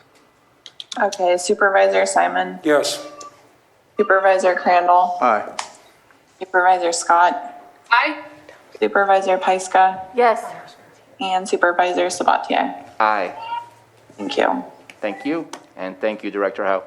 And we're going to take a break so that we can go outside and meet with our congressman and get a big check. I'm back. Supervisor Scott, I'm sure you can see that we added a little prop to our front area of the dais. Sam, can you zoom in on it for a moment so Supervisor Scott can see it? This is what we just received momentarily from Congressman Thompson's office. Sweet. And this is something that we will see over the course of the next 2 years coming from the American Rescue Plan to provide the resources needed for Lake County to recover from COVID-19 and lead us into the future. Amazing. Absolutely. Thank you, Sam. Appreciate it. Very thankful. But we still have work to do, and so let's get back to it. Our next one is our, looks like division from Public Health. It is Public Health Jail Medical Services. Budget Unit 2304 is the first one on the list. page E145, and I will turn it over to the department head, Denise Pomeroy. Hi, good afternoon, your board, and congratulations on your check. That's awesome. So we're starting off with some of our smaller budget units. Budget unit 2304 is the jail medical services. This is a contracted service with WellPath, previously known as California Forensic Medical Group. This is a 3-year contract. We will be entering into year 3 of the contract, starting July 1st. The contract is raised annually by the Western Rural CPI. We did have quite a bit of savings in the contract last year because of COVID-19, because the jails were decompressed to save the spread of COVID-19. But this is a very expensive contract. It's very costly to run the jail medical services. We do have some funding from AB 109 that covers some of the costs, but the majority of the cost is covered by the general fund. Both public health and behavioral health also contribute to the cost of this budget unit in the amount like $600 and something thousand. I don't remember exactly what it is off the top of my head. And I'm not sure, $614,000, I guess. I'm looking at my notes. So we will be looking, we look at this every 3 years to see if this is an agent, something that we need to go out to RFP on. In prior years, there really hasn't been any competitive agencies in California that support this type of resource, but now we've been brought to our attention, there are a couple, so we will definitely be having that conversation towards the end of this year with the county admin officers and Stephen and of course Sheriff Martin and Norm out at the jail and stuff to see, look at that cost analysis and see if that is something that the county wants to do. With that, if you have any questions. And let's go ahead and go through all of your budget items, and then we'll go ahead and go with questions. Okay, sounds good. Thank you.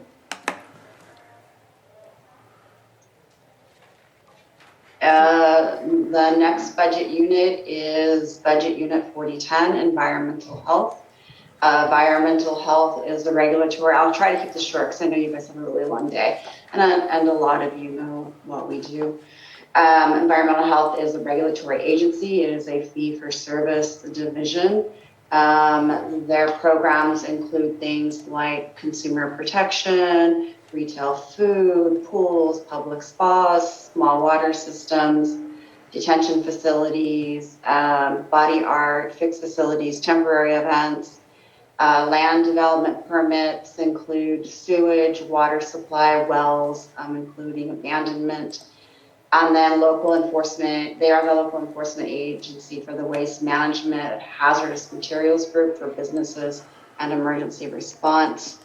And then they have their CUPA program as well. They've been a huge help this last year and a half during COVID-19. They really were our educators to the community. Whenever we had complaints, environmental health, went out and called the businesses, talked to the businesses, walked them through ways that they could provide safe service and provide services underneath the COVID restrictions by the state. They were amazing. They went in the field, they worked in our EOC, some of them worked in contact tracing, some of them did Spanish interpretation for us. So, as always, when we get into an emergency situation, we drop everything that we're doing and respond. And it has been a year and a half of hurry up and respond, hurry up and respond, hurry up and respond. So I thank them for all their hard work and all their overtime that they've put in during the last year. They did implement the micro kitchen program per your board's request during COVID last year. We currently have, it's in a pilot project, and EH will be coming back to your board to give you an update in July. Right now, we have 3 permitted facilities, 1 in District 1, 3, and 5. There were 6 other applications, but those agencies have not finished their processes yet. So we'll wait and see if we get 2 more. We're allowing 1 in each district for the pilot, and then we'll bring it back to your board and we'll open that up from there. And I think I'm gonna leave it at there because you have our notes. I think I'm gonna leave it at there.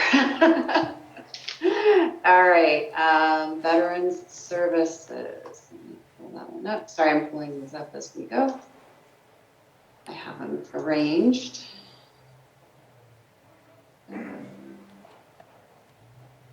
So Veteran Services is another small division that we have. The Veteran Services and the Veteran Services office is located next to or under the museum, actually next to the museum over in downtown Lakeport. They service about 7,000 veterans and their families in Lake County. They also service about 3,000 nationwide. They have veterans from all over the state and the country, some in active duty that they also service.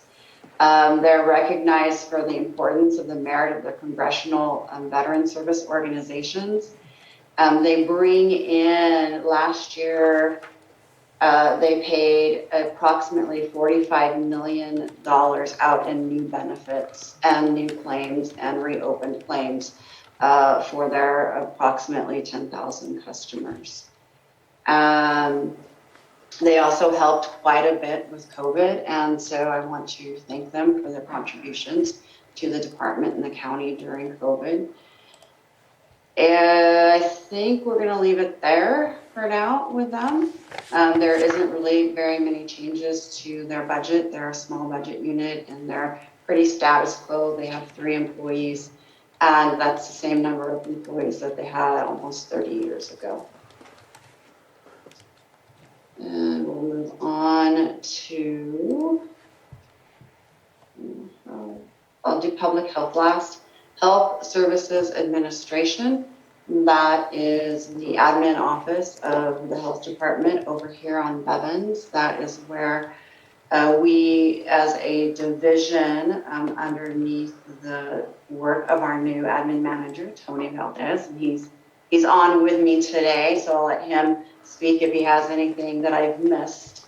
This was his first go-round of budgets with the county. He's pretty new with the department, and him and his team did a really good job for their first time. I was really proud of them.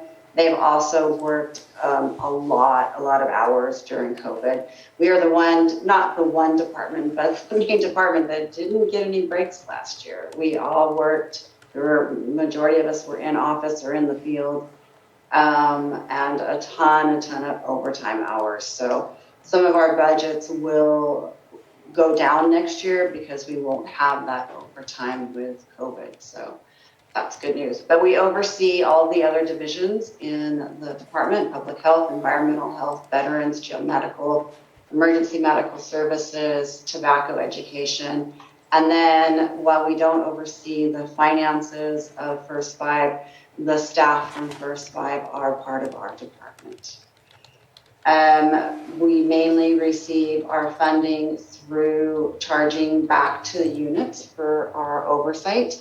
That includes continued work of about 53 programs. Those are average programs that the division tracks, invoices, and works with the state and federal agencies on for compliance.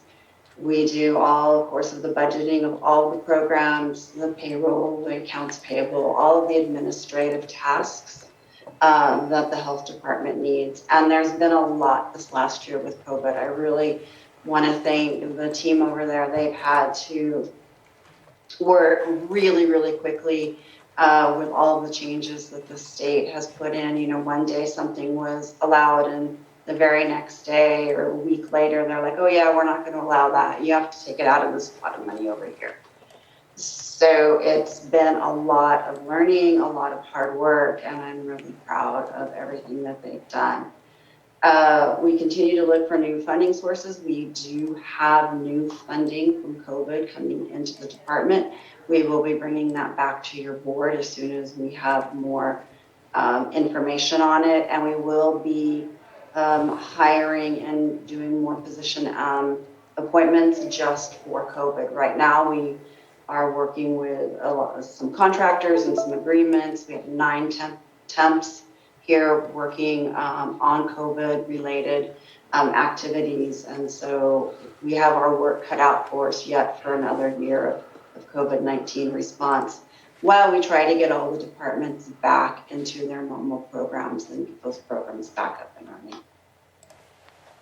running. Next, we'll move on to tobacco.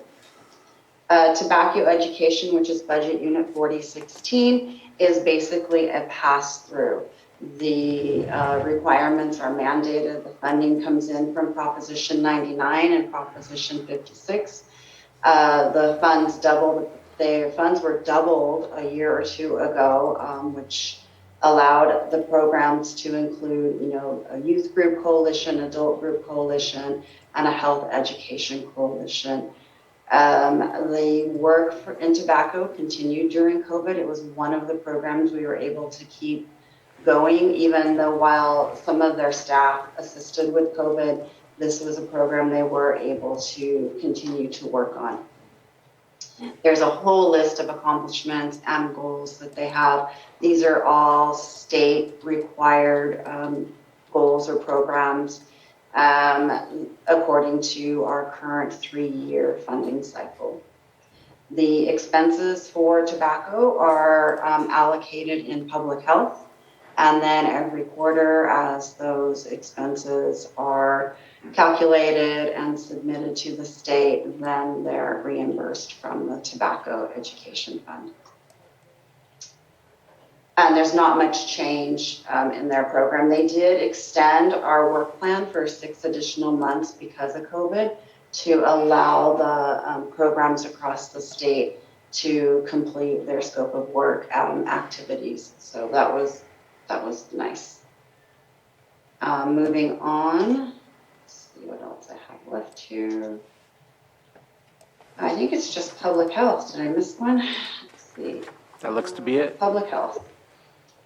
So my last one, public health. I thought I had these in order, but when they're coming up, they're not quite coming up in order. So public health is our biggest budget unit, and of course has had the biggest impact by COVID-19. Before I get into their budget, I just want to give a huge shout out to all the health department staff. They really, I'm so proud of them, and they really did an amazing job during COVID. Everything that was thrown at them, we were able to handle. And you know, and it, like I said, it changed daily, you know, and they just did an amazing job. And it was it's a small but mighty leadership team, and they worked their butts off for this county for 15 months, and they're all finally getting some very, very deserved time off as we move into the next chapter of COVID-19. With that said, I also want to thank all the departments out there that helped. Carol and her admin stepped in and helped. All the DSW workers, social services, behavioral health, Rob House department, Lars and Katie with logistics, Pam in HR helping with us, getting us temps. And so, you know, this really extended beyond the health department to run like the vaccination drive-throughs. It took around 40 people working 10-hour days, 4 days a week. It was no easy task, but from what I hear from other counties and other health directors and health officers, ours was one of the best run agencies events, both for testing and for the vaccination units. They went through with very little hiccups, and when we did have a hiccup, we addressed it immediately and came up with solutions. So I want to give a big shout out to the entire county. And I can't forget the auditor's office, Kathy and Alicia. They helped us out with all that FEMA stuff. It's so crazy that we should have down now, but again, they changed their rules, pretty regularly as well. So with that, of course, last year, that was public health's main response. I mean, we were in COVID mode all year. We are now transitioning back to some of our normal programs and trying to get them back up and running.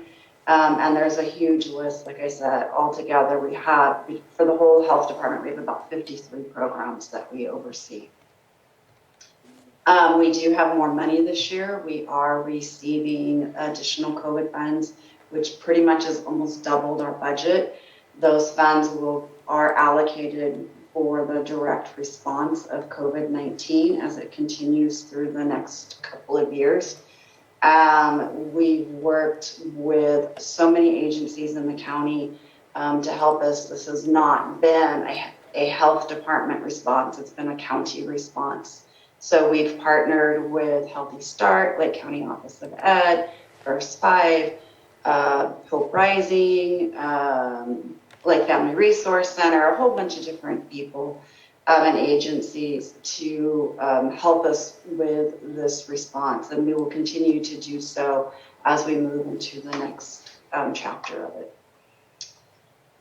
We are still seeing a staffing shortage, so I want to echo what Director Marketan said regarding a desire for the county to get up to 100% of median as soon as it's feasibly possible. We are still having recruitment issues and difficulty recruiting required mandated licensed staff and even others. We just had an accountant who we just got trained 6-7 months here and just kind of getting her up and okay, she can work independently for the most part, and she went to Mindo, same exact job, $5 more an hour.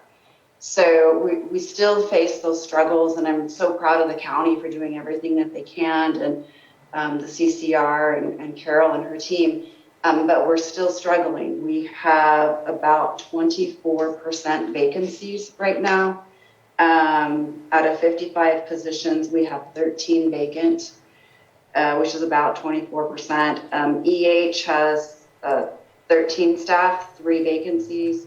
Public Health has 34 staff, 9 vacancies. Admin has 8 staff with 1 vacancy.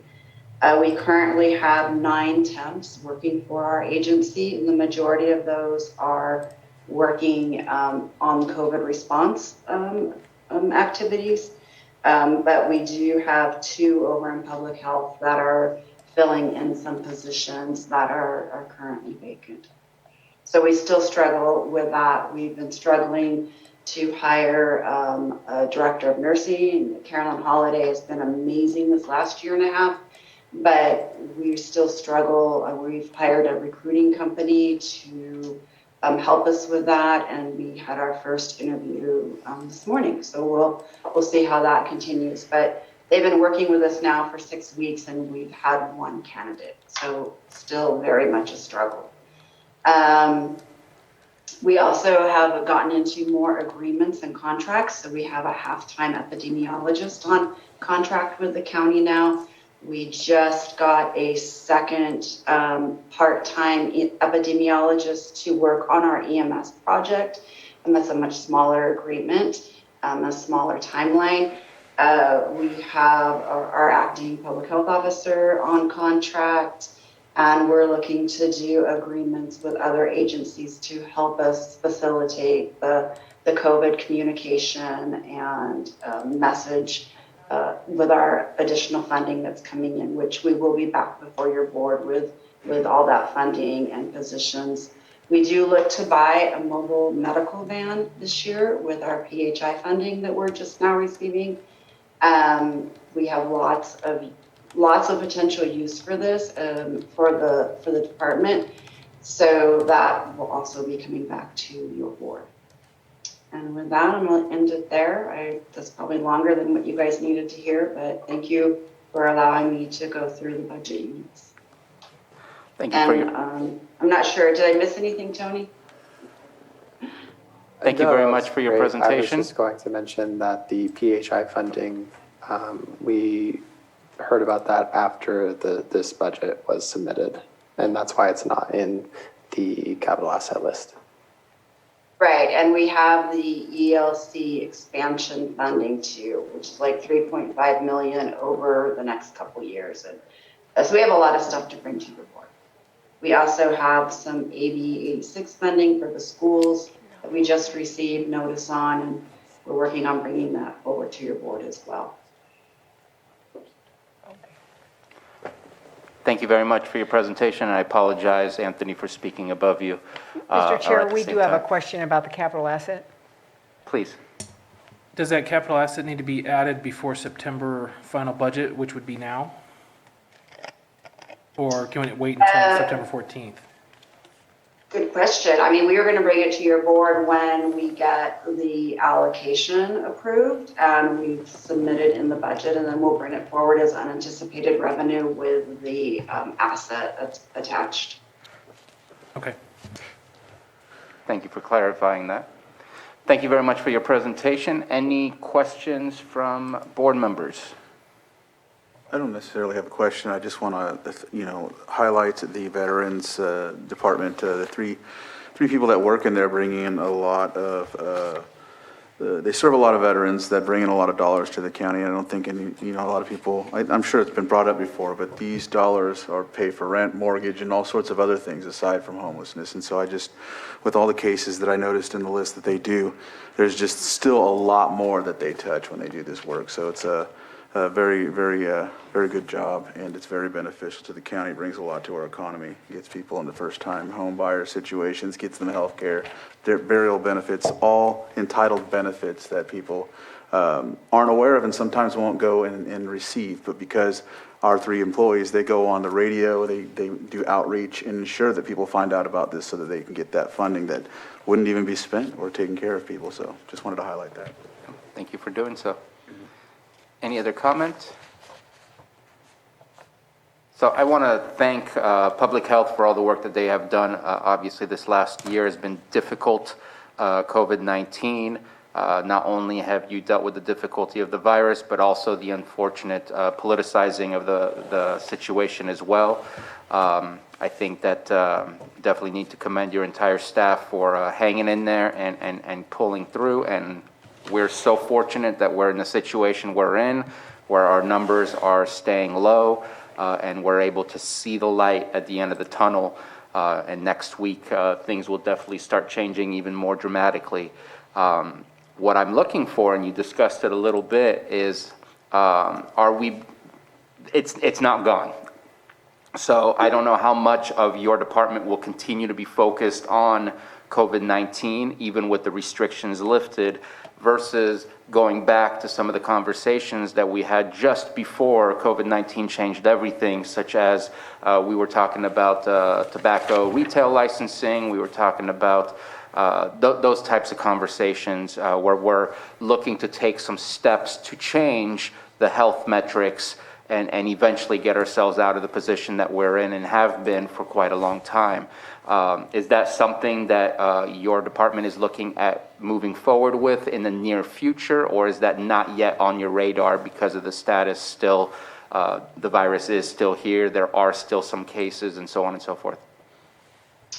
It's a mix. It is on our radar. We are trying to get staff at least 50% back into their programs. As we hire more staff to do the COVID-19 response, we will have to have, some of our leadership staff be involved in the planning and execution of those activities. Mainly at this point, we're still really engaged with vaccination. We do expect to see a slight surge over the next few weeks. Will be very common with things lifting up and opening up. We don't think it's going to be anything that we had to deal with before, where it was really bad and our hospitals were being impacted and our medical community was being impacted.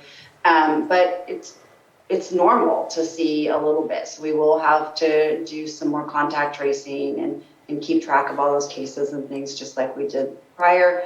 But we're really trying to hire staff with this new funding, temporary agreements, contracts, whatever we can do so that our staff can get back to some normal business with all of the other amazing things that they do for this community. And tobacco, SNAP Ed, nutrition, oral health, maternal child adolescent health, home visiting, all of those things have, you know, and for the most part, excluding tobacco and nutrition, pretty much everything got put on hold all year. So we're restarting all, you know, back to square one to get all those programs back up and, engaged again. And as you as you stated, that for the tobacco program, you got an extension from the state of 6 months to be able to fulfill the program needs. Is that what's happening with the majority of your grants that you're also receiving from the state or federal?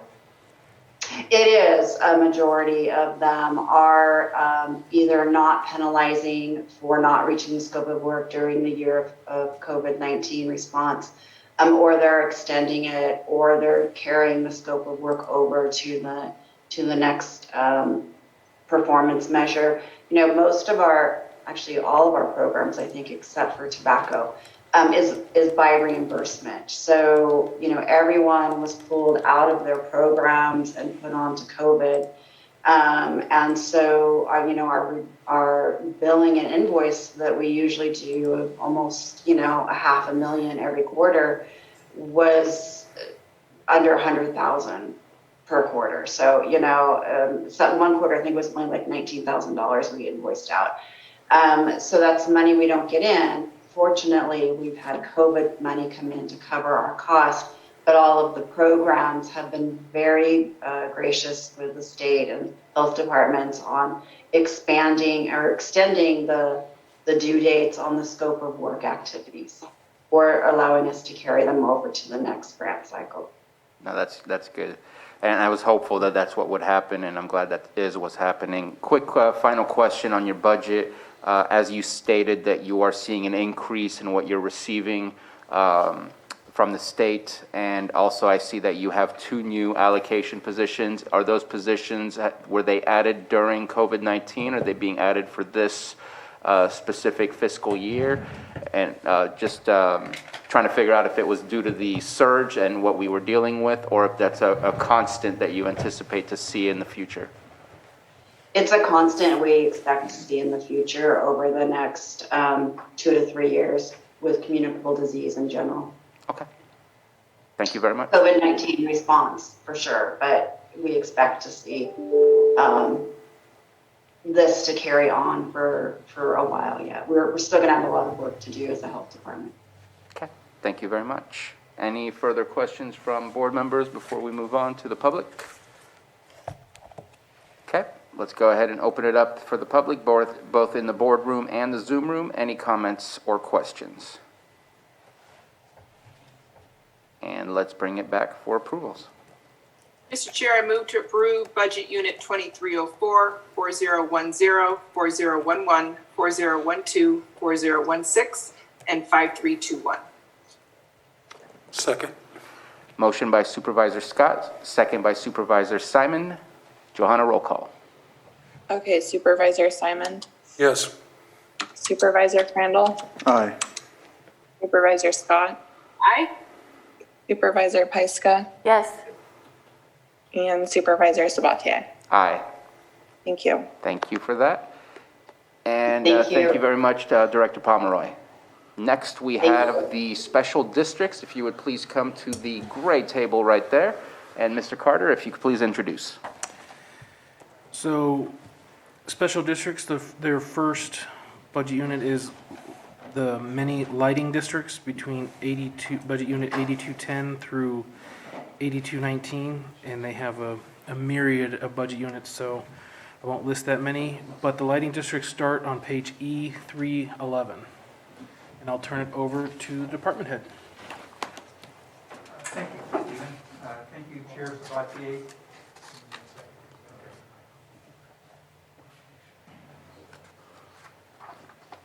We're getting the right angle from you. Getting your best side. Okay. Check. Thank you, Chair Sabatier, members of the board. Scott Harder, Lake County Special Districts Administrator. I've got my Deputy Administrator Fiscal here, Jesse Salmeron, with me. First off, I want to thank Stephen and Jesse for their assistance putting this together. This is my first round through the county budget process at this level, so their office, the admin office, was very helpful in getting through that. Second, I really want to just acknowledge my staff. This last 15 months with COVID has been challenging, and in spite of all the changes, the required PPE, the customer service, no customers in the office, in spite of all those challenges, they have continued to provide water and sewer service to our 35,000 customers continuously without interruption, very valiantly. So want to acknowledge the work of my staff throughout the pandemic. Water and sewer didn't get to take a break. We didn't work from home. They were still out there working in the trenches, ensuring that the customers and the constituents in this county had clean water and had sewer that was collected and treated safely and disposed of safely. So just wanted to acknowledge my staff for this past year. That said, we will jump into the lighting district. As Stephen said, there's a myriad of lighting districts. We've got 9 lighting districts within the county that we oversee and manage. And for the most part, they're fairly routine. We pay the bills and the lights stay on. 2 exceptions to that in this upcoming fiscal year. We are looking to complete the consolidation of the Clear Lake Oaks and Clear Lake Keys lighting districts. So both of those lighting districts, there's 2 out in Clear Lake Oaks. So we want to do a consolidation through the LAPCO process there. And it will also require expanding the boundaries to encompass the lights that were put in with CDBG funding a couple of years ago. That was a goal in prior years, but due to COVID, that really didn't get addressed this last year. So that's on the table this year. Additionally, the Kelseyville Lighting District, we have finally completed our audit process. Staff has been working diligently with PG&E for, I'd say, about 18 to 24 months. And they finally completed that audit process, identified which lights are ours within the district. We were being billed for quite a few lights that were Caltrans or not our lights to be billed with. And so we've received credits from PG&E on that. And that has all kind of worked itself out. Things are not as dire as they initially seemed to be a couple of years ago. I know a couple of years back, reserves in that fund were running really low, and we were looking at a need for an almost immediate rate increase.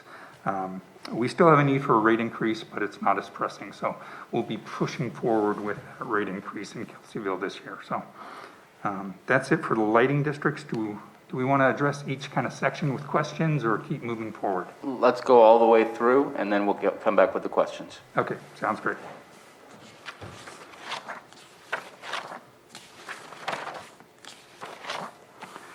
The next 2 items are what we call kind of satellite sewer system. It's budget unit 8351, and that's on page E321. And budget unit 8352 on page E323. Those are our Land's End and Corinthian Bay sewer systems. We refer to them as satellite systems because they are collection systems only. Those 2 budget units, neither of them support a wastewater treatment plant. For the Land's End budget unit, that sewer is collected out of the South Lakeport and Land's End area. It's conveyed to Lakeport and treated by the City of Lakeport Municipal Sewer District. We have an agreement which expires in 2026 with the city for the exchange of sewer. They take some of ours from this area and treat it. Then they have the ability also to ship some from the northern part of the city, which is then treated at our Northwest treatment plant. Corinthian Bay is a small collection system. which transmits the sewage to Kelseyville Treatment Plant, and it's treated there. Those are pretty status quo, not really much to mention in those. Operations moving forward for those are pretty straightforward. Budget Unit 8353 is on page E325. That's our Middletown sewer budget. So for the Middletown wastewater treatment plant, we have wrapped up the Anderson Springs sewer collection system, and that ties into the Middletown treatment plant. So that was one of the accomplishments. One of the goals moving forward this coming year is to implement a rate increase out there. That's kind of been on the radar since right around the time of the Valley Fire, but one catastrophe after another and one disaster after another made it rather unpalatable to come and address a rate increase there. Middletown Sewer is one of our districts that actually doesn't have a CPI tied to the rate structure. So as the cost of providing services goes up, we're not adjusting the rates proportionally. So we'll need to go through a Proposition 218 notification process and go through the whole rate increase process. But we need to really do that. Our revenues are diminishing. We're not critical, but we need to address it before too much longer. So that's a goal for that district this year. Just for point of reference, the sewer fees are $36.20 for every 2 months. So really kind of a steal of a deal. So haven't been increased since the mid-1990s is my understanding. So.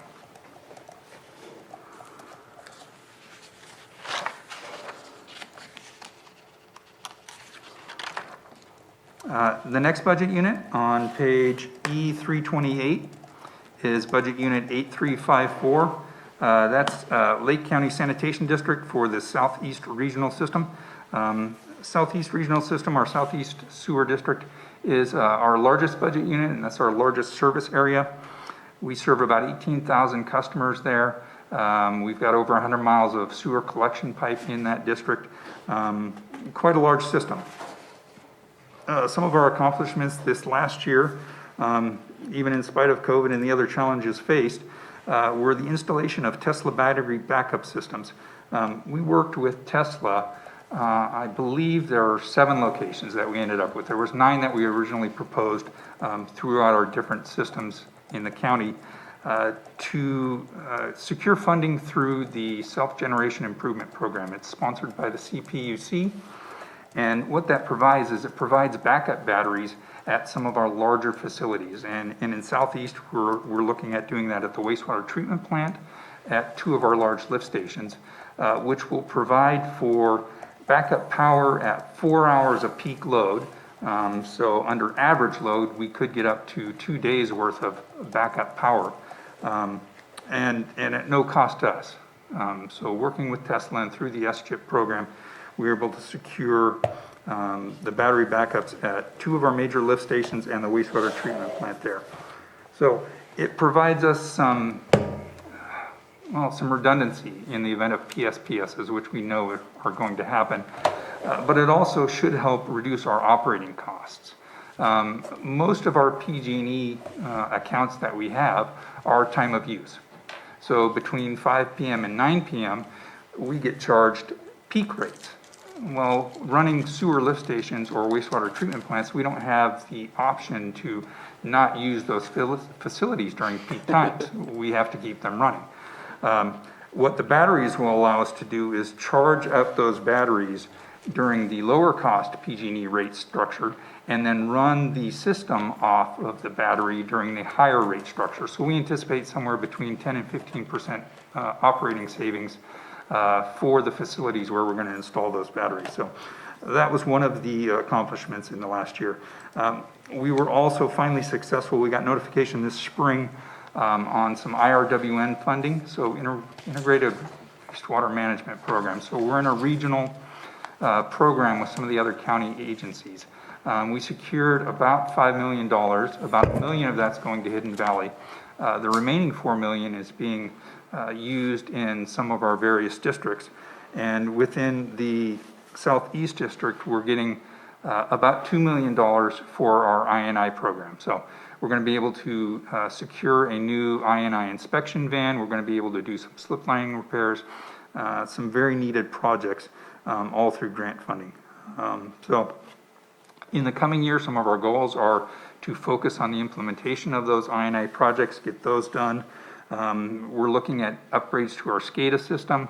It was talked about earlier. You were talking about security.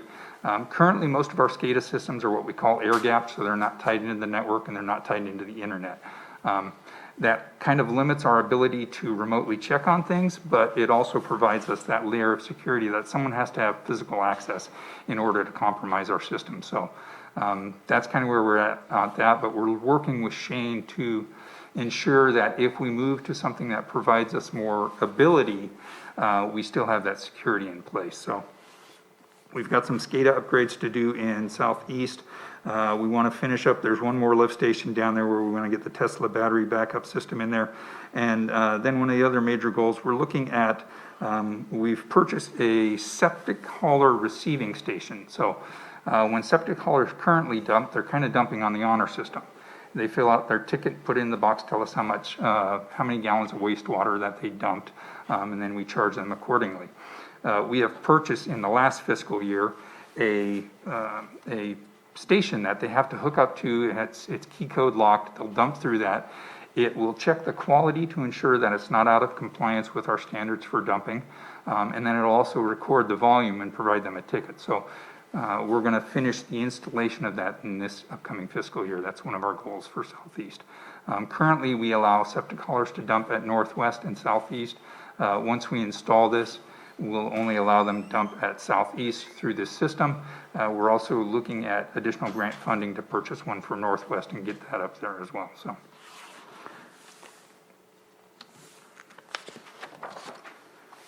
Next budget unit would be budget unit 8355.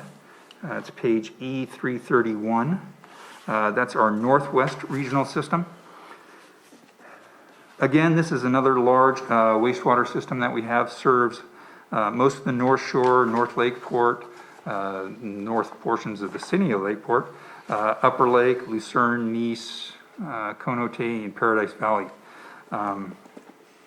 So this system also has about 100 miles worth of sewer collection systems. Again, in this system, we've got 2 of the Tesla backup battery systems. We're going to have one out at the wastewater treatment plant itself and one at lift station 2, which is one of our larger lift stations there. We're also working on SCADA upgrades within Northwest. Some of our SCADA systems were running on old XP computers. It's been decades since they were upgraded. So we're pursuing some upgrades on the SCADA system out here in Northwest as well. We're going to increase our line cleaning and manhole inspections. We've had a really good program in the past couple of years down in Southeast, and so we're kind of expanding that and duplicating that structure up in Northwest to get more aggressive at doing our line cleaning and manhole inspections up there. So in line with that, one of our goals is we're going to purchase and implement some additional sewer camera equipment that's going to facilitate that. We're going to finish the installation of those SCHIP funded backup battery systems, and we're going to get more inspection done up there. There's some deferred maintenance, and we're going to address that and make sure that it doesn't cause spills or issues moving forward. So.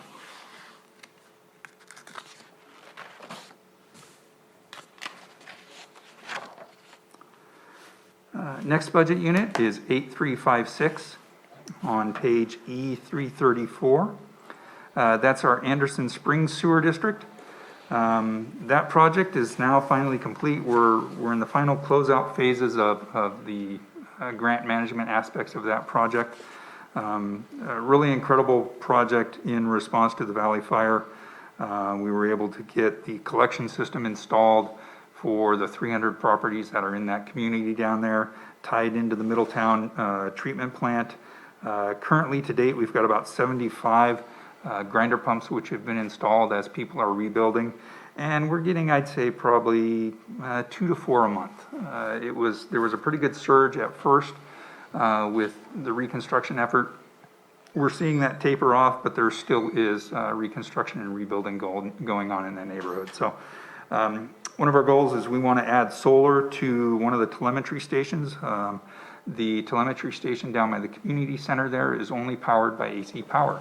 The other ones are out within the community, and they also have solar and battery backup, so they stay up when the power goes down. That wasn't thought of at the time for the one that's at the community center. So we're going to be adding solar there, and then we're just going to continue to meet with the clients, the customers out there, as they rebuild and facilitate them rebuilding and getting connected to the sewer system. So.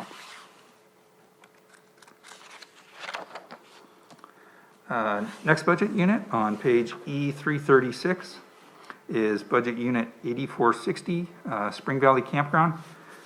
This one's kind of a non-starter. We send out bills, I believe it's $18 a year. Spring Valley is interesting in that it's a CSA, a county service area, where we're not only responsible for the water, but when it was established back in 1967, 1968, it was done in such a fashion that special districts is also responsible for the roads, the campground, which is a park, and the bridges out there in addition to the water. So kind of unusual in our aspect. We don't typically manage roads or parks, but in Spring Valley we do. So this budget unit's kind of a non-starter, it's kind of status quo. We collect the campground fees. There's a volunteer subcommittee that kind of runs the campground. There's a restroom out there, and there's some other minor amenities, but it's mostly kind of a camping area, and it's typically run by volunteers out there in the community.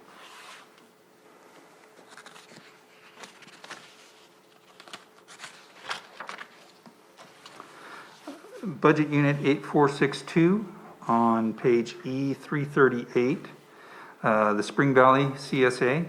As I mentioned, Spring Valley CSA number 2 provides the funding and operation of the potable water system out there, as well as the roads, bridges, and we do have a dam out there as well that we're responsible for. Accomplishments in the previous fiscal year, we secured IRWM funding for $900,000 for the lake bed recovery project. So that is a project which has been going on probably for 15 plus years. Mark Dillinger, my predecessor, twice removed, started that project, has acquired the permits to do dredging out there at the Spring Valley Lake area and restore the lake volume back to its original design. So we're moving forward on that. We did secure funding to assist with that. We're in negotiations currently with a consultant for the design phase. Some preliminary designs were done, and now we're looking at moving on to the next phase of that. Prior to construction, we're also talking with, his name escapes me, Don Van Pelt out there at Cache Creek, for the construction aspect of that. It's going to be phased over 3 years, at least 3 years, for the removal of those materials out there to restore the lake, but we have secured funding through IRWM for that. We also secured funding for a Quail Trail waterline replacement project. So 2 or 3 years ago in the previous IRWM funding cycle, we were able to do waterline replacement. I think we had about $600,000 worth of waterline replacement. So we were able to get quite a bit of main line replaced out there. We were able to loop the system in a couple areas, which helps improve water quality because it's not stagnant at the end of a dead-end street. It helps keep the water fresh. And but at the time, we weren't able to complete the project. There was an additive alternate in the bid. We didn't have enough funding to complete it, and that's the extension and replacement on Quail Trail. So we applied for the next funding cycle of IRWM, and we were successful, and we're going to be pursuing that project this fiscal year. Currently in negotiations with the contract or the consultant who did the design previously, local engineering firm, Rizika Engineering, to finalize and update the design of that, and then we'll get that out to bid.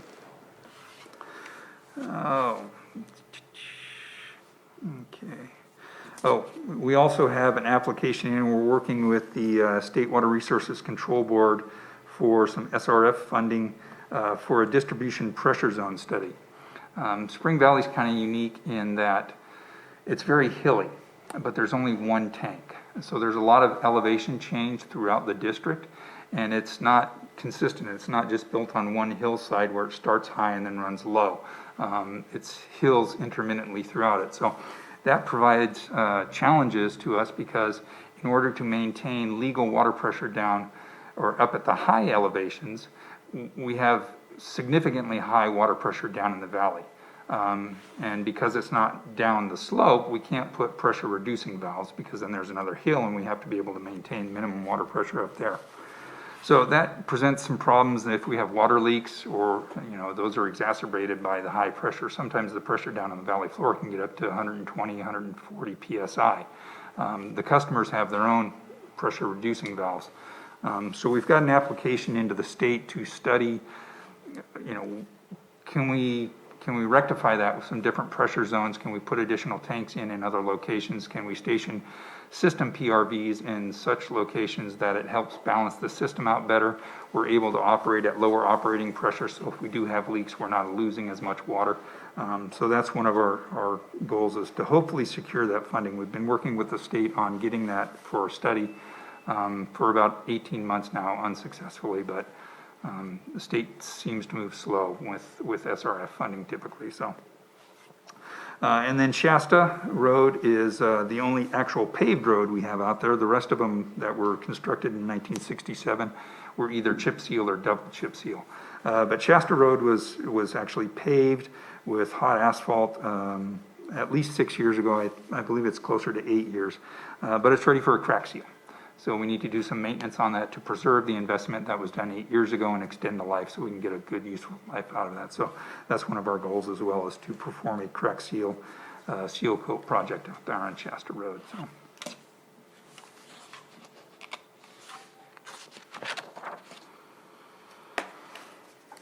moving on to budget unit 8466 on page E360. That's CSA 6, Finley. The Finley water system has actually been joined with the Kelseyville water system in the eyes of the state. It's one water system. However, we have a separate budget unit because they have separate water rate structures. So at one time before they were combined, there was an intertie for emergency purposes. The two systems had separate rate structures.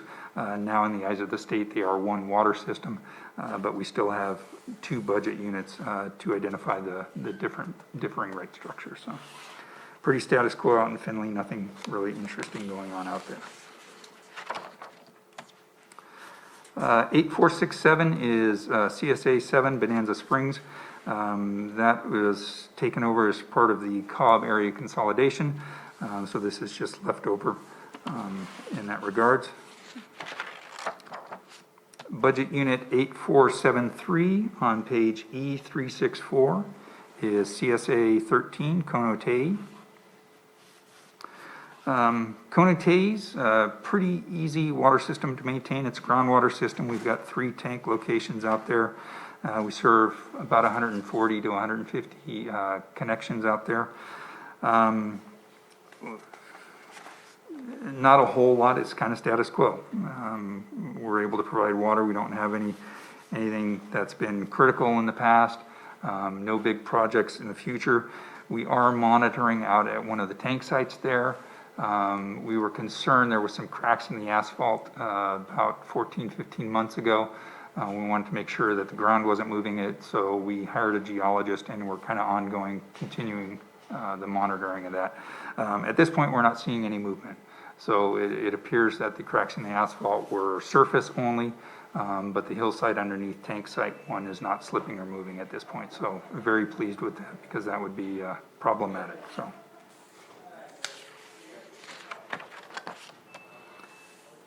Budget unit 8476, CSA 16, Paradise Valley. That has also been consolidated with the Clear Lake Oaks Water District. Budget unit 8478, Starview Water, part of the Cobb Water now. Budget unit 8480, CSA 20, Soda Bay Water on page E372. So, in Soda Bay, excuse me, accomplishments, we are just wrapping up our hazard mitigation project out there. We had a project as a result of some hazard mitigation funds we acquired after the Valley Fire to replace 4 of the redwood tanks with bolted steel tanks. When we put it out to bid, the construction prices had shot through the roof. So we re-advertised it, and prices are still high. Steel prices and all construction materials right now are very high. So we had to restructure the project when we put it out to bid the second time with additive alternates in there. And unfortunately, we were only able to complete the replacement of 2 of the tanks. But that project is wrapping up finally. We're just in the project closeout phase. Your board approved the notice of completion yesterday's meeting.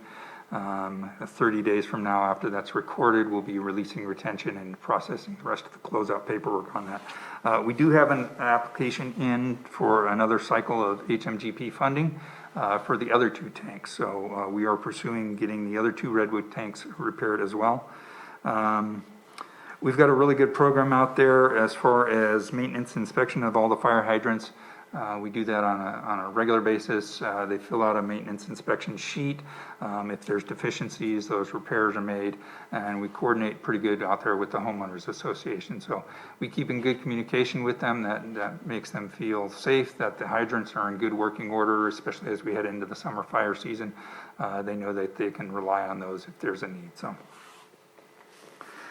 We have a grant application in, and it's been in and deemed complete since December of 2016 with the State Water Resources Control Board to secure about $5 million in funding for water treatment plant upgrades out there. So during the summer season, the algae in the lake can be problematic to treat. And our Soda Bay water system is a surface water treatment plant off of Clear Lake. And during those high algae times, it's very challenging. And so what happens is we have to backwash our filters and clarifiers much more than normal, and so our production ability goes down.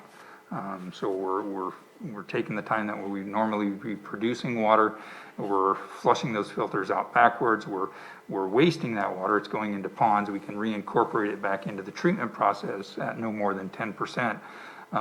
But it does slow the production down. So we've got an application in with the state, and we're finally actually starting to get some traction again. I got an email yesterday from the Division of Financial Assistance. They've got a new representative assigned to it. They seem to change them on a fairly regular basis.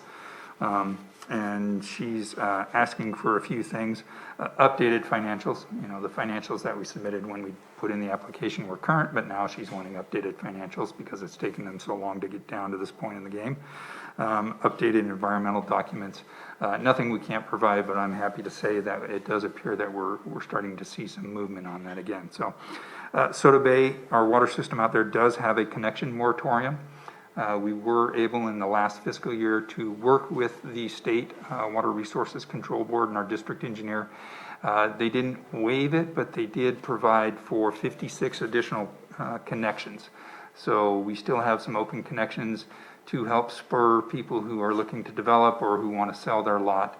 You know, it was frustrating for people who had lots out there and they couldn't build or they couldn't develop because of the connection moratorium. So we were able to acquire in the last fiscal year 56 additional connections through a demonstrated reduction in use. So we showed the state that, hey, look, our demand has gone down.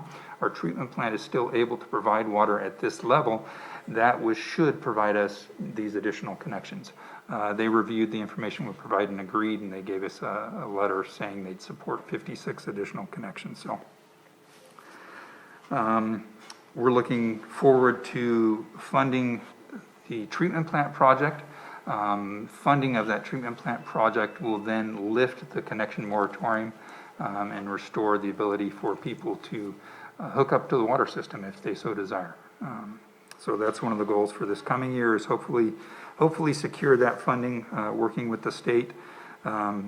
They've been really good about saying that as soon as we're funded for that construction project, they'll consider lifting the moratorium because they know that that connection and that construction will be completed. So they're not even waiting until we get the construction completed, but they're willing to work with us at that point in time. So.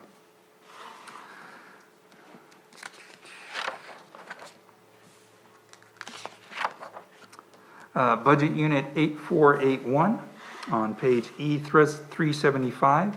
That's our North Lakeport water system. So in North Lakeport, we have the Tesla battery backup system. That was one of the accomplishments. Soda Bay did not meet the the income requirements. So we tried for that one. We put in an application for that one. We had an application for one in Middletown as well, but did not meet the income requirements down there as well. So, but North Lakeport, we did meet the income requirements. So we've got a Tesla backup system going in there at the water treatment plant. It's actually in there. They're working through the startup process of that. Should be completed in this fiscal year and available for us moving into the upcoming PSPS season. So that was one of the accomplishments. Staff has tuned the chemical delivery system. We're getting more effective treatment of water using less of the treatment chemicals that we use. So that's good. We have applied for construction funding for a water treatment plant upgrade there as well. So similar to Soda Bay, we're looking for some pre-treatment ability at North Lakeport. Something that will help pull the organics off before it gets to our filters and our clarifiers and then our ozone treatment, to help with our efficiencies when the water quality gets challenging to treat. Interestingly enough, in North Lakeport, the challenge doesn't seem to be so much the algae during the summer, because of the way that the winds blow. It usually blows offshore, so it keeps our intake clear. But in the wintertime, we see an increase in turbidity or muddy water coming in from Middle Creek, and that becomes challenging to treat. So it's a similar process that we're looking at providing, but slightly different technology that will treat and help remove some of the silt and sediment during the wintertime. Goals for fiscal year 21-22 moving forward: perform more annual maintenance and inspection of all the fire hydrants. We also need to get out there and do some valve maintenance. There's some deferred maintenance on some of those 12-inch lines. We recently had a water main break over the hospital, and we were not able to shut down some of those 12-inch valves as we should have been able to, in a fashion that would have provided us the response that we needed to see. We were able to get it fixed, but did not go as smoothly as we had hoped. So we've got some deferred maintenance out there that we'll be addressing in the upcoming fiscal year to get that system working a little better. And then one of the other goals is to secure that funding for those plant upgrades and improvements. It's about $5 million construction that we're looking to secure for there.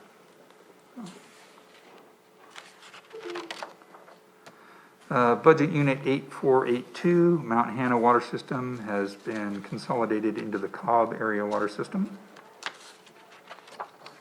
Budget Unit 8593, or Kelseyville Waterworks District Number 3, on page E380. Kelseyville is an independent district that is responsible for water and wastewater services out in the community of Kelseyville. We serve 1,500 roughly single-family dwelling units, and the wastewater serves about 1,300 single-family dwelling units. The water source for Kelseyville is 4 groundwater wells out in the Big Valley Basin. We have been tracking and monitoring all our water sources. We have no concerns yet at this point in time due to the drought out in Big Valley. We've got good, strong wells out there, so pleased to report that that's one of the ones that I don't have to worry about going into the drought. So in Kelseyville, we were able to coordinate for the installation of a Tesla backup battery system at the wastewater treatment plant, and we have secured just shy of $350,000 in grant funding through the IRWM program for some much needed water system improvements on Live Oak Drive. That water system goes back to the early 60s in some areas, and on Live Oak Drive we've got a couple areas where it's 2 parallel small diameter pipes. One was put in originally, and then there was an increase in demand, and so an additional one was put in there.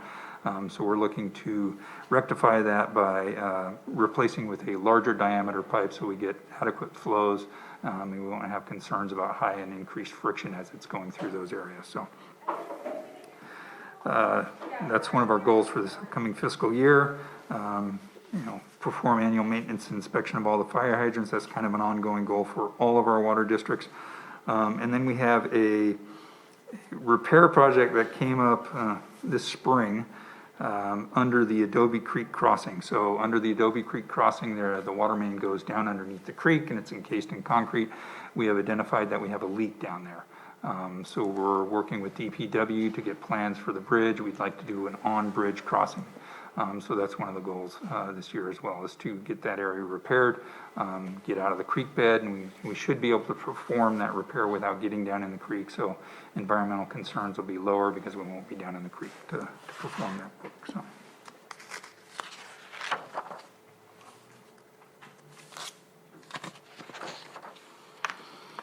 And then last but not least, Budget Unit 8695 is Special Districts Administration on page E383. The administration office, all the payroll expenses, they're all run through this budget unit. So each of the particular independent district funds contribute to Special Districts Administration, similarly how some of the ancillary departments contribute to courthouse overhead. So that's one of the primary revenue sources and structures set up within that department budget unit. But our mission includes the provision of high quality water and the collection and treatment of wastewater for our customers. We serve about 35,000 customers in the county between the water and the wastewater districts. We provide that safe, dependable drinking water. We manage those 23 separate independent budget units, and we have a staff. It's actually not 47 anymore. I noticed in the staff count it's 48.5, I believe, of certified professionals. All our field staff have to be certified by the state for working on water distribution systems. Our treatment plant operators are certified by the state. So we have I'm proud of our staff. They're very professional. They take their job seriously, and they do their job well in spite of challenging conditions. In the middle of the night is typically when stuff breaks. They're out there responding. They're not firefighters or policemen, but they are certainly first responders from the utility perspective, and proud of the work that they do. So. Accomplishments last year, our essential employees managed the 5 water districts and sewer service areas through the midst of the pandemic without interruption of service to our customers. As I said before, I'm really proud of the work that they accomplished and really want to acknowledge them for that. Many challenges in the last year, but they rose to the occasion and provided water and wastewater throughout the county. Staff coordinated, we've got Tesla battery backup systems, as I've kind of highlighted, in 4 of our districts with a combined value just under $10 million through the SCHIP program. We have a full-time grant writer who is very good at pursuing and finding grant sources of money. We live in a disadvantaged county. Capital projects within water and wastewater are not cheap. But we very aggressively pursue grant and loan funding sources, and most of what we do is grant funded. And we wouldn't be able to accomplish some of these projects without those grant programs. So really pleased to have Yolanda on board in that position. We do also have a construction inspector, customer service staff in the office. So just really proud of the work that my staff does to keep the water and wastewater systems running, to find creative ways to fund the projects that need to be done in this county. So, thank you very much for your report. Any comments or questions from board members before Supervisor Pyska? I just have a couple questions. What do you anticipate the Middletown sewer increase to be? I honestly don't know. We'll have to do an analysis, and the rates have to be reflective of the cost of providing services. I don't expect it'll be quite double, but I expect it may be close to that. It'll be significant. Yeah, it'll be significant. I mean, it'll still be a lot smaller than anywhere else around it, but it'll be a significant increase compared to what they've been paying, yes. Okay. So well done on all the SCHIP projects. That's fantastic. Those batteries are going to be coming online for this summer, you said? Yeah, some of the stations are already online, and the rest of them should be finished up before the end of the fiscal year. Yeah, right. We've got about 3, I believe, that are still outstanding. There's the 2 wastewater treatment plants, northeast, or northwest and southeast, and then there's one of the larger lift stations in southeast. No, there's 4, because the northwest lift station 2 is also still outstanding, but yeah. So were there generators purchased specifically for those stations in the last couple of years? Most of those stations already had generators, so we've had stationary generators there, but the battery will allow us to do that peak shifting, and it'll also provide us the ability to have battery backup, and so we don't instantly have to start up our generator. So what that's going to help with is if we get, well, we haven't had it for a couple of years, but when we had the countywide blackout, that was really challenging. My staff had to go out there. We've got 63 sewer lift stations throughout the county, multiple water well sites, multiple water treatment plants, wastewater treatment plants. We don't have backup generators stationary for every facility that we have. Just not practically or economically feasible. Usually you don't see a countywide blackout. But in the instance where we had that countywide blackout, our staff was out shuffling the generators between the lift stations. So they'd start out at the furthest reach, let's say in Clear Lake, out on the gooseneck. They'd pump that lift station down, which would then pump the raw wastewater to the next lift station. So then they'd move the generator into the next lift station, and they'd hopscotch it and leapfrog it all the way in. So having the backup battery systems out there in our facilities will allow my staff to not have to worry about that station for a period of time. So it'll take the intensity out of their rotation of shuffling generators around. And some of the generators during that time were kind of getting beyond what they could handle. I think I remember. We had a couple. We were running them for a long time. We had a couple of mechanical failures. We've recently had a mechanical failure on the generator out in Spring Valley, and we're going to be looking to replace that as well. But yeah. So one of the priorities that you have for this year is the smaller water system consolidation. Is that the Canocti Bay area? That is the Canocti Bay area. Yeah, I've been active in that group when it doesn't conflict with board meetings, when we have an agenda Almost item every on time. the board. But yeah, we have provided some technical assistance and support since we've gone through the Cobb area consolidation, so we have some experience with that. So I've been able to provide some perspective on that, as well as provide the opportunity that if that's the direction that those water systems choose to go, and they're still up in the air about it, if they are looking to consolidate and have the county step in and take them over and include that then in one of the districts that we manage, that is something that we're open to and willing to work through and negotiate with them. At this point in time, I don't get that feeling from them. The perspective I get from most of the participants in that Canocti Bay area is that they would prefer to consolidate and have Golden State Water buy them out. But Okay. So I guess the other issue that is just starting to come up, and we're talking about it with the Risk Reduction Authority, are the hydrants in water systems that don't have hydrants or have insufficient flow. And so I just hope that you can continue to be a resource in those conversations and that dialogue. yeah, I will. And Carolyn actually invited me to the next Risk Reduction Authority, which is on the 21st, I believe. You should come to all of them. I wanted to come to the last one, but I didn't get the invite. Oh. So, but yeah, I'd like to go to all of them. It's important. It's good discussions to have. It's, our position from the county maintained water systems is that the hydrant is ours to maintain and install. Within other water districts, it may be different. They really need to look at the formation documents for those districts. They need to look and research what the formation documents within the fire protection district say. Maybe they have the responsibility for it.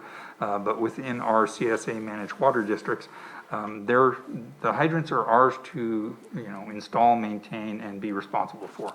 And frankly, I'm okay with that. I don't want third-party staff on my drinking water system. My staff has to be state certified and licensed to work on the drinking water system. I don't want someone who I'm not sure of out there working on managing a hydrant or maintaining a hydrant on my drinking water system. So that's just my personal perspective.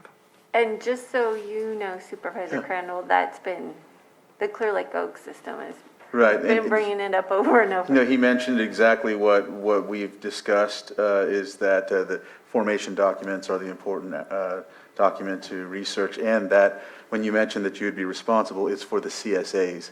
I just Correct. wanted to highlight that one more time, because I heard you say it, and I don't know if anyone else, like, they're tuning in. When you said we're responsible, I don't want them to assume that, For everything. Just want to make sure. Thank you for the clarification. Hey, helping out, just helping out, That's all I have. Any further questions or comments? Supervisor Simon? Just prepared and available to work with you on those rate increases. I know Jan prepared me right when I came on the board. So when we get to that, obviously, Middletown area, Town Hall, any of the other places out there for public meetings. So prepared to do that. Obviously want to thank your department with the Anderson Springs Sewer Project being completed out there and the rebuild. I know that was a complete countywide effort. I know Carol and everybody who did that, what a great opportunity for rebuilding that community. So just prepared to work with you on those other issues. And thank you for letting me know about the 2 lift stations. I saw those in there and why they didn't get the SGIP opportunities. So we'll work on that, because I think we should have qualified for that in the Middletown area. So I'm confused on that one, because I know we have in the past as far as income requirements. So maybe they just didn't, I know Jan worked really hard, our former, she had to go door to door. It's hard to get a response sometimes down in the South County. So prepared to help you with all of that as we move forward. And any increases obviously affect each one of the constituents. So prepared to do that. One other thing, I know I bring it up, I think every year, every budget year, we have the lighting districts. I just wonder when we may have the conversation of looking at solar opportunities for those lighting districts. I know they're not big budget items, but we're talking about renewable energy and batteries and any other way we can look at it. And we have a lot of lighting districts out there that are just run off electric, and there might be opportunities down the road for, replacing some of those with solar opportunities. So just a small one, but.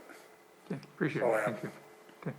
And I think that's a perfect place to discuss that, because it's savings in the long run, both to us and our constituents at the same time. I'm thinking about the SGIP program, which I'm really happy what you've accomplished with the SGIP program. I think you took full advantage of that. I've seen you installing those batteries over in the Clear Lake area. But there's no solar panels feeding the batteries that I'm aware of. And so if we can get solar panels so that we're not actually purchasing energy, we're always using the energy rather than buying it, then that would save us even more. Because I believe from having a conversation with your department that your electrical bill overall per year is something in the range of like $2 million a year.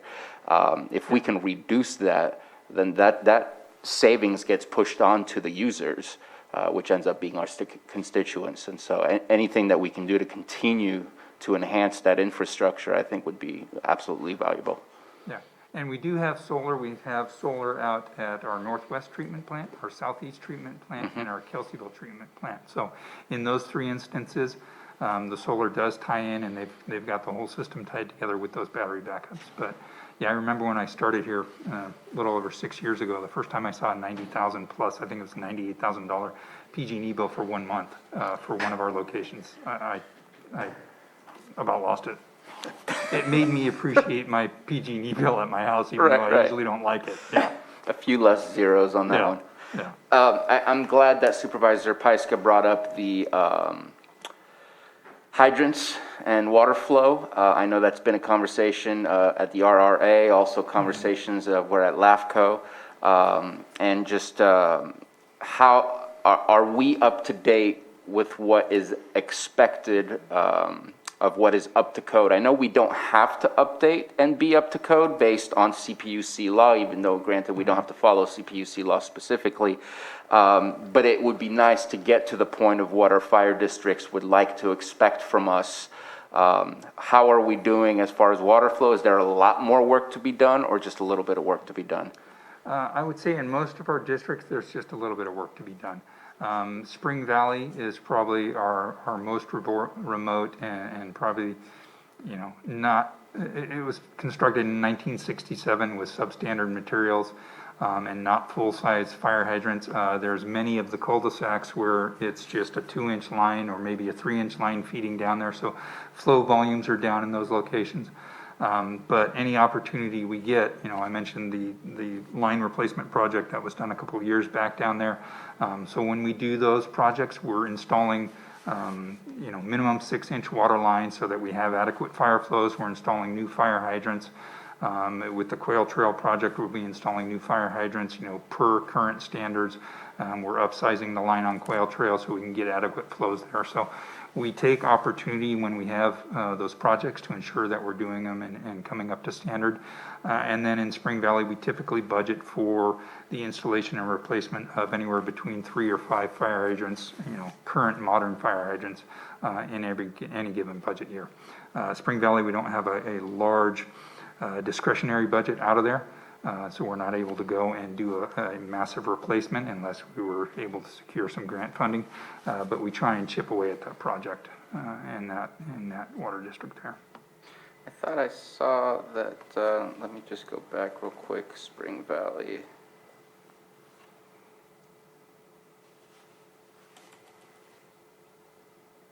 Okay, never mind. My other question is the drought. As far as contingencies for anything that may come up, whether it's just the water quality that's difficult to treat prior to moving towards end users, are we prepared for that? Do we have funding for contingencies? Because there's, I think water districts are probably some of the most concerned right now when dealing with the drought. I'm glad that you're not so concerned about the Kelseyville one, but there's definitely others. Yeah, we're working with the state. They've been a real good resource, our district engineer. There is emergency funding available, and we are putting in an application and working on that for our North Lakeport Water District. Depending on what level the lake gets to is going to depend on how concerned I become this summer moving forward. Thankfully, North Lakeport has an emergency intertie with the city of Lakeport. City of Lakeport is run off groundwater wells in addition to surface water, so they have some redundancy and some fairly dependable water sources. But we are looking at either extending our raw water intake out there for North Lakeport or modifying it in such a way that we can draw from a lower level in the lake. And then more long-term, we're looking at the possibility of, maybe drilling a well to provide that additional redundant water source that is not lake-based. So yeah, we're working with the state. We've got an application in process. Okay, thank you for that. And obviously, it's a dynamic situation, and we'll see what's needed from your department as we progress through the summer and whatnot. I just want to make a final statement. I know that there's been a change since you've come up and you've taken on the role of director, and I just appreciate the fact that we are still absolutely taking full advantage of every grant available, every funding source available. It's been a very smooth, just continuing as is, and I really appreciate how frugal you are and how easily you are accessing the funds to continue improving our infrastructure. So I just want to say thank you so much. Thank you. Yeah. Add one more comment, just long-term, obviously, working on drought issues, looking at the overall opportunities for treating our water to with a tertiary system so it can be reused down the road. This probably won't be the only time we're talking about drought, but I know with the Full Circle project, some of those conversations we've had ourselves as we're looking at that, but where that is in your mind in thinking down the road for other opportunities. It's definitely on the radar. Like you said, it's in the picture with Full Circle, but it's also in the picture with our current effluent pipeline that goes up to the geysers now. The geysers is very motivated, and they're researching the possibility of tertiary treatment at our Middletown treatment plant and our Southeast treatment plant, which will provide them tertiary water, but also provides us those additional opportunities like you mentioned. So excellent.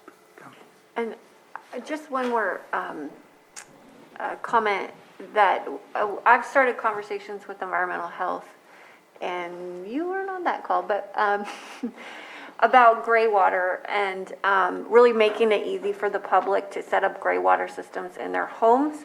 And so I'm working with environmental health and the building department, and hopefully we'll be bringing some more information on that forward later this summer. But I know, what's the percentage of county users that are on the water treatment systems? Is it 40%? I would say it's probably more than that. I think I mean, 60%. with- Is it, oh, with- do I have yeah. it backwards?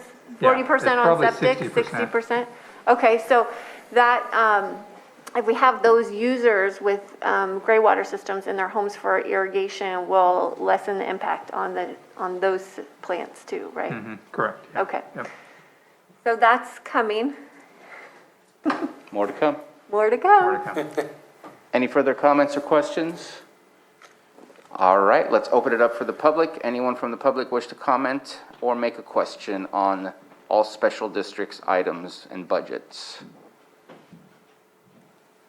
And seeing none, let's go ahead and bring it back for action.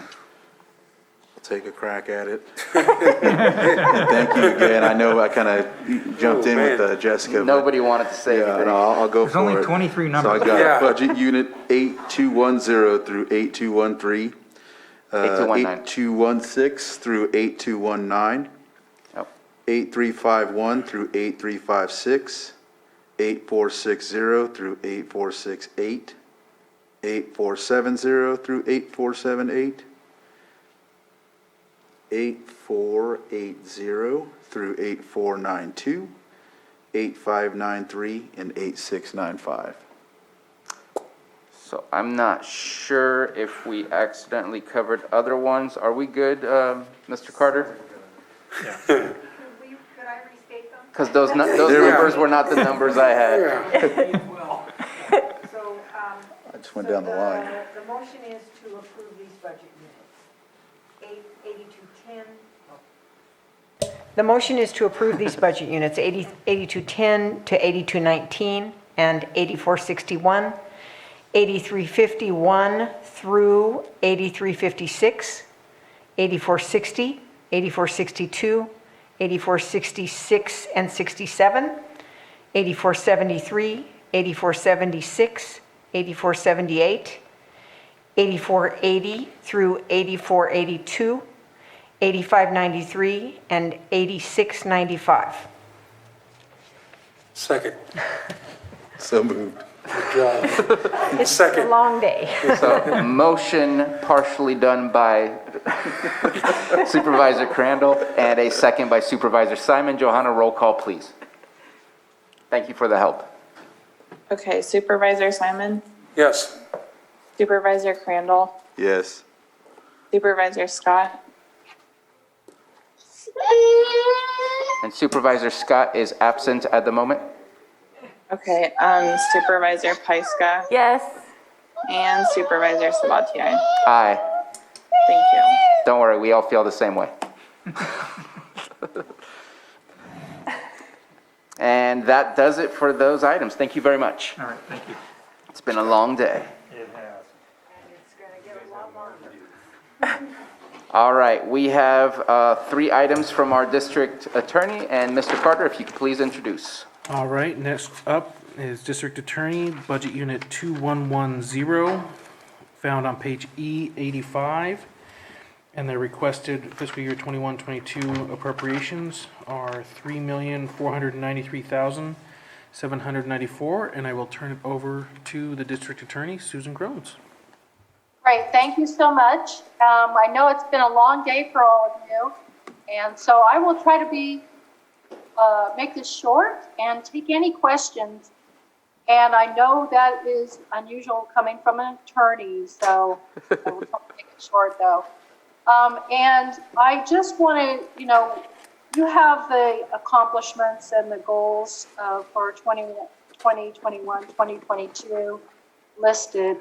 I just want to emphasize a couple things.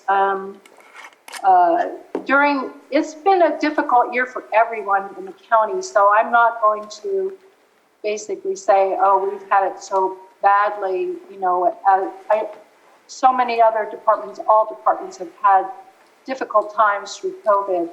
In the court system, we have been continuing to work, continuing to have to go to court because crime continues, obviously.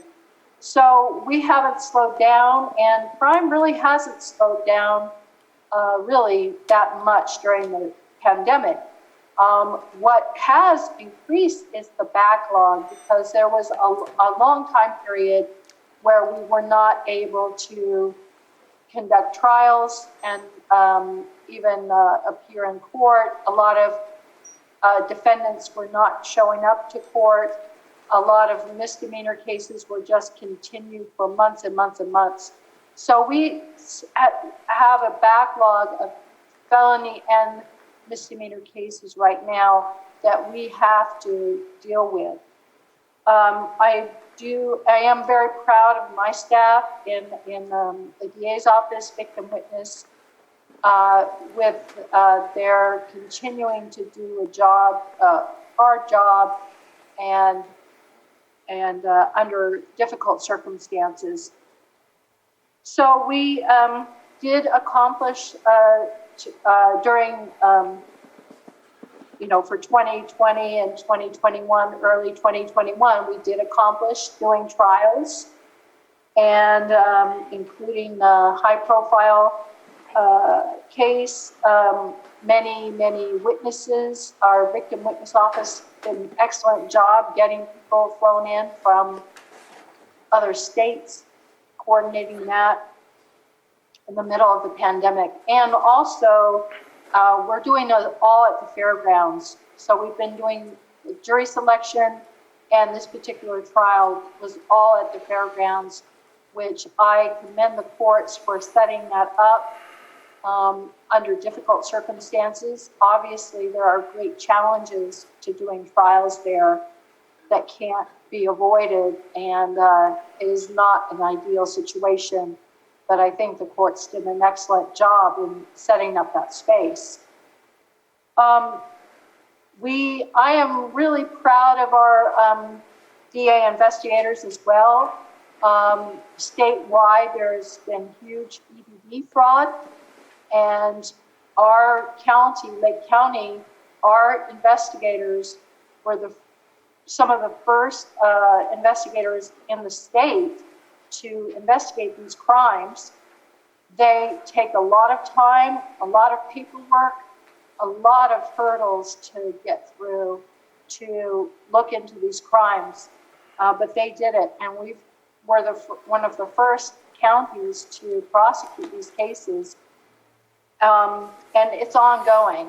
It's ongoing fraud, and I think in the state, this fraud has cost millions and millions of dollars, and in Lake County, we have cases that range from $100,000, $50,000, $100,000 of fraud, up to a current case of over $300,000 in fraud. So that has taken up a lot of time with our investigators. We are obviously short-staffed in investigators as well as attorneys. I had 2 senior attorneys just leave the office in the past 2 months. That has caused an extreme difficulty with handling cases. I've had to take on basically a caseload because of that. We are hiring, we have someone coming in starting in July, beginning of July, and that's wonderful. But we continue to have a difficult time recruiting, despite doing recruitments constantly, finding qualified people, and then once they, a lot of times they find out what the pay is and they go elsewhere, because it's still a problem even though the pay has been increased, which I'm very happy with that the pay was increased, but it's still, we're competing with other counties that pay more. So the goals for the 2021, 2022, is to clean up some of this backlog. And I am happy to say that working with the courts, we have already set Fridays, starting June 18th, Fridays at the fairgrounds with all day, basically, all day misdemeanors to try to resolve these cases. And I want to thank the other departments that are participating in that, mental health, I believe, or behavioral health, as well as the work service organization, to try to get these individuals that show up. A lot of the backlog is caused by them saying they're going to do work service, or they're going to go to behavioral health for mental health treatment or drug addiction, alcohol addiction treatment, but then they don't show up. And so here we can just, if they plead, then they just go over, we point them over to whatever agency that they need to talk to and sign them up right then and there. So we're going to try that starting June 18th. And see how it works. It's one way, hopefully, to get at least the misdemeanor backlog manageable. We're not doing it yet with felonies, and so those are still very backlogged, and that's more of a difficult backlog to deal with. We are going to continue to use technology to appear in court, but I have found that in many cases, especially settlements, that it is most helpful to appear in person, and we have started to appear in person in the settlement calendar. Preliminary hearings were required to appear in person, and then, of course, jury trials as well. We'll continue to use technology when we can to get work done at the courts.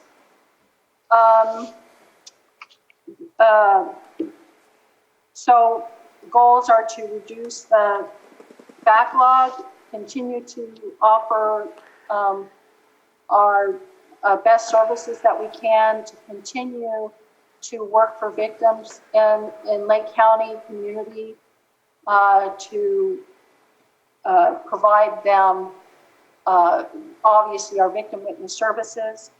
I'll go on to victim witness.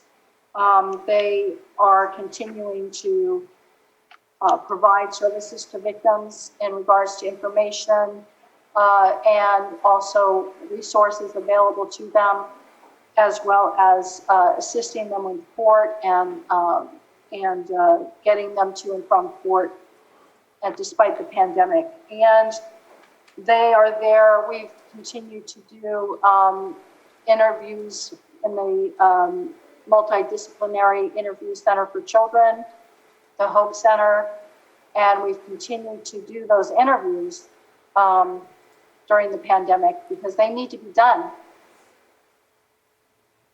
So the victim witness, I think that they do assist in getting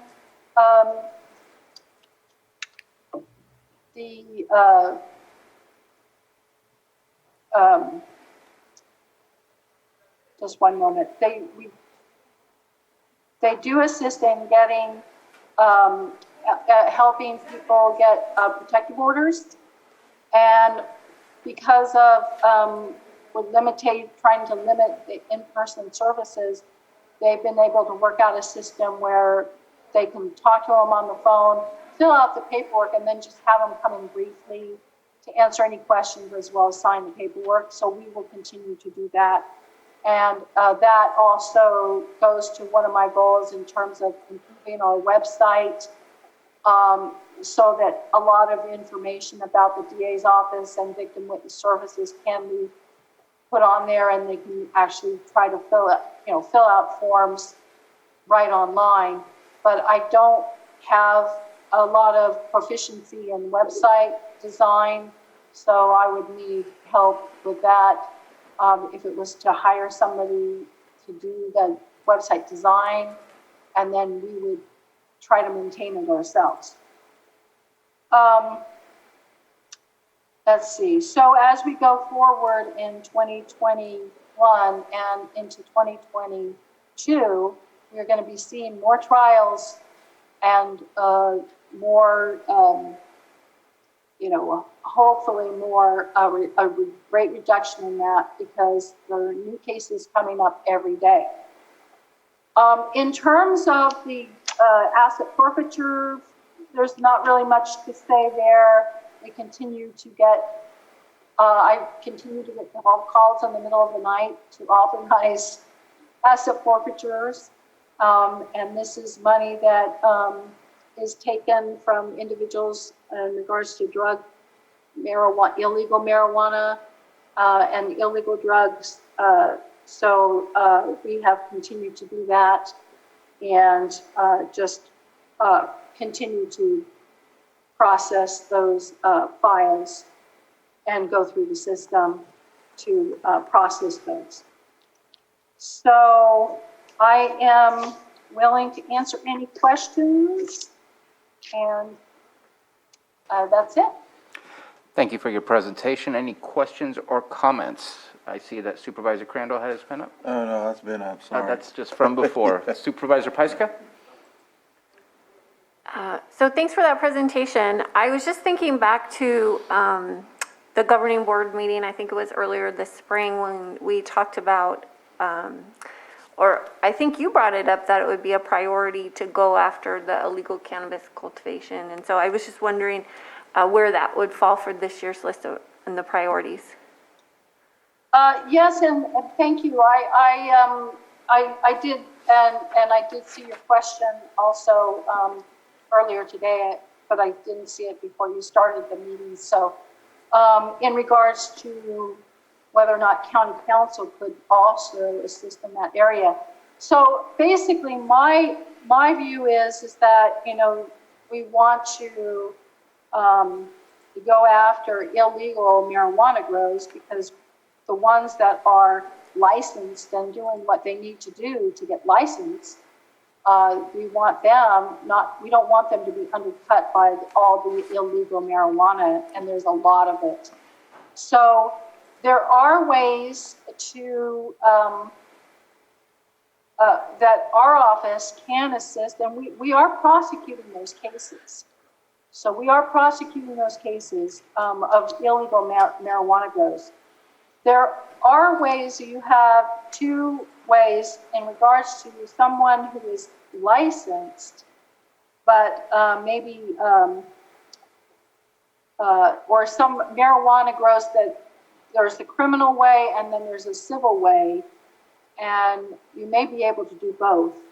Under Business and Professions Code, Section 26038, Subdivision A, marijuana grower without a license is subject to civil penalties up to 3 times the amount of the license fee for each violation, and each day is a separate violation. And these are all these civil penalties would be going into the general fund. So that's another way to combat these illegal grows. And I can take that action as well as county council. It's difficult for me to take that action at this point because I'm filing criminal cases and we are very understaffed. But that is one way, maybe working together with county council, that we could try to impose those fines. And the in terms of well, that basically that's the information I found, and I am willing to do it, but go after civil penalties. But it takes a lot of time to bring a civil case, and we're still, we just don't have the time to do that right now. And I did speak with Anita about it. I think that she does have some availability in her department to assist with Okay. that. I will talk to her about it then. And Yeah.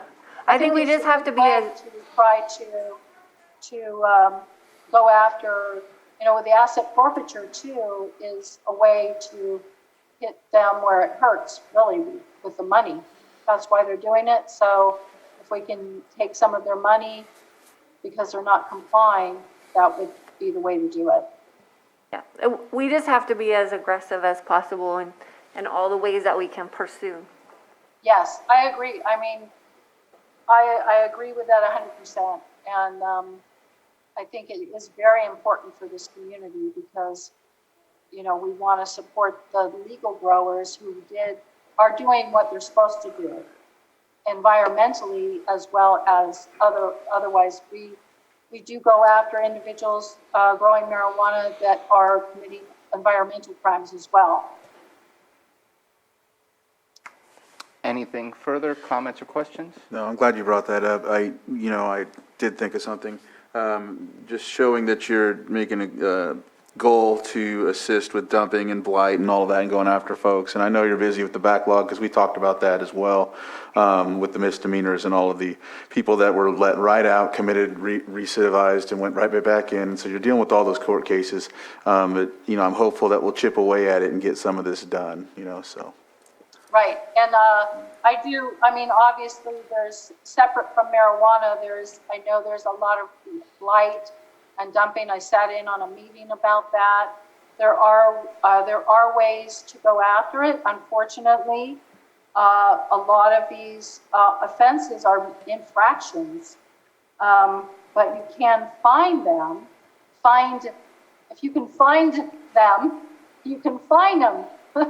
So I think, moving forward, I would like to work with other groups and the board in regards to reducing blight, dumping in the waterways, dumping on property grounds, and try to reduce that because it is a big problem in Lake County. Absolutely. Thank you for that. Quick questions for you. I see here you added 3 allocations, wondering if you can, I wasn't able to look between last year and this year what the additions are. Can you explain? Are those new attorneys? Are those new legal secretaries? What are we looking at? I'm not sure what you're referring to, but I did forget to mention, and this must be and Doris is on here. She probably knows better than me. We are taking over the welfare front. Oh, that's right. That's where those went. Gotcha. Yeah. And we're taking over the supervision, so they're going to stay down south. We're going to change the contract from probation to us. And so there are 3 additional allocations under that, but right now there's only one person doing that who's doing a fantastic job. So we will be seeking to fill those. Thank you for that. Now, I forgot in our previous conversation that I was told that was being transferred over.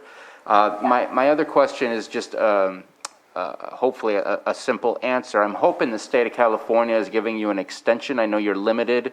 There's a statute of limitations for when we can get a misdemeanor to court and finalized. I believe there might be a limitation on certain types of felonies. I'm not sure on that one, but definitely misdemeanors. Have you been offered an extension, or do you really have to try to catch up on your backlog? Well, there really is not an extension in the statute of limitations. We just have to get it filed before the statute of limitations runs. And then once it's filed, before the statute of limitations, then we send a warrant out. And once that warrant is out, then we are within the statute of limitations. But it is a challenge to get those cases filed before the statute of limitations runs out. Obviously, felonies, most felonies have a 3-year statute of limitations, and some of them, including fraud cases, have a longer time period before you need to file them. But misdemeanors are normally 1 year, and it is difficult sometimes because we have to get it filed and you have to get a warrant out. Okay. All right, thank you very much. Those were my questions. Any further comments or questions? Let's go ahead and open it up for the public. Anyone from the public wish to comment on these items from our district attorney? Seeing none in the boardroom and none in the Zoom room, let's bring it back for action. Mr. Chair, I'll move to approve budget item 2110. And 2113 and 16. 2113 and 16. Second. Okay, we have a motion from Supervisor Crandall and a second from Supervisor Pyska. And Johanna, if we could please have a roll call. Okay, Supervisor Simon, Yes. Supervisor Crandall. Aye. Is Supervisor Scott here or not? She has not returned. Okay, Supervisor Pyska Yes. and Supervisor Sabatier. Aye. Thank you. Thank you very much. Thank you, everybody. All right. And Mr. Carter, up next is our Assessor Recorder's Office. Okay, next budget And unit. actually, if you can pause, are we looking to take a quick 5-minute break, or do we want to press on? I have to get Let's go ahead and take a 5-minute break. We'll be back at, let's just do 5:05. Hey, we're back. 5:05 PM. And Mr. Carter, what's next? All right, next up is Assessor Recorder with Budget Unit 1123, found on page E24. And the estimated appropriations for fiscal year 21-22 is $1,489,827, and I'll turn it over to Rich Ford. Okay, so it sounds like we're going to go one by one. I'm just going to keep it kind of brief, kind of simple, and let you guys ask questions. So for the most part, 1123 is the Assessor Recorder's Office. We have continuing inexperienced staff that we will continue to train and try and find internal and external training where possible. We are required by the state to have certain training. It has been a little bit of a challenge this year because of COVID to find that training, so we will continue to do that. It is actually freeing up a little bit, and classes are starting to become available to us. That's basically our accomplishment. I will say one of our biggest accomplishments is actually being here after COVID. With the challenges with trying to operate an open office with COVID and teleworking and all of that stuff, we have learned quite a bit from that, and we'll continue. And I will echo some of the prior department heads where they said they want to continue teleworking. We want to continue it in some form to improve our systems.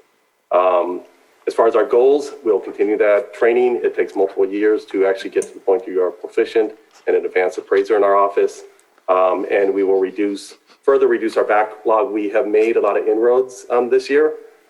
We usually do about 23,000 things, and I'll label it simply as things.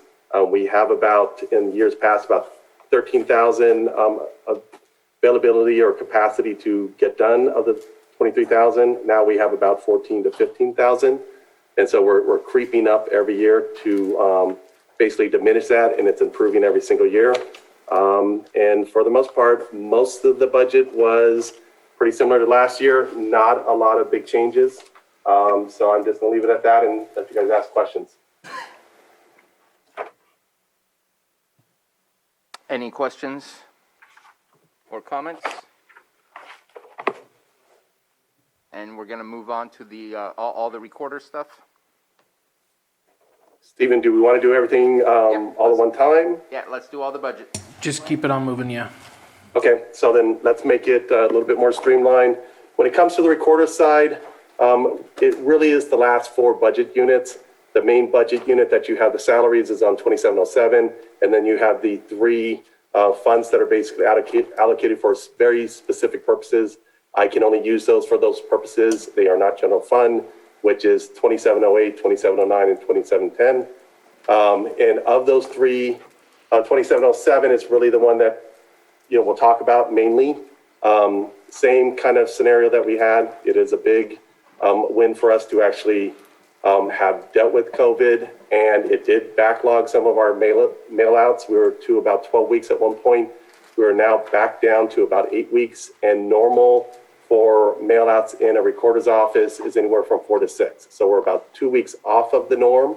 So we've already clawed back that, which is a huge improvement considering we had leaves and other things related to COVID. So that's a huge win for us. We continue to cross-train up front, and we have newer staff. And so we are also improving the data in our recording system and using the recording system as close as we can to out of the box. The same goes for the megabyte system, which is a property tax system. And I will probably leave it at that. Again, kind of very similar to the other one. Not a lot of changes. We do have a change in I'm not going to say temporary headcount, but a funded headcount that is for an additional supervisor, DAR, Deputy Assessor Recorder. That is for succession planning. And that will be eliminated once that succession planning comes to fruition in the future. That's why we will run kind of almost like parallel for a period of time. And that will then eliminate to make sure that we can pass the baton in knowledge from one person to the next. That's pretty much the highlights of that. The other 3 business units, like I said, are for the most part very specific purposes. There are different components in there that are set aside for redaction, for different things with the office as far as modernization, modernizing the counter, improving the counter and the efficiency of the counter. But for the most part, it's pretty close to status quo as it was the year before. So I'll open up to questions if there's any questions. All right. Any questions or comments? And seeing none, and I think that your budgets are pretty clear, and so I have no questions whatsoever, because as you said, they are very similar to one another. And I'm happy to see that you're still doing the work on the micrographics and modernization, because that's going to help all of us be able to find that information a whole lot better. So looking to see what kind of progress gets done over the next course of the year. And we do have a question from Supervisor Simon. Just a question about modernization and technology opportunities out there. I know every year you talk about, obviously you have 64,000 properties or somewhere in that area to get recorded and stuff. Is there any advances in technology to help your field workers to kind of record, the homes? Any opportunities with technology to do that? So we are utilizing technology at this point almost to standard across the state, and are looking for any places where we can improve on it. You've kind of mixed both components. We have 64,000 properties on the assessor side. A lot of those do get recorded on the recorder side, but those are kind of 2 different systems. What we have been doing over the last 7 years is really improving a lot of the data, because as you improve the back section of your system, when you go towards a better system or a newer system, your data being clean and your data closer to using that system out of the box allows that implementation of a new system or new technology in a much cleaner way. We're getting a lot closer to that, and that's why we are moving ahead on like e-recording. We're on a path on that, and we're chipping away at a lot of these components that we're improving on. Part of that goes into the modernization, which is going to be improving and streamlining our office for usability even further in the future and for security. And we look at it all the time, but you can only go as fast as your data. It doesn't really do really well, at least in our business, to go ahead when your data is not clean. So cleaning of the data, which is part of what we have a grant in for on the megabyte side. We have 2 temps that are doing nothing but cleaning data. They've been doing it for about a year-ish. And they will continue for about another year or 2 to basically go through all the records, double check and verify as much as they can physical characteristics, which will clean our data from the back end and improve the efficiency of the system we use now. The system, as far as the main system, is used by, I think it's over 30 counties out of the 58 counties across the state of California. So it really is the biggest and the most efficient system, definitely for a small county and for bang for its buck. But we look at technology all the time, and as we improve our cleanup of the data in the back, we will be able to implement more of the modules that both of these systems offer that we can't use now, or makes it harder for us to use now because of some of the data cleanup that we have to do. Okay. I I just don't know want if to make that sure. helps. That's a lot of information I just gave. Yeah, I just was thinking, more, if there's any opportunity for artificial intelligence, when you go out there, I know you guys go out and physically look at the facilities, if there's any technology out there for handheld stuff that would just help, record that data, in those types of things. Just question, I don't have any specific names or I can follow up ideas, that but, a little bit. There is some thinking of that. technology, and it has been improving every year to basically go out and use, let's say, like a tablet format or something similar to that, gather the information. The one problem we have in the county is because since our jurisdiction is essentially the entire county, there are locations where your connectivity is very poor.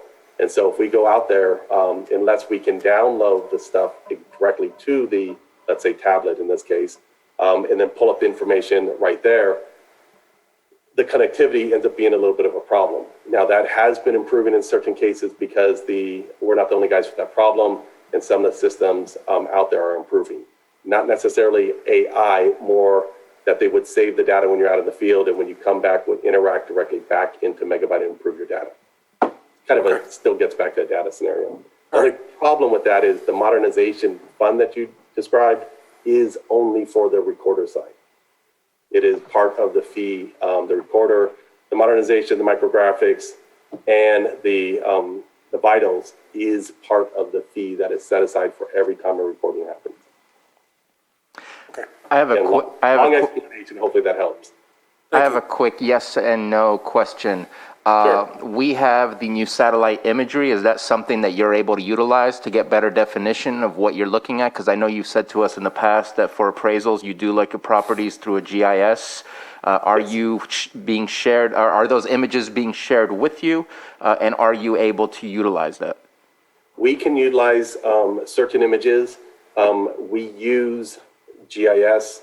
We use ParcelQuest, which gives us kind of an image scenario also. We also do use Google Earth in certain cases. In none of those cases is it absolutely going to be what determines evaluation. I just want to make sure that's perfectly clear. But it is a piece of information that we use in the overall conversation of how we come to evaluation. Thank you. Any further questions, comments?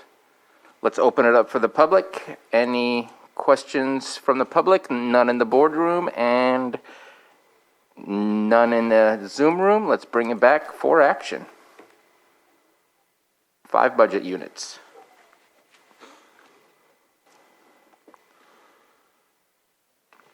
And we are looking to approve 1123, 2707 through 2710. Mr. Chair, I'll move to approve budget units 1123, 2707, 2708, 2709, and 2710. We have a motion from Supervisor Simon and a second from Supervisor Pyska. Johanna, roll call, please. Okay, Supervisor Simon, Yes. Supervisor Crandall, Aye. Supervisor Pyska, Yes. and Supervisor Sabatier. Aye. Thank you. Thank you very much, Mr. Ford. Thank you. Next up, we are looking at law enforcement and our sheriff's department. Mr. Carter, if you could please introduce. All right, the first budget unit up is Public Safety Facilities, Budget Unit 1785, and that can be found on page E56 with appropriation requests of $1,649,971. And I will turn it over to the Sheriff, Brian Martin. And Sheriff Martin, before you get started, let's go ahead and go through all the budget units, and then we'll go ahead and go through with questions. Please, and thank you for being patient with us at 5:18 p.m. to discuss your budget.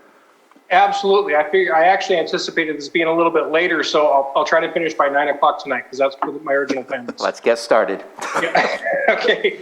Well, first of all, I want to thank County Admin for all the work that goes into this. I know every year it's a very burdensome process, and appreciate all the work they did, as well as the Auditor Controller, my staff, especially my fiscal staff for this, as well as the rest of my staff throughout this very difficult year. Many people think of law enforcement or the sheriff's office just as the cops on the street, but as you all know, there's a lot more that goes on behind the scenes to run the sheriff's office and provide all the services that we do. The majority of our staff continued to work through the pandemic. You can't be a dispatcher, you can't be a deputy sheriff, you can't be a deputy sheriff corrections and work from home. So the vast majority of our staff actually worked through the pandemic. And when we were able to send people home, those who got home were very eager at the very first opportunity they had to come and return to the workplace. They took that. And I think that's just a testament to the dedication of the employees that work here. We have a very strong, hardworking workforce as do all of the departments throughout the county. And I'll very briefly echo the sentiments that I've heard earlier that I hope that the board prioritizes that 100% implementation of the salary survey at the earliest possible opportunity. I know that's a goal, and I think the sooner we get there, the better we'll be. Like I said, I try to keep this as brief as possible. I do have 21 budget units to go through. Generally, throughout the budget units, our revenue is generally comes from general fund contributions, but we do have various grants, including the Boating and Waterway Grant, Off-Highway Vehicle Program Grant, Domestic Cannabis Enforcement Eradication and Suppression Program from the DEA, Homeland Security Emergency Management Grant Program, Prop 56, some funding from other agencies that we get by way of contracts and whatnot, and a very small portion of our revenue actually comes from fees that we collect. To start out with budget unit 1785 that was introduced by Mr. Carter, the amount in there was originally set for the Tower and Control project. As the board is aware, the jail facility has an outdated control panel at the Tower and Control. Money in this budget was set aside in the amount of a little over $1.6 million, which was anticipated to not actually be enough to cover the project that we're going to do. So we've been working with Public Services, working hard with Lars over at Public Services to identify a way to pare that project back.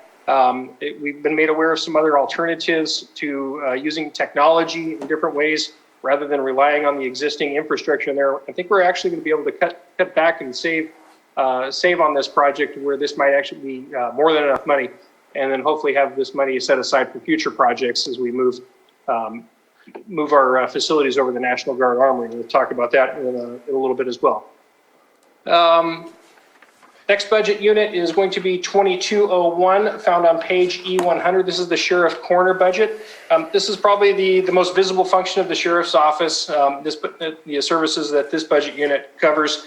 It provides for the provision of law enforcement functions in the unincorporated areas of the county. In this unit, we're going to continue with recruiting. We put a lot of efforts into our recruiting over the last year, as we've done over the past years. And it's unfortunately, we haven't been as successful as we'd like to be. We continue currently with 11 vacancies in our deputy sheriff series and 2 support personnel.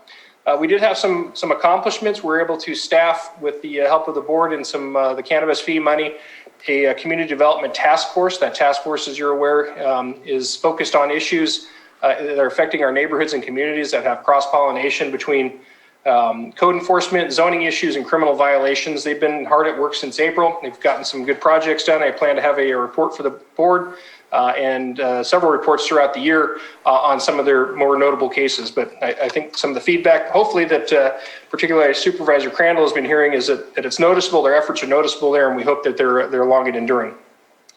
One of the other major accomplishments that we had this past year is we created a restricted access program for the agriculture industry and the cannabis industry for when there are evacuations, so that we have a way to identify people that are participating in legally in the regulated market with cannabis and get them in during times of evacuation when it's safe to do so they can tend to their crops, and the same with the ag industries.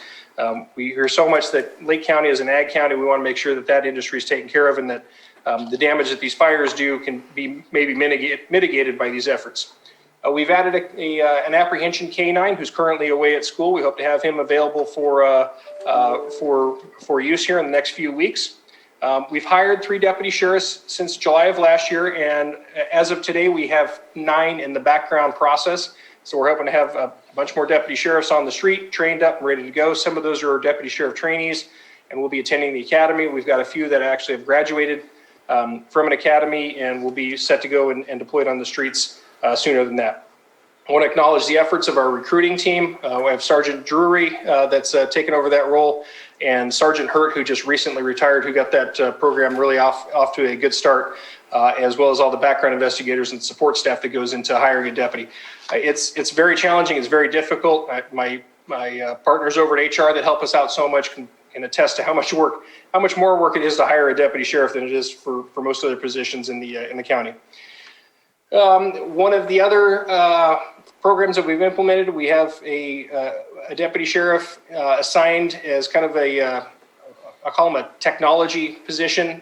We did this in response to SB 1421, which was the legislation that came out requiring the release of body camera video in regards to some legislative changes. So that became a very almost full-time job in and of itself. But he also spends a lot of time producing videos for educational purposes, for recruitment purposes. We produced a series of boating safety videos that we put out on social media this last spring. And we're also working on a project with the Department of Social Services to help produce a training video for disaster service workers doing sheltering operations. We've responded to a variety of police reform issues. The events that have gone on nationally have not escaped us here. We actually had a couple demonstrations here in Lake County. And I'm very proud to say, not proud of just our folks that work here at the Sheriff's Office, but proud of our community, that none of our demonstrations turned violent. None of our demonstrations resulted in any significant property damage at all. We were able to ensure that people had the right to express their grievances in a peaceful manner. And I'm pretty proud that happened, but not just for our agency, but for the community. A result of some of those actions that have occurred across the country that we recognize were going to happen is that there were some changes in the use of force laws. I'm proud to say that before that even happened here at the Sheriff's Office, we reviewed our use of force procedures as far as chokeholds are concerned, and we made those changes well before the post regulations and the laws came down changing that. So we were ahead of the curve when it came to that happening. Our staff recognized that those changes were coming and we got ahead of it.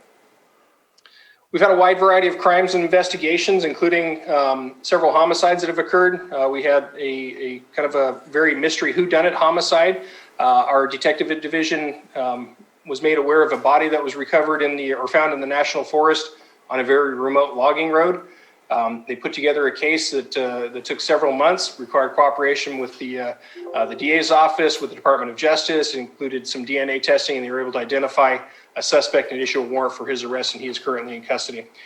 So far this calendar year, we've had 3 more homicides that we're investigating in the county. Another accomplishment that's come up, and again, this is not just a Sheriff's Office accomplishment, but a county-wide accomplishment. As you're well aware, we're looking to secure the National Guard Armory here really soon. We'll talk a little bit more about that when we get to rural sheriffs, but pretty excited about that.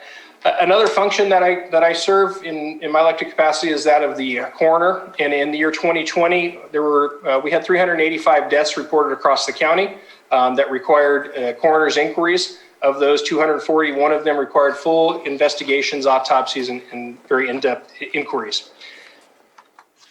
Our goals for next year with this budget unit is we started the process of complying with RIPA requirements, and RIPA is RIPA, the Racial Identification and Profiling Act. It's legislation that came down that requires reporting of law enforcement agencies of the contacts and detentions of people.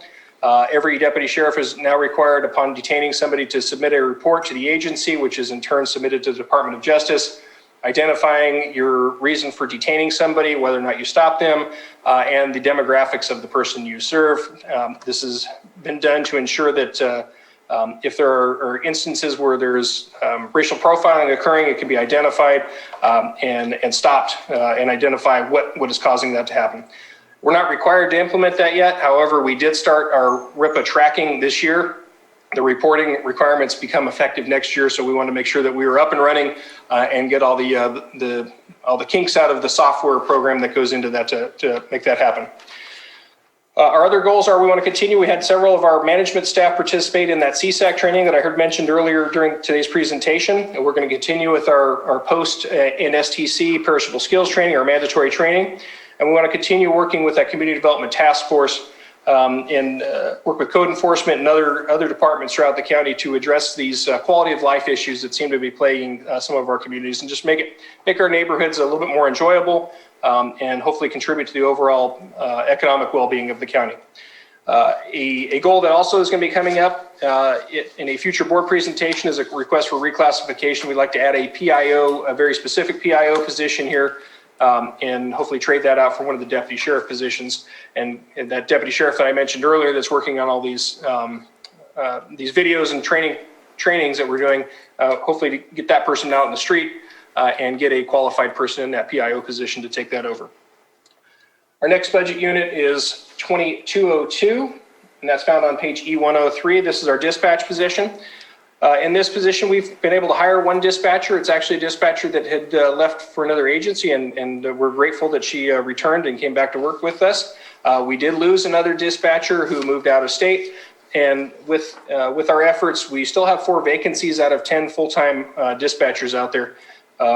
So right now we only have 4 dispatchers and 2 supervisors working out there. We're having to supplement that with deputy sheriffs. So when you don't see enough deputy sheriffs out there, know that there's going to be 1 or 2 that are working in dispatch to cover the vacancies that we have out there. We do have a dispatcher in background that just started this week. And the major project that we have and our goal in there is a radio encryption project. We need to change out all of our radios to be capable of sending and receiving encrypted radio transmissions to come into compliance with some long-lasting FBI regulations that have been on the books, but the FBI and the Department of Justice are now deciding need to be focused on. Budget Unit 2203, the marijuana suppression, can be found on page E106. This fund remains fairly stable. There's no people assigned to it. It just consists of some money that we get from the Drug Enforcement Agency, which is $275,000, and we get another $10,000 from the United States Forest Service. This money is used for domestic cannabis eradication on public lands. The $10,000 is specifically focused for efforts, investigations on U.S. Forest Service lands. 2204, court security, found on page E108. We currently have 2 vacancies in this. This budget unit's funded by monies received from the courts. It's used to provide, obviously, bailiff services, court security. As the DA mentioned earlier, we had a lot of changes that went on with our courts and performing services. The courts decided that they were going to hold trial over at the fairgrounds, and we were able to work with them and make those accommodations. Some other major accommodations that we made, there's been several stabs at trying to get the video conferencing system set up so we can have video appearances for courts. And one of the fortunate outcomes of the pandemic was it really forced the hand on that. We're able to use some technology now that's ended up saving us quite a bit of travel time and getting people their court appearances. We can now hold arraignments and other minor court appearances without transporting people from the jail. They can simply appear on court in front of the judge and have a lot of their appearances and court proceedings handled in that manner. We're also continuing to work with the courts as a result, and we did work with the courts as a result of the pandemic to change our bail schedule to minimize the impact that COVID would have on our inmate population as well as our jail staff population and their families. The efforts were to reduce the population out there. Obviously, people living in congregate living facilities, which the jail is one, are at higher risk. People that work in those facilities are at higher risk, and we wanted to reduce the number of inmates that we had out there. So we worked with the courts to make adjustments to our bail schedule here. The state office of administrative office of courts changed the bail schedule statewide. And there's recently been a bail decision that's come out of the Supreme Court that has very much impacted the amount of people that we have in custody. It's really reduced it, but it's also increased the ratio of highly classified criminals or inmates that we have in custody. So while we only have maybe 160, I'm not sure what our current case or occupancy rate is, but it's a lot lower than it has been. However, the classification of inmates that we have is very high. 2205, 2205, Marine Patrol. That's found on page E110. Funding for Marine Patrol comes from a grant from the Department of Boating and Waterways. It's also supplemented by taxes that come in from boat registration fees. I don't believe there's any cost to the general fund for the county to pay for this. We receive enough money to pay for 2 positions. We're able to stretch it out by having 1 full-time employee out there, a sergeant that's assigned out there year-round, and then it's staffed with extra help, 900-hour employees during the busy time of the year. We've had several deaths on the lake over the year. as the chair had a moment of silence yesterday to recognize a couple that came up that was visiting from out of county. We had a third person who perished on the lake over the weekend, and we've had several drownings over the course of the last year. So while it's a great place to visit, the lake can be dangerous. We put our videos out, our safety videos out, with the hope that we encourage people to practice safe boating techniques and hopefully keep our Marine Patrol out there just writing speeding tickets instead of having to search for bodies out there. We're going to be dealing with drought issues. Our Marine Services unit's been working closely with Public Services Department and Water Resources to identify boat ramps that have needed to be closed down. We're going to continue to work with them and identify further boat ramps that are going to need to be closed down as the water levels recede. They're out there busy identifying water hazards from structures, from rocks, from debris that's now appearing because the water's going out. It's going to be a very tough year for our Marine Patrol this year.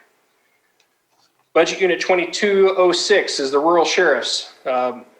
This comes by way of a $500,000 a year statutorily designated fund from the state for sheriffs in rural counties. The fund there, I don't have the amount up to me in front of me, but that fund, we've kind of been stockpiling. We've typically used that for some agreed upon salary compensation from a previous administration. We have really been stockpiling it in hopes that we get into the National Guard Armory so we have a pool of money to be able to either complete any renovations that are going to be need to be done, or at best, or maybe even make a match for any grants that are available. 2207, civil, found on page E114. There is a new software upgrade in there under item 62.74. The software program that we have in place is outdated, it's antiquated, it's a proprietary system, and the person who is the coder that manufactured it is retiring and no longer providing service for that. So we'll be purchasing a new software system. The civil department is responsible for serving subpoenas, conducting evictions, filing summons and complaints, any process of the court, serving restraining orders, all throughout the county, including the incorporated areas of the county. A lot of this, the civil department is actually one of the higher liability areas of the sheriff's office because there's a lot of legal requirements that need to be met, some timelines. The software program really helps us in tracking and making sure that we meet our deadlines in serving paperwork and responding to the courts with our process service. 2208 is blood alcohol. That largely remains unchanged. Funding in here goes to pay for blood alcohol testing that's done within the county by all law enforcement agencies. 2210 STC training, found on page E118. Monies in this are used to pay for STC training. STC is Standards of Training and Correction. It's the equivalent of POST for our correctional staff. It pays for our core academy, our initial training that we provide for newly hired Deputy Sheriff Corrections, correctional staff. It also pays for their ongoing mandated training and provides reimbursement for that. 2212, automated warrants, found on page E120. This is relatively unchanged. There is not much revenue that comes into this. This is statutorily designated for an automated warrant system. Currently, the amount of money in there is not enough money to undertake any reasonable projects. 2213, 2213 on the schedule is identified as DNA and asset forfeiture. This is actually simply the DNA fund. We use this money for DNA testing, storage, processing of DNA evidence. We did make some purchases out of this. We purchased live scan machines that we've deployed at the alternative work program where people do their registrations, where we do our live scans for employment purposes, for different licensing things. We purchased one for the jail, and we also purchased one that we house down at the Clear Lake Police Department. I was approached by Chief White with that request when we went to the zero bail implementation as a way for them to book and process their people that couldn't be accepted into the jail here. And we're hoping that program continues. It will save them a lot of time from having to transport misdemeanor arrests all the way up to the jail just so they can get fingerprinted and they can take care of a lot of those down there in Clear Lake.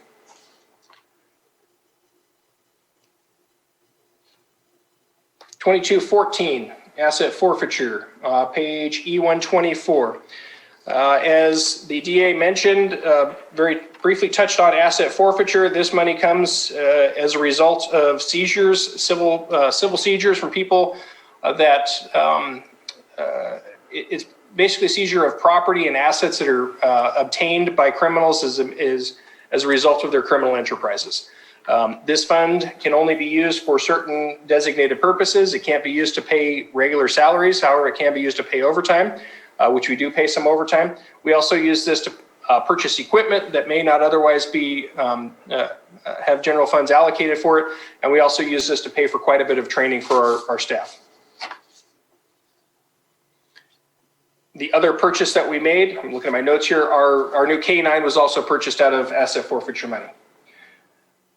Budget Unit 2215 is the Inmate Welfare Fund. The Inmate Welfare Fund pays for a program, Deputy Sheriff Corrections. That's a person that's in charge of all the programs out there. It includes the education program, the AODS programs, the religion programs, behavioral health programs. That's the person that generally coordinates all of those. And the funding for that position comes out of this. The revenue that comes from this is a result of commissary sales within the jail and commissions from the phone system that we have. 2216 is pool vehicle replacement, found on page E128, remains largely unchanged. This replaces our non-pursuit related vehicles for the department. 2217 is pursuit vehicle replacement. Obviously, this is for our pursuit vehicles, our marked vehicles with the emergency equipment on them. We currently have 7 patrol vehicles pending bid under that budget unit. 2218 is search and rescue. The monies that are in here are a result of a donation. I'm not going to remember the family's name that made the donation, but there are generally no additional revenues made every year, but it funds our search and rescue training and our search and rescue equipment. The purchase that was made was a new side-by-side. The side-by-side utility vehicle that they had out there was many, many years old. And so the search and rescue board decided they want to have an expenditure and spend some money on that. Our search and rescue team has had several search and rescue missions within Lake County, and they've also assisted several other counties over the past year. Budget Unit 2220 is post, found on E134. Similar to STC, this is our training reimbursement fund for post-mandated training. We can submit for and obtain reimbursement for many of the post trainings that we attend, depending on how post classifies them. One of the benefits of sending people to an academy is we are eligible for some reimbursement for our expenses with that. So our training program, while it does cost us some money, we also are eligible for some reimbursement for some of our expenses on that. 2221, the local law enforcement block grant, found on page E136. This fund pays for one extra help employee that works to help purge evidence out of our evidence section. It's currently vacant, but we have somebody that's going to transfer into that position in an extra help capacity. Every day and every week, there are many, many items of evidence that are entered in there. We're required to keep a lot of them for a certain amount of time, but in order to maintain room in there, it's a constant effort to go through and purge that evidence, identify what can be gotten rid of, whether it can be gotten rid of, and make sure that we follow all legal requirements in getting rid of that evidence out of there by making notifications to owners or destroying certain things that need to legally be destroyed. 2301, jail facilities. This is one of our larger budget units, and what I will say is we talk about money-saving efforts, and I will say that the jail is probably one of the greatest money-saving demonstrations of money-saving efforts that the Sheriff's Department's engaged in. When the jail was built several years ago, they did a cost projection, a 30-year cost projection and staffing analysis that was presented to the board, and according to that cost projection, we should be spending around $12 million a year this fiscal year to run that, and we're in the neighborhood of $8 million running the jail. So it's a really accumulation of many years of efforts to try to keep costs low there. I very much appreciate that, especially as a taxpayer that we're able to do that, but I also recognize that the jail is one of our highest liability areas, and we do have an obligation to make sure that it is adequately staffed and provide the appropriate services that we need to people that are in our care and custody. Our recruiting efforts continue at the jail. We have 10 vacant Deputy Sheriff Correction positions and 4 correctional aid positions.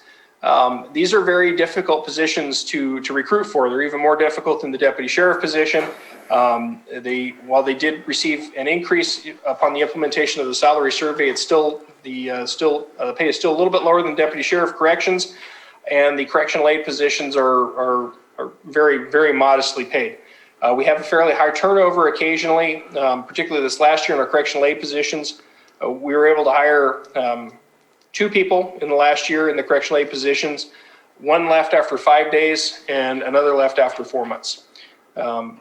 Again, we still continue to struggle with that. That's one of the positions where we have to have somebody in there. So occasionally we'll have deputy sheriff corrections perform the functions of a correctional aid so we can keep the jail operational and functional. Several goals that we have for the jail over the next year and beyond. We're really going to start taking a look at how our housing situation's set up in there with our lower numbers because of the Humphreys decision with the bail, with the changes in law through various statutes, whether they're voter initiatives or legislative things that have come down. It's really resulted in a change of classification. We're obviously taking people that are staying in our facility for much longer than the facility was designed for. So we want to try to make sure that we make the best use of our housing. We received a preliminary inspection report from the BSCC, which describes several deficiencies. So we're working to come into compliance with those deficiencies. We've identified some procedural things that we've been able to change and submitted a corrective action plan to BSCC. And they're going to have some follow-up to make sure that the steps that we've taken have corrected those deficiencies. A lot of those deficiencies are very directly related to our lack of staffing out there.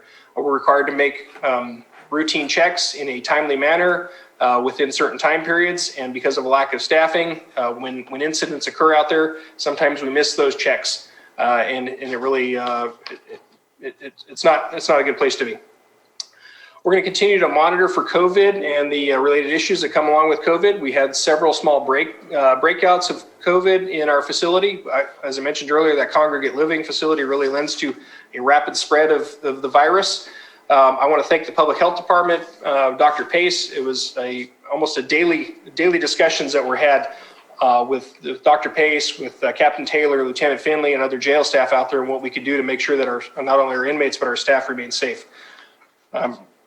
I set a timer here, and I'm going much longer than I expected, so I'm going to try to pick this up real quick. We're hoping that our video appearances are continuing with the courts, our tower and control project, as I mentioned earlier, and one of the big things that I anticipate we're going to be dealing with is the DA mentioned earlier, there's a backlog of cases, so I anticipate our low population count will probably spike at some point as people are coming to have their sentences served after the pandemic eases up a little bit. And our last budget unit, 2704, emergency services found on page E169. Unfortunately, last week, our emergency services assistant, who makes up 50% of our staffing in our emergency services office, resigned, leaving us with a vacancy. During the course of the year, we had numerous ongoing emergencies, obviously the pandemic, the drought emergencies. They continue to work with grant management. The EOC remodel, I believe, was completed in the last budget cycle, but they continue to make some improvements on that. We were able to provide a little bit of assistance. A big kudos to the public health department on taking on the public health emergency. I recognize that early on, when we declared disasters and emergencies, that's really not their bailiwick, not really their ball field to be playing on, and they really stepped up and handled the emergency as best as I could see any county in the state handled it. We were able to provide a little bit of assistance with that. The staffing and the manpower associated with getting that up and running with running the vaccine clinics is nothing that we would have been able to handle at all, but we were able to provide a little bit of technical assistance when needed. We also had the LNU complex and relevant evacuations, an EOC evacuation in regards to that, and we currently have a virtual EOC evacuation that is very limited in nature as we respond to the drought emergency. Some of the projects that we're working on, I know that some of the supervisors have heard about Zone Haven.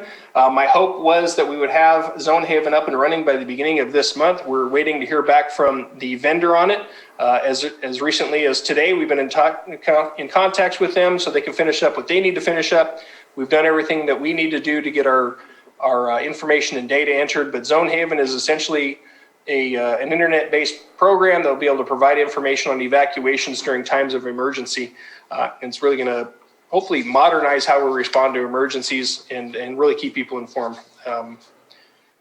The last projects that we worked on were the Goat Mountain radio repeater and upgrade of additional repeaters and radio systems throughout our agency to allow us to come into compliance with that previously mentioned FBI radio encryption requirements for CLETS information.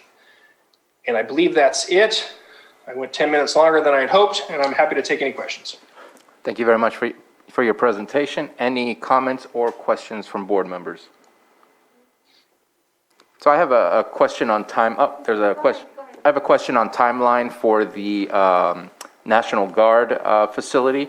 I know that we did a surplus of our county property. Is there an upcoming potential timeline for when we look to have the actual exchange occur? That would be an answer for the state to give. Unofficially, I've been informed that we can probably expect something to happen this summer. So don't hold me to that, but I saw Susan Parker just unmute. She might have some better information. Yes, Susan, go ahead. Oh, yes, I was going to defer to Carol. Yes, we had a meeting last week with the state, and we have resolved an outstanding issue regarding the property, the unused property in Clear Lake. However, we do believe that the exchange agreement will be moving forward within the next 3 months. Perfect. So I had a question. One of my questions was, you mentioned that you have potentially 2 deputies working in the dispatch because obviously you need dispatchers. Dispatchers are very important to be able to communicate what the public is giving to you and just to kind of guide our officers in the field as to what else may be happening and coordinating between agencies as well.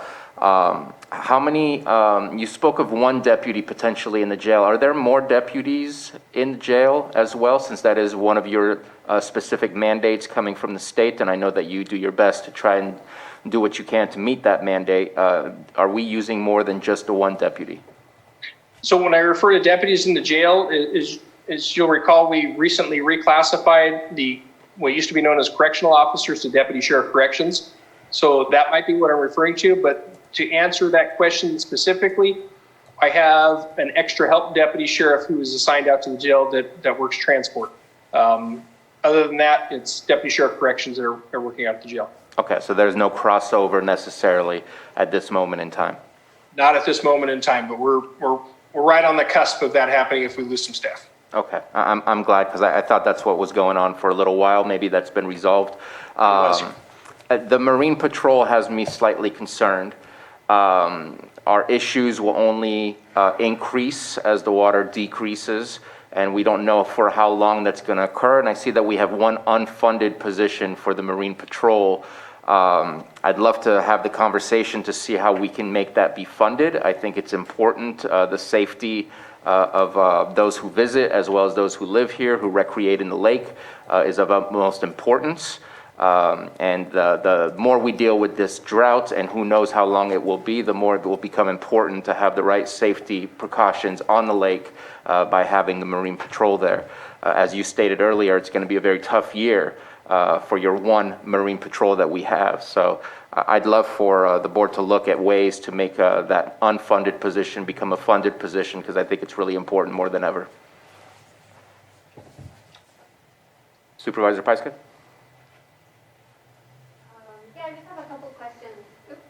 I would just have a couple questions. So the canine that's coming, do we have other dogs in the department?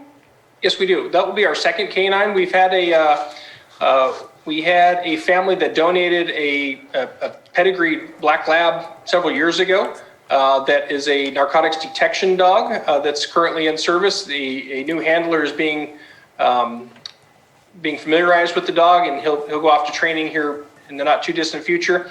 And we recently purchased an apprehension dog within the last couple of weeks, and that handler is currently at school with the dog in Southern California. Awesome. So 2 dogs. 2 dogs, but neither of those dogs, will they be used with search and rescue? Or No, they train, no. they're trained differently? Correct. Okay. We do have access, and we did use a tracking dog. There is a person who lives in Mendocino County who has a tracking dog trained that came over and provided that dog. And we had a missing juvenile that you might be aware of out in Jerusalem Valley. So we have access to it through our mutual aid system, but we don't have one here at our department. Yeah, that's exactly why I was asking. Thanks. So did you say that there are 9 new deputies hired this year, or did I? Nine, and I think he's recruiting 9 or looking to recruit 9. Looking to recruit 9. Yep, we've hired 3 since July of last year, and we have 9 currently in the background process. Oh, okay, awesome. So then what are the vacancies now?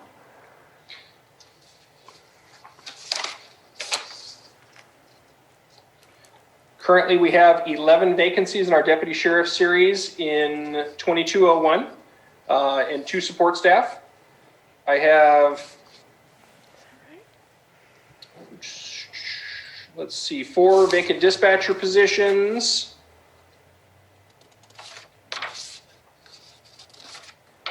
And in the jail, 10 vacant deputy sheriff corrections, 4 correctional aid positions, a smattering of other support staff, for a total of 36 vacancies across all budget units in my department.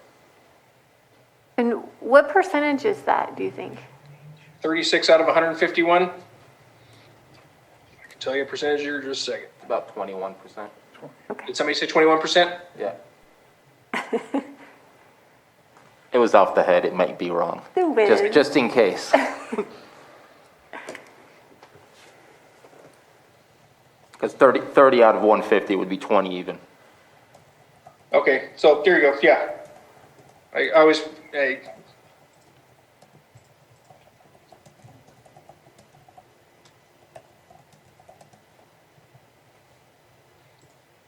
have about 24%.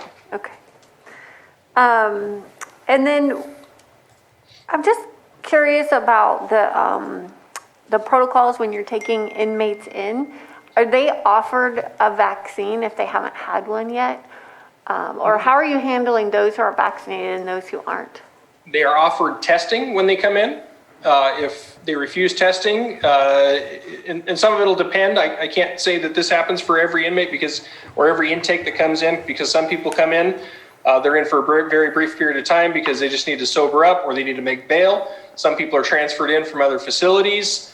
Some people are brought in on pretty serious charges. Some people are brought in as court remands, but we offer testing for every person that comes in. Anybody that's displaying symptoms or refuses a test is going to be treated as a positive test. We've offered vaccinations in the facility.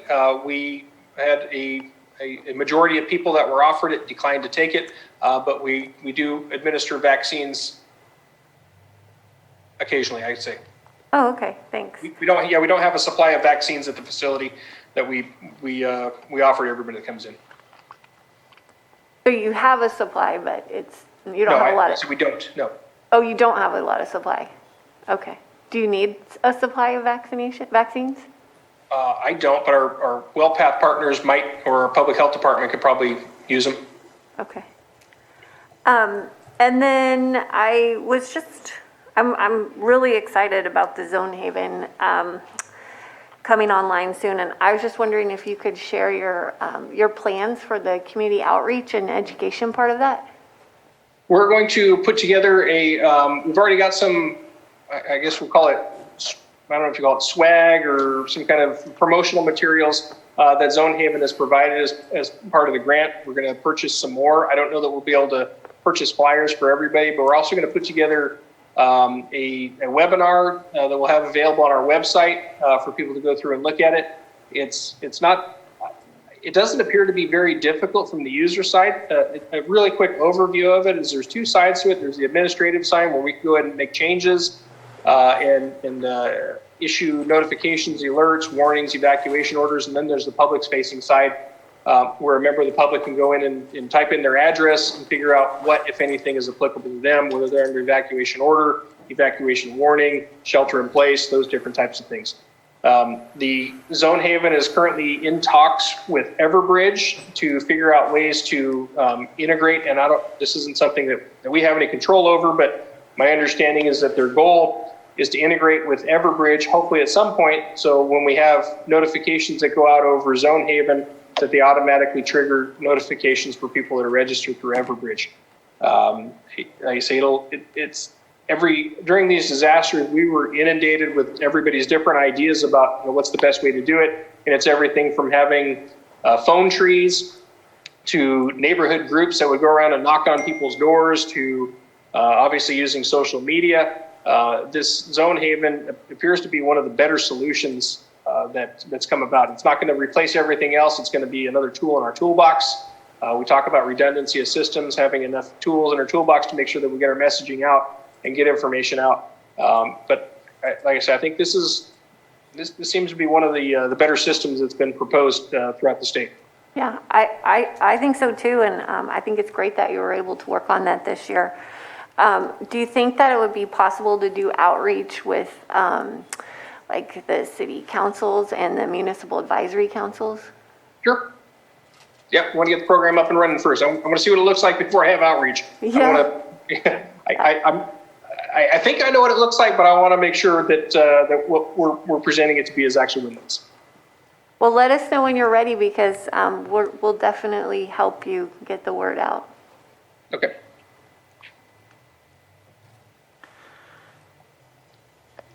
And I'll just say one last thing. I know I count here in your deputy sheriffs, at least in your sheriff coroner's department budget unit, it shows 40 deputy sheriffs, which include the sergeants, 1, 2, and trainee SROs and Prop 56. Obviously, that's where the 11 vacancies are that you brought up not too long ago. And I know that I've talked to you about the importance to me to ensure the safety, not just of our communities, but the safety of your officers as well. And I know that backup is not always immediately around the corner, and I'm concerned about the time that it takes to ensure that your officers have backup. And I know that we're getting rid of unfunded positions, and so not looking to necessarily add that, even though I think it does create goals for us to try to change it from unfunded to funded. I believe in our last conversation, you had said the magic number would be maybe 5 more, where you can hit 45 deputies out in your department. Is that still the same at this moment in time? Is that our goal for us to try and reach? Or is that a goal that you would try for us to reach? Every deputy is a goal, I would say. And my goal would be to get back to the numbers that we had in the 90s.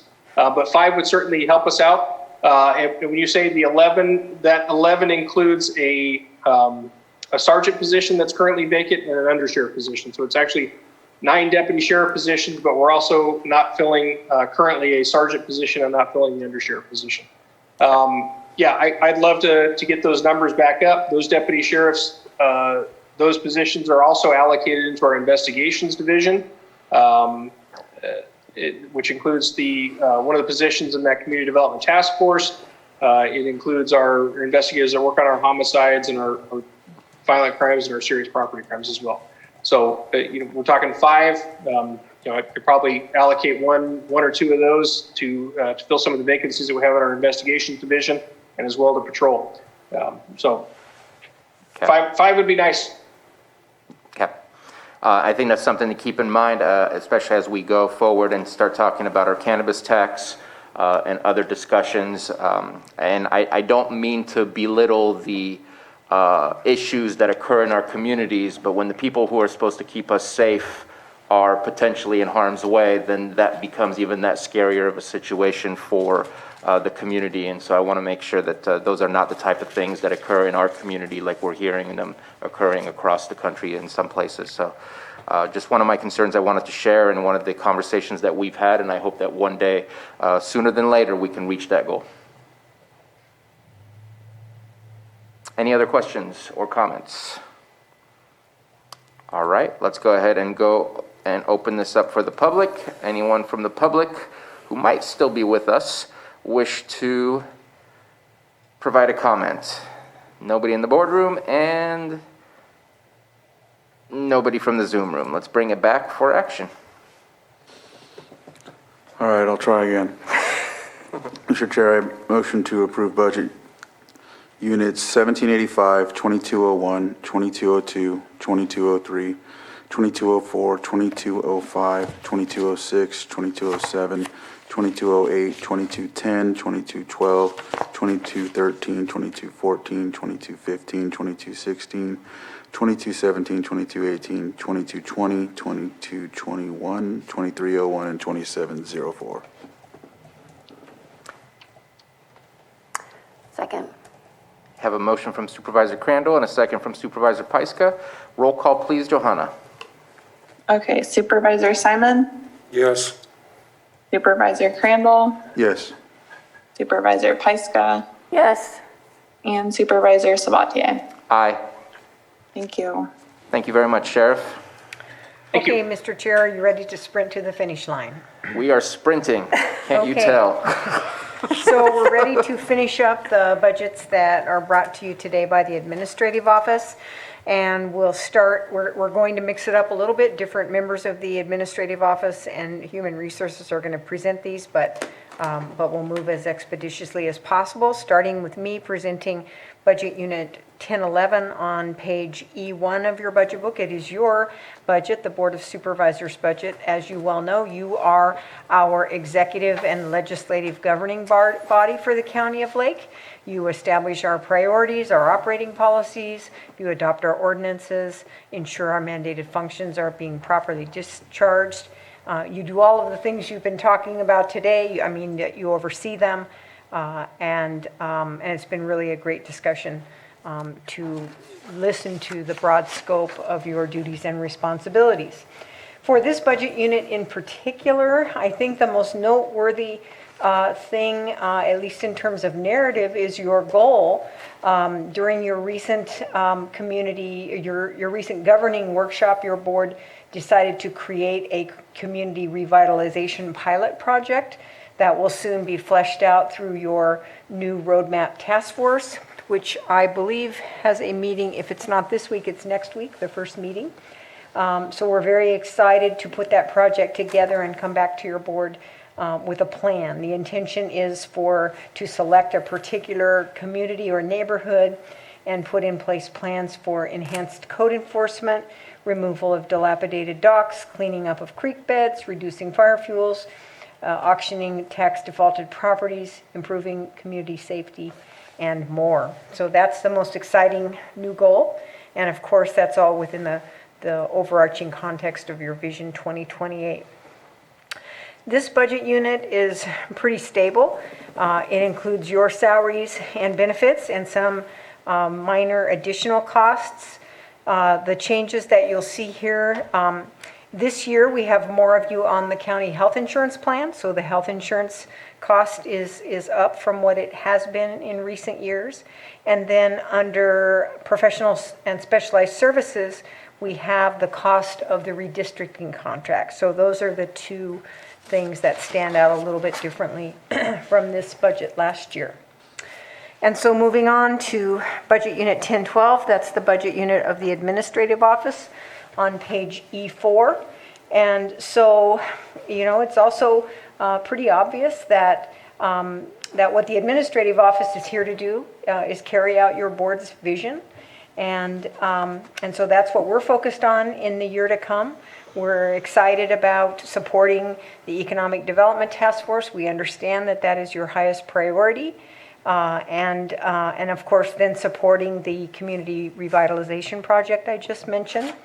We're also looking forward to partnering with you and our labor groups and department heads to bring forward a phase 2 of the classification and total compensation study implementation. We also have staff development and succession planning efforts underway in the coming year. We're working closely with the Risk Reduction Authority to create community alignment surrounding disaster resiliency. And of course, we've been talking about some of the big projects. Our office is taking the lead in the property swap that will result in us essentially swapping our 18th Avenue property in Clear Lake for the Lakeport Armory, as you just discussed with the sheriff.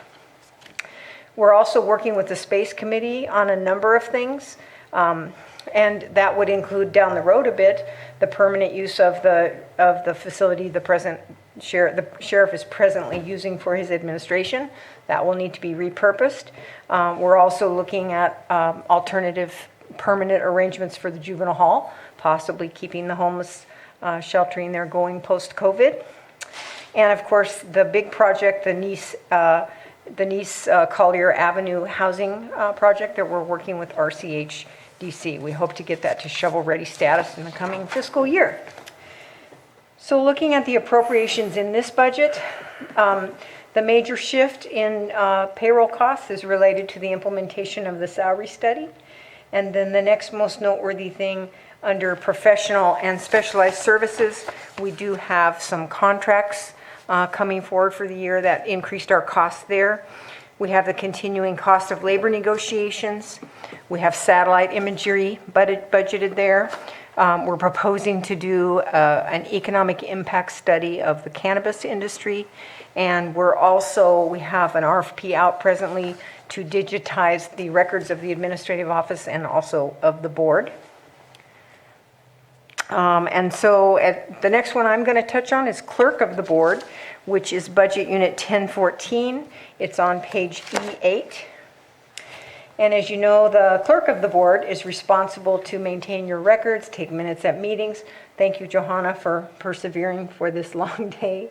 The thing that you'll see in this budget that looks a little different from last year is the clerk of the board's estimated portion of the cost of contracting to digitize our records.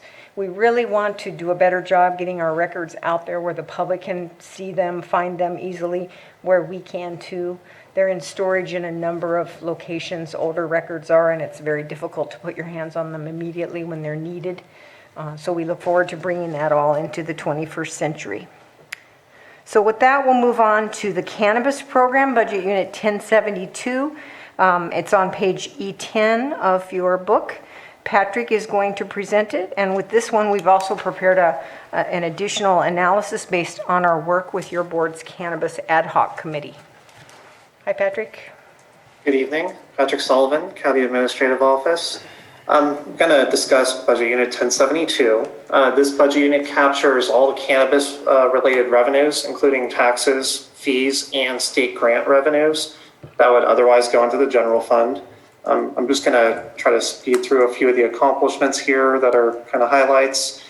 Last year, we did secure various state grant funding, including Prop 64, Public Health and Safety and Equity funding, and we implemented the internal CAN grants. Goals going forward for fiscal year 21-22, it's continuing to develop the cannabis tax spending allocation plan for discussions with your board. Implementing those state grants, now that we have actually received the funding from the state for the equity grant, and we have the ability to get reimbursed on public health and safety, we can begin implementing those programs, which we have already started doing so. That's going to be focused on for public health and safety code enforcement and the family rat program. Equity grant, that's going to go directly to support local applicants and smaller cannabis businesses. Just looking at the revenues and appropriations here, the majority of the revenue is cannabis tax. This year, the cannabis business tax did begin as well. So that's factored in here also. Next up would be grants, followed by fees. And together that makes up the revenues available. As far as appropriations go, there's some reimbursement to involved departments. There's reimbursement pursuant to some of the state grants that we have. But the majority of that appropriation is going to the cannabis tax policy, the cannabis tax allocations that your board has previously reviewed. An exception to that this year would be a special request by Water Resources. And I just wanted to highlight this. There was a request for sort of a one-time urgent expense regarding abandoned vessels and structures in the lake that need to be cleared because of boating activity, fishing tournaments, with the water level so low, they need the funding right away to address those issues as a public safety hazard. So that's included here this year just as a one-time expense. Otherwise, at this point, I think that's the highlights of revenue and appropriations. If there's questions, I could take them. Otherwise, I could move into the policy discussion from the committee. Let's go ahead and, if everybody's still fine with just moving through all the budget units and then get into the questions, let's go ahead and make that happen. Okay. So the highlights from the Cannabis Tax Ad Hoc Committee, there were 3 major changes that were recommended. The first was from the Board of Supervisors discretionary fund. Instead of the prior method of allocating 7.5%, the committee's recommendation is to change that to a $500,000 fixed allocation. That $500,000 allocation would then get split between each district, so each supervisor would have access to $100,000 for use in that district. Second is modifying the way that we fund the Cannabis Revenue Stabilization Fund. Previously, the goal was to fund it up to $2 million, but in light of previous discussions, the new recommended solution is to remove that 15% allocation and ensure that the stabilization fund has a balance equal to 1 year of expected ongoing expense. That would ensure revenue smoothing and cover us in the event of any shortfalls. The third major change was to create a new category. This was capital improvement and deferred maintenance fund, and that would be funded with a $1 million allocation. So like the Board of Supervisors discretionary fund, that would be off the top. That $500,000 and the $1 million allocations would come off the top, and then the percentages would follow with the remaining balance. So that would take us to the remaining changes, assuming that the stabilization fund is funded. The allocation of funds would go as follows. That first category, planning, code enforcement, water resources, and the additional recommendation of environmental health would go to 20%. Second category, law enforcement, would go to 12.5%. So that's an increase up there. Economic development, housing and risk reduction would go to 12.5%. Youth alcohol and drug education programs, 2.5%. CAN grants be at 10%. Workforce retention and development at 30%. And that would be the tentative setting according to the committee's recommendation. And this is part of the regular budget review. Okay, we're coming back now to Stephen. He's going to present budget unit 1120, non-department revenue. It is on page E12. Okay, so the purpose of this budget unit is to account for various general discretionary revenues that cannot be initially assigned to any specific department. So that would be sales tax and property tax. You can think of it as the big collecting pot for general fund to access. This budget unit accounts for various sources and therefore can be allocated to any general county purpose at the discretion of the Board of Supervisors. So going into I want to go into a couple real scenarios where if you go to a property tax secured, we're recommending that we increase the revenue only 1.5% this year because of the CPI being much low, the CCPI being much lower for properties. And then also our sales tax, we've actually, in the memo, I stated that we've already received about 3.9 million for the 1%. Haven't even received June. But I originally only estimated that we would receive about 3.6 by the end of this fiscal year. So even from March estimates, it's outperformed. If you look at the revenue estimate, I actually took 10% less than the 3.6 because I wanted to be safe, and 3.6 was already going to be 300,000 above anything we'd seen before. So the current 3.9 mil and likely 4 mil 4 million in total sales tax, 1% is going to be quite the large blip compared to normal. Hope it's the new norm, but just in case, brought it down to just about a couple $100,000 above the highest we've ever received prior to fiscal year 2021.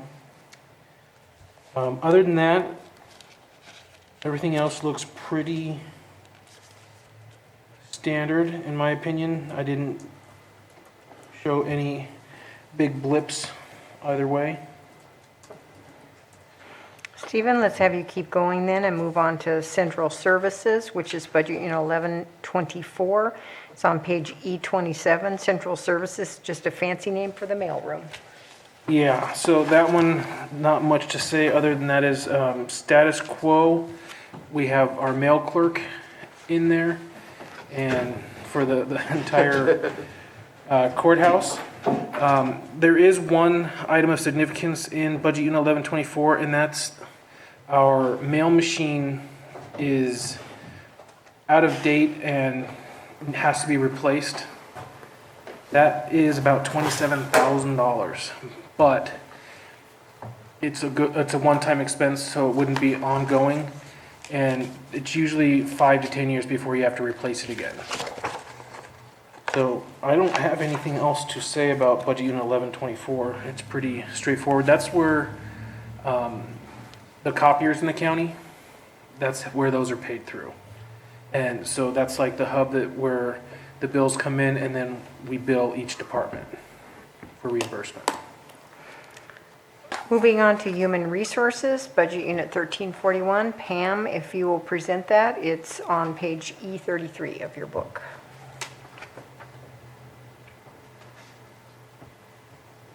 Good evening. Good evening. My name is Pam, and I'm the Director of Human Resources. I'll be presenting Budget Unit 1341.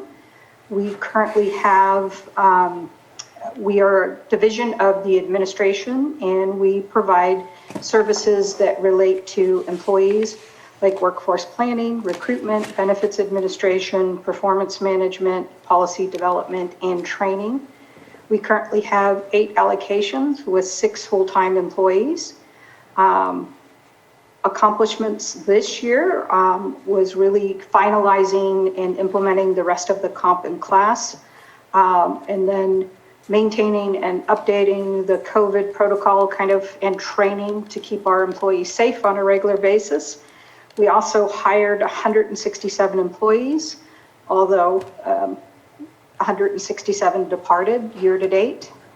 Goals for next year are really to focus on development and training for supervisors and managers, to coordinate the CSAC training, and to offer skills enhancement to our employees through several online platforms.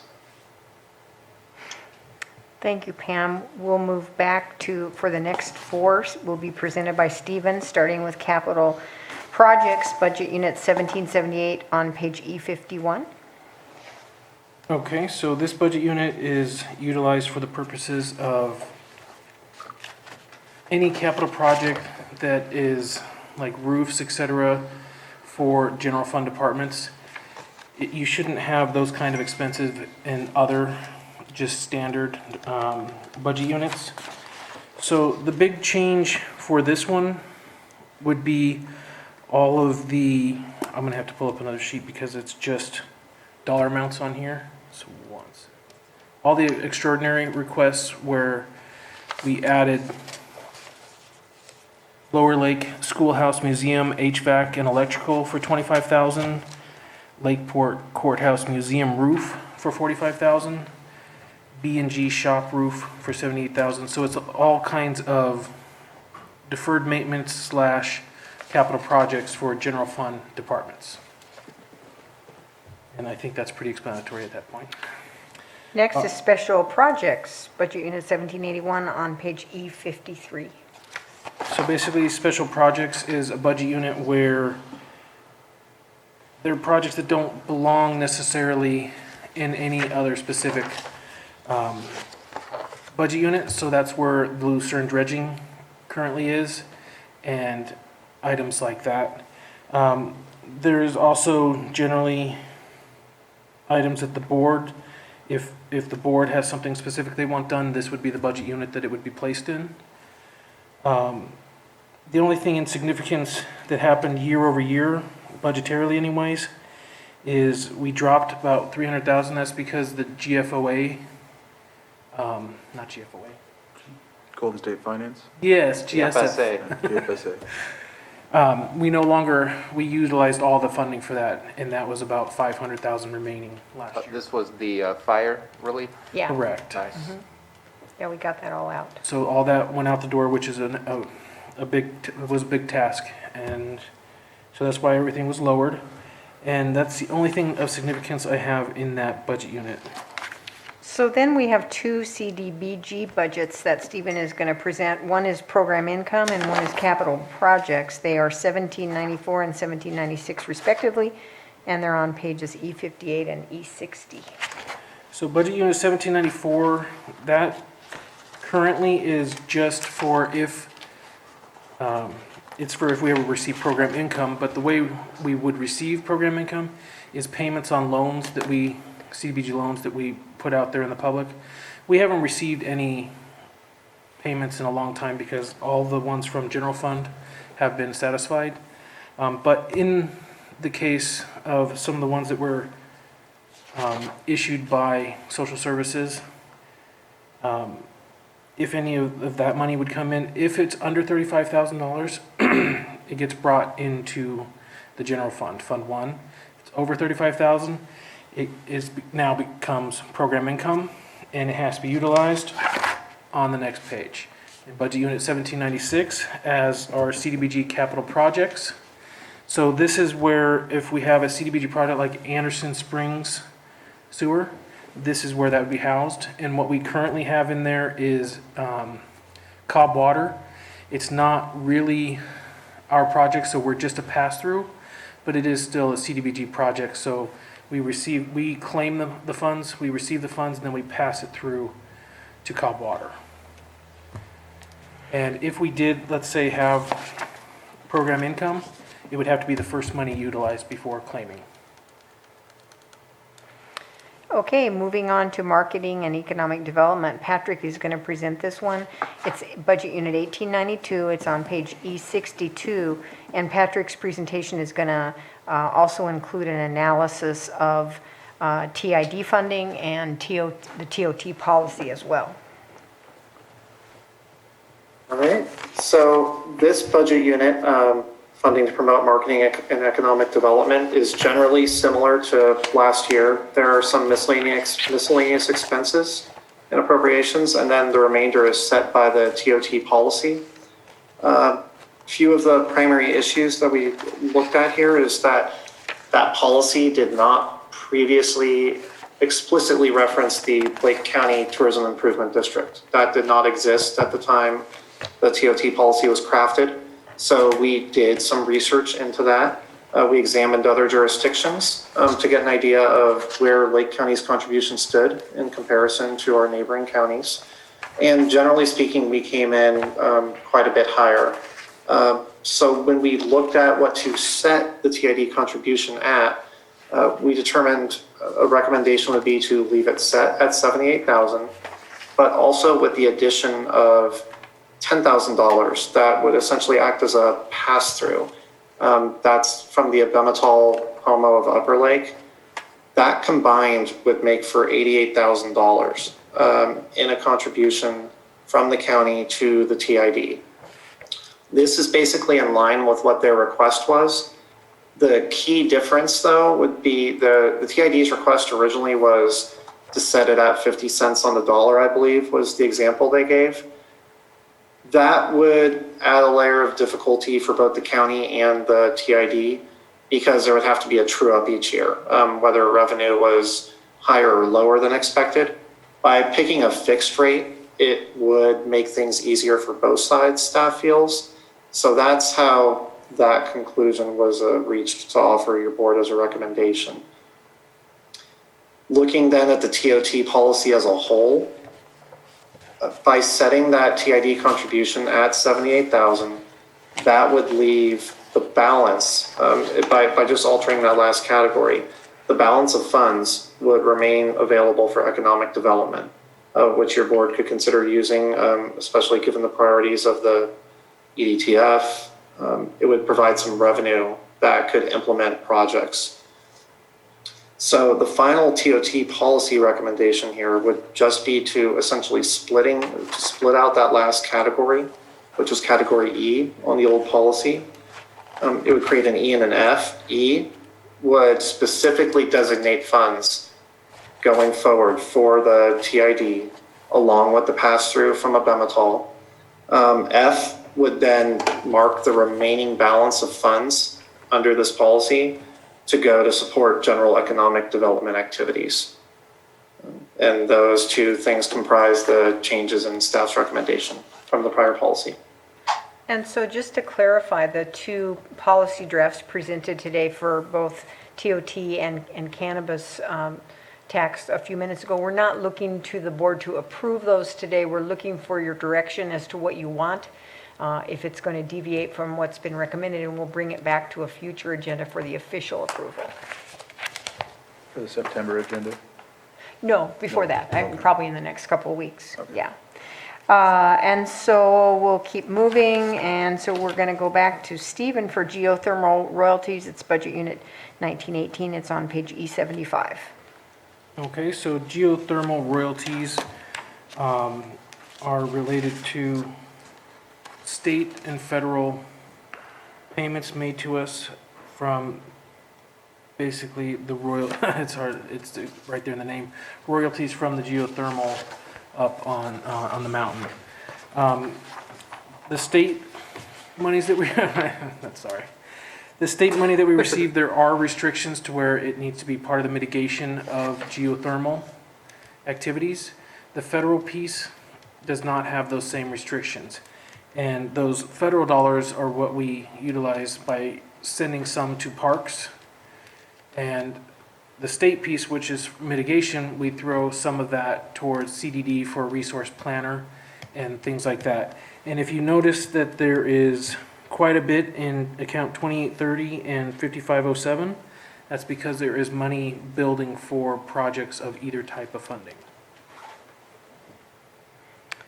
So next up is trial courts. It's budget unit 2101. It's on page E81. And the trial courts budget it serves to receive revenues from the collection of court-imposed fines and fees. And the majority of that is then paid back to the state. It also pays for the cost of transfer of court facilities. And this budget also receives revenue, a small amount of revenue from the court here for their mailroom services that they utilize. There's really no significant change here. This revenue less appropriations has been declining for a number of years now. So it's just one of those budgets you have to have, but not particularly exciting. Next is the grand jury budget unit 2106 on page E83. As you well know, the grand jury is a state mandated function, and the county general fund is mandated to fund it, to finance it. And so that's what this budget accomplishes, and their appropriations are very near the same as what they were in prior year. The cost went up a little bit in the area of insurance, public liability in particular. Those costs are set through the rates that we get each year. And so that is the grand jury budget with total appropriations of $67,709. So Susan is going to present the next one. It's the public defender budget 2111, and it's on page E88. Good evening, Board. This budget unit funds the provision of indigent defense services to those defendants who cannot afford a legal defense as required by federal and state law. Lake County currently has a contract with Lake Indigent Defense LLP for a flat monthly rate of $125,000. This budget unit also includes funding for court-ordered services such as interpreter services, polygraph testing, and forensic testing. In addition, it also provides funding for court-appointed attorneys when a conflict of interest with our public defender consultants exists. The goal for fiscal year 2021-22 includes an organizational analysis to review the structure and cost options. These findings will provide a recommendation for the board consideration next year as to the best model to provide those services. And that RFP is currently posted. So That's it's all in I the have. spirit of what our chairman has been wanting, that we, look into the best mode of service delivery as often as we can. This particular agreement has been in place, 4 years now? 3 years, Susan? So, Yeah. so it's time. And yet, at the same time, I will say that we very much appreciate the services that we're receiving from the current provider. They're doing a good job. So, thank you, Susan. So the next one is Budget Unit 2115. It's the Domestic Violence Programs, and it is on page E96. And this is essentially a pass-through budget. It collects marriage license fees and domestic violence fines. And in turn, it is paid out under contract to Lake Family Resource Center to provide crisis intervention shelter care for local victims of domestic violence. This too has been in place a long time. I believe that it is still accurate to say that Lake Family Resource Center is the only local entity that provides those services, hence our long-term relationship with them. It's a small amount of pass-through funds, just $12,500 per year. And then next up is Budget Unit 2305, Criminal Justice Program Facilities. Fast forward to page E47. And this budget accounts for funding allocated to Criminal Justice Facilities Temporary Construction Fund. Essentially, what this budget will do this year is provide for a $75,000 transfer to the jail budget unit 2301. So then, let's see, we're making progress. Stephen will cover the next budget unit, which is contingencies, 7999, page E294. So contingencies, I don't believe anybody needs any more explanation than that. We are requesting the same amount of contingencies as the prior year, $4,548,360 for any possible needs that arise, special needs. We have two redevelopment budgets. One is obligations, the other is the Housing Successor Agency. They are 8826 and 8894, and they are on pages E393 and E395, and Stephen will also present those. So Budget Unit 8826, this is the budget unit that collects the dollars that would normally be going to the redevelopment agency to repay the general fund loans. We have still, I believe, 4 or 5 loans outstanding. We received 2 payments through property tax through Kathy's office, and 80% of what comes into this account goes straight to general fund. The other 20% goes to budget unit 8894, which is redevelopment housing, and I'm doing the transition right into that. And the money, the 20% that goes in here, collects until we have a good, solid housing type project that meets the right qualifications. And enough money collected to make a difference. Make a difference in a project. Yeah. And I believe Susan was going to bring up a possible project that we have in mind. Go for it, Susan. Oh, okay. Well, it's not exactly a specific project. It's more so how it can be used. It can be used for low mod development. And we need to, for even acquisition of land, going towards the development itself. And what we really need is that strategic housing plan so that we can use these monies to match any additional funding, because we know there's a lot of funding coming down from the state and federal government. And so that's in building that, it's not a surplus, in building that reserve to use, that's what we need. Because generally, multi-unit family housings range in just actual costs between $5 and $10 million. Okay, our last two budgets are budgets that are overseen by Human Resources, 2 ISFs.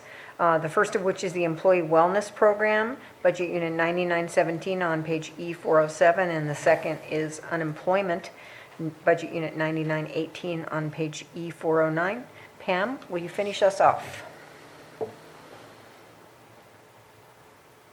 You are muted. Perhaps we're already finished off.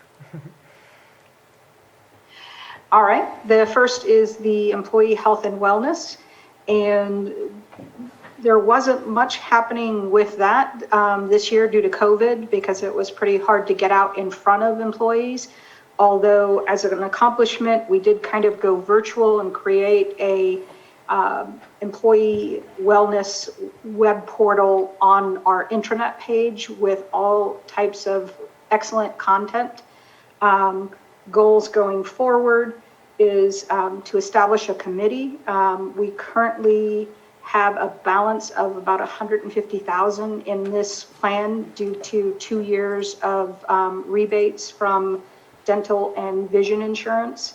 And so COVID easy for me to say, provided that we can get out in front of people and start doing presentations.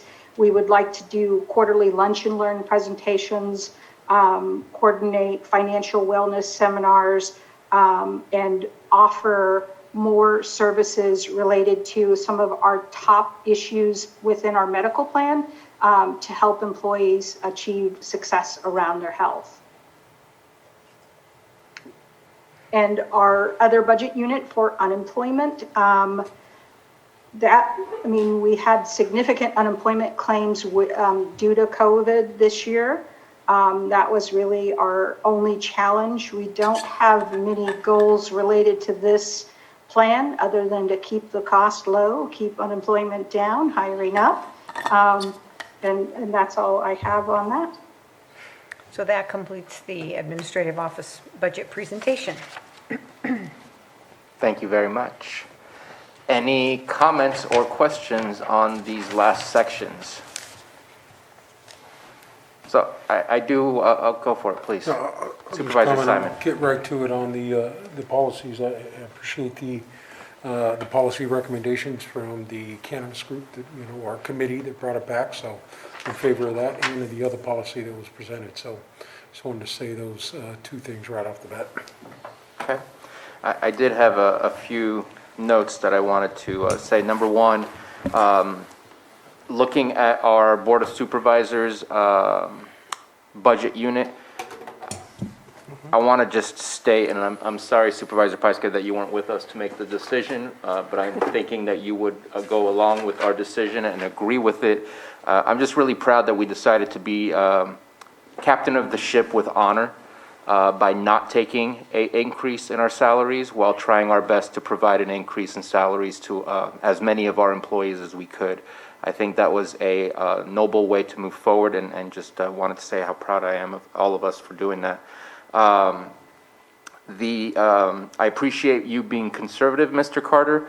I know that we've had a lot of stimulus funds provided to us that is not going to be continuous. So we have businesses who have never seen this level of income before.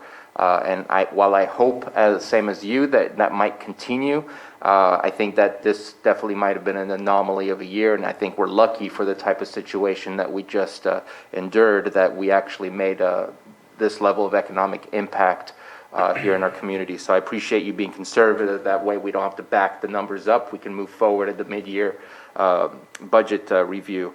I had a question. I heard that there was a cannabis economic impact study. I hadn't seen that, and there was not much of a description of it. I was wondering if you can provide a little bit more information on what the intent is.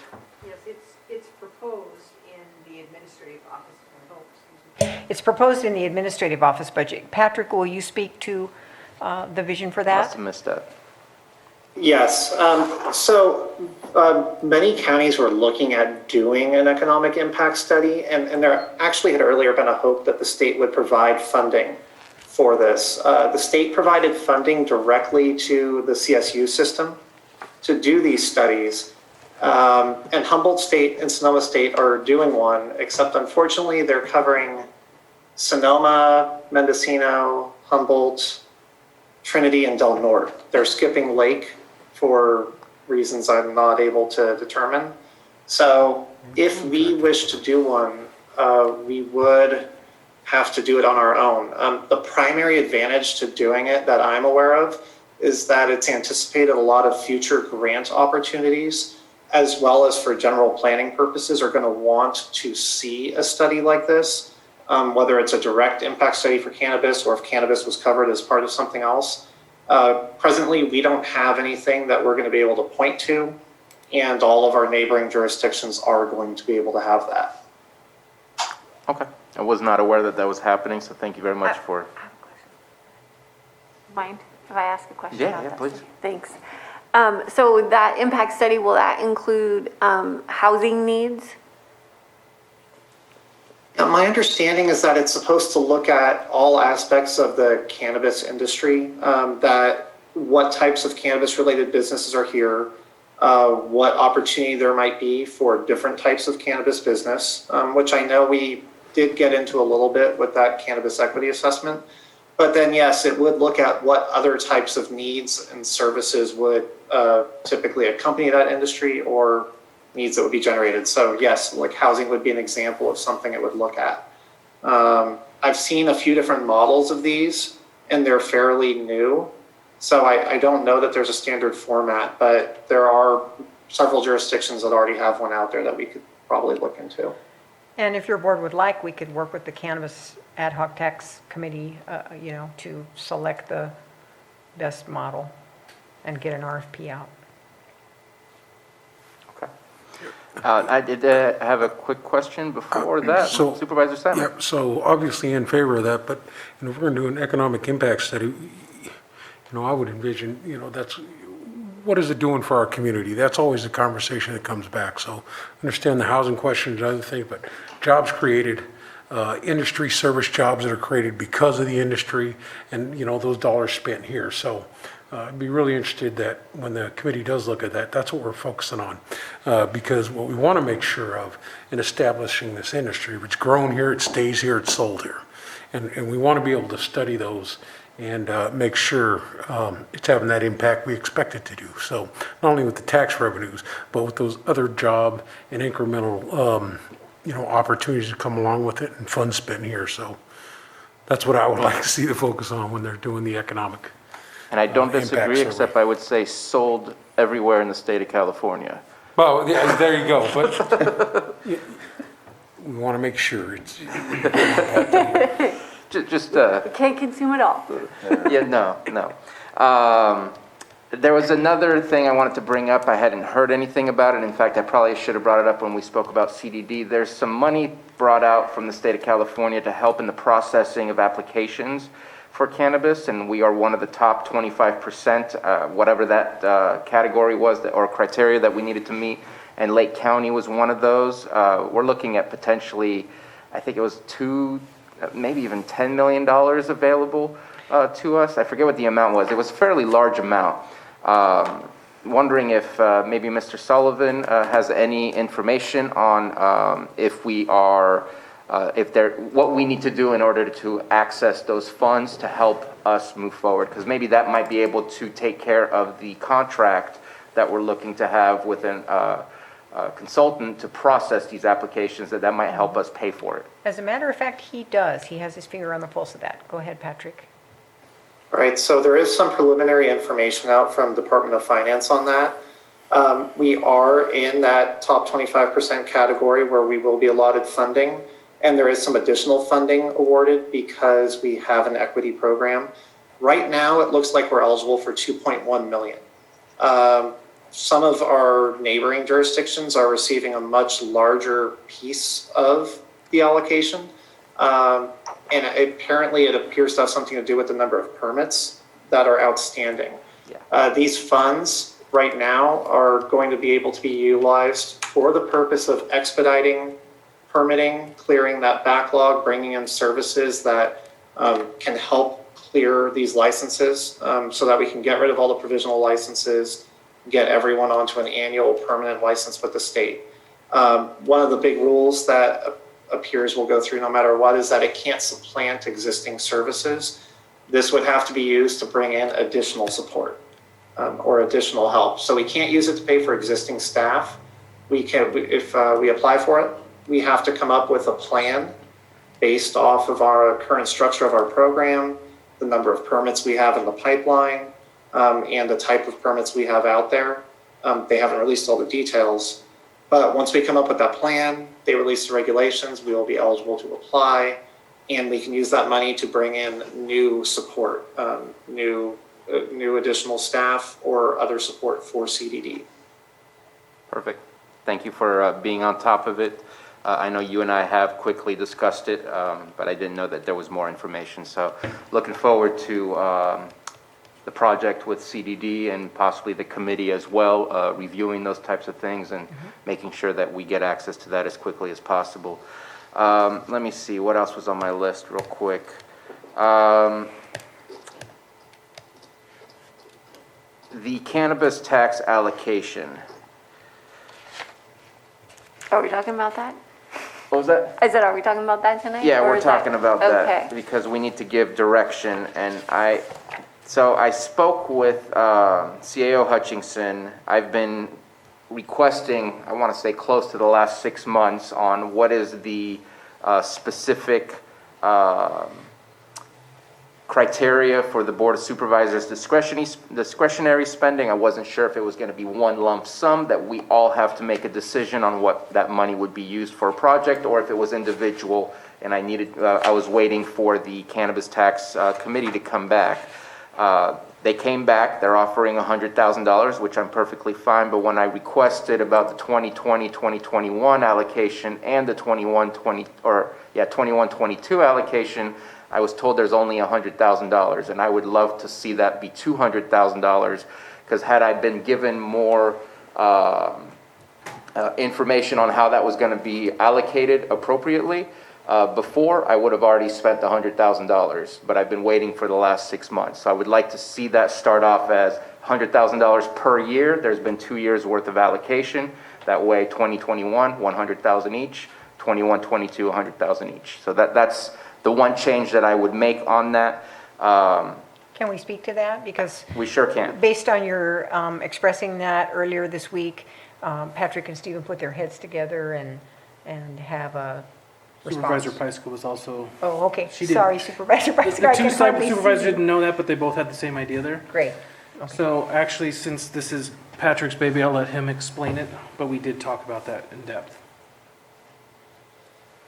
Yeah, and Stephen, correct me if I'm wrong, but it is a little tricky because it's the first year, but we would be able to make that arrangement for flat fee because this was a fixed amount and authorize that 100,000 for each year, but then the remainder would go back and disperse according to the allocation factors. Is that what we were getting at, Stephen? Correct. So, okay, I will go ahead and explain it then. So yes, everything prior to 21-22 would go back in the blender of the new policy, except for the board's 500,000, which would come forward as a carry forward. Okay. So there you would have that 100,000 from the prior year and the 100,000 from this year. The only catch that we talked about was capping whatever that amount can end up being. And we were thinking 400 or 500 because of term length, something along those lines. So their fund could keep building from year to To a year if they certain weren't amount. spending that you'd start with 200,000 this year and next year. Well, this year would be the 21-22, you'll start at 200,000. And then you get another 100,000 up to 400, and if you're not spending, you're gonna stop at 400. But if you're spending, you're good, and that's the intent. And if you don't spend it, you're just nuts as far as I'm concerned. But Well, that's just me. I mean, there's a caveat there. What if you're saving it for something, a specific project, then would you allocate it in a different fund? Are you thinking there's going to be Well, again, he was thinking, with supervisor terms being 4 years, hopefully your Yeah. plan would be to accomplish your project in your term. I'm just saying if it's like a grand construction project and, like a library? It's something like that. If it was just in the works. I think you could have an exception to. And I would say at that point, we just bring it to the board and ask what other sources, including what you have, could be put together. I don't know, that's the way that I would look at it, because I agree, you don't want just money sitting there accumulating and never being used, or else what's the purpose of accumulating those funds? Then we would have cannabis growers looking at us like, why are you even collecting money if you're just sitting on it? So I think it needs to be married with other fund sources in order to accomplish larger and bigger things, or just spent and allocated on things that can be afforded because they're less than 100,000. Or, as you're saying, as seed money for grant opportunities and other things like that in the district. And I think that would accomplish your goal on larger projects and working with admin or other, other agencies, so, or other departments, so. And the one thing that I don't think has been expressly stated regarding this proposed policy change, these three areas that we're talking about, the board discretionary fund, the stabilization fund, and managing that a little differently, and then the capital improvement and deferred maintenance fund, those are the things that, that would go into effect immediately. And then it's our intent for the remaining funds to be on standby while the roadmap task force develops its project and plan for the community revitalization, and that be the next chunk of cannabis dollars that go out. And once we're kind of on the other side of that, then we revert back to the categories for spending and what else to do with it, if that makes sense. Yeah. There is one more change that I would like to offer. During our workshop, I brought some foundational changes for our community, support for college, support for preschool, and we have here youth alcohol and drug education programs. I'd like to just say youth programs, and youth would be basically from 0 to 25. That's kind of the new definition of youth. It'll probably be expanded in 10 years again. But I would love to see the CAN grant stay at the $500,000 level, just like we've had before, and then use whatever other percentage to increase the youth programs, because I really think that we need to do a concerted effort to work with LCOE, to work with our local institutions that already do programs with our youth, to try and bring all those things up and move forward. That's another one that I'd like to see, which would include youth alcohol and drug education programs, but I don't think it should just be that only. And I know that that's what was dictated within Measure C in the language, but if it's in there somewhere, I still think youth programs would be more beneficial, because youth programs help eliminate drug use by having their attention on other things.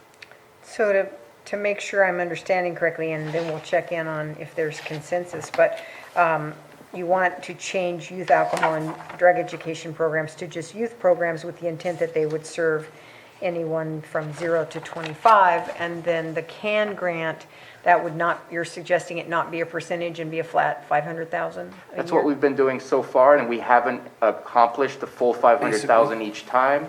And so I'm just thinking that And then the 10% moves to the 2.5 to make it 12.5. or whatever that might be. Yeah, it would be 12.5. The thing is, that's correct. We'll put it that way. There's just a lot of carve-outs ahead of time, so that 12.5 isn't quite as large as There you go. it once was. And then that's just. Does that make sense, Patrick?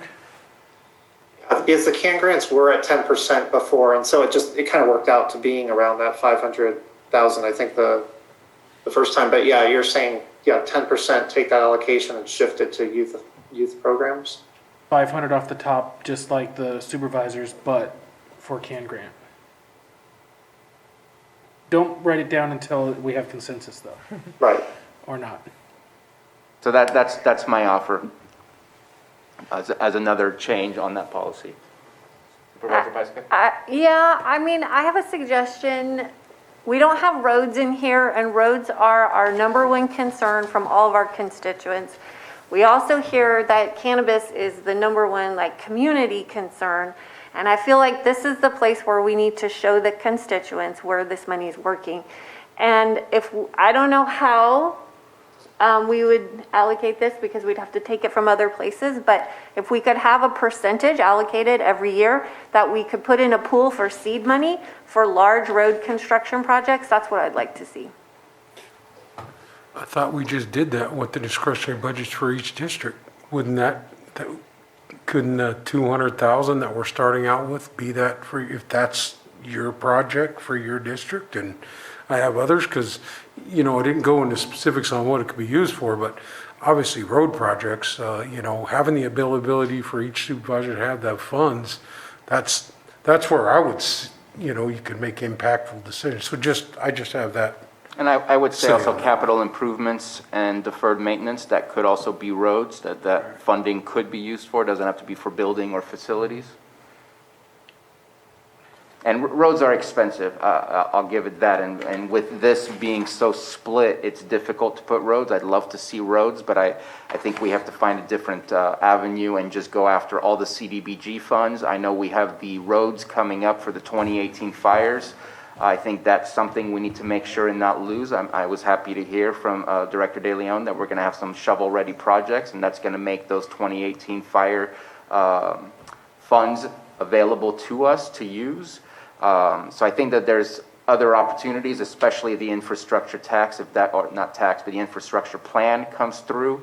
I know it's struggling right now in our federal government, but if that comes through, then that's another great shot in the arm that we can use for our roads. So I thought about roads as well, but the more I thought about all the pots of money that we have not necessarily been accessing, including, it's been since Clear Lake Oaks that we've accessed the CDBG funds, and there's always some availability in that we should be getting. So those are all conversations I'd love to have on the greater conversation of roads, because there are quite a large amount of funding availabilities out there. Yeah, but don't we need matching funds for a lot of these projects? Not necessarily, depending on what the grants are. So as you know, it's our commitment that we review this policy at every budget cycle and any other time you want to as well. It can be as often as you want. But the next time obviously would be final budget in September, and then again in February at mid-year budget, and any other time you want again. But it really was our recommendation, and I think the committee's recommendation too, to not go a lot further until we have a better sense of what the community revitalization project might cost, because we just don't know at what level that will need to be funded.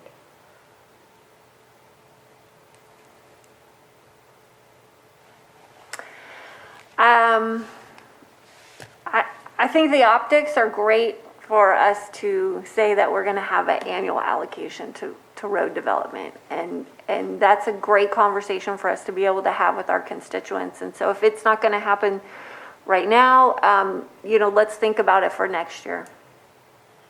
Are you thinking along the lines of like a 500,000-ish, just throwing a number out there, carve out, it's not necessarily a 500 building, but pulling out 500,000 that's set aside for matching funds if DPW is not able to provide the matching funds?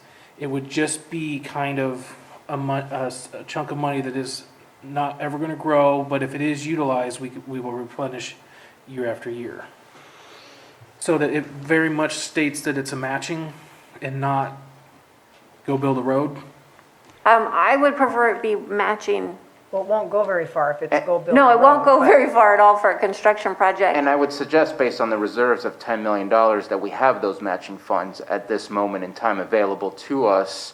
And once those start getting used and we start seeing that get decreased, then maybe we have a different conversation of, okay, we're seeing some of that money being used and going away. How can we make sure we still have some matching funds available? And I think that this year, it's not, in my opinion, it's not possible to carve out. Because we keep carving, then the impact is almost minimal as far as what we actually see coming out of it.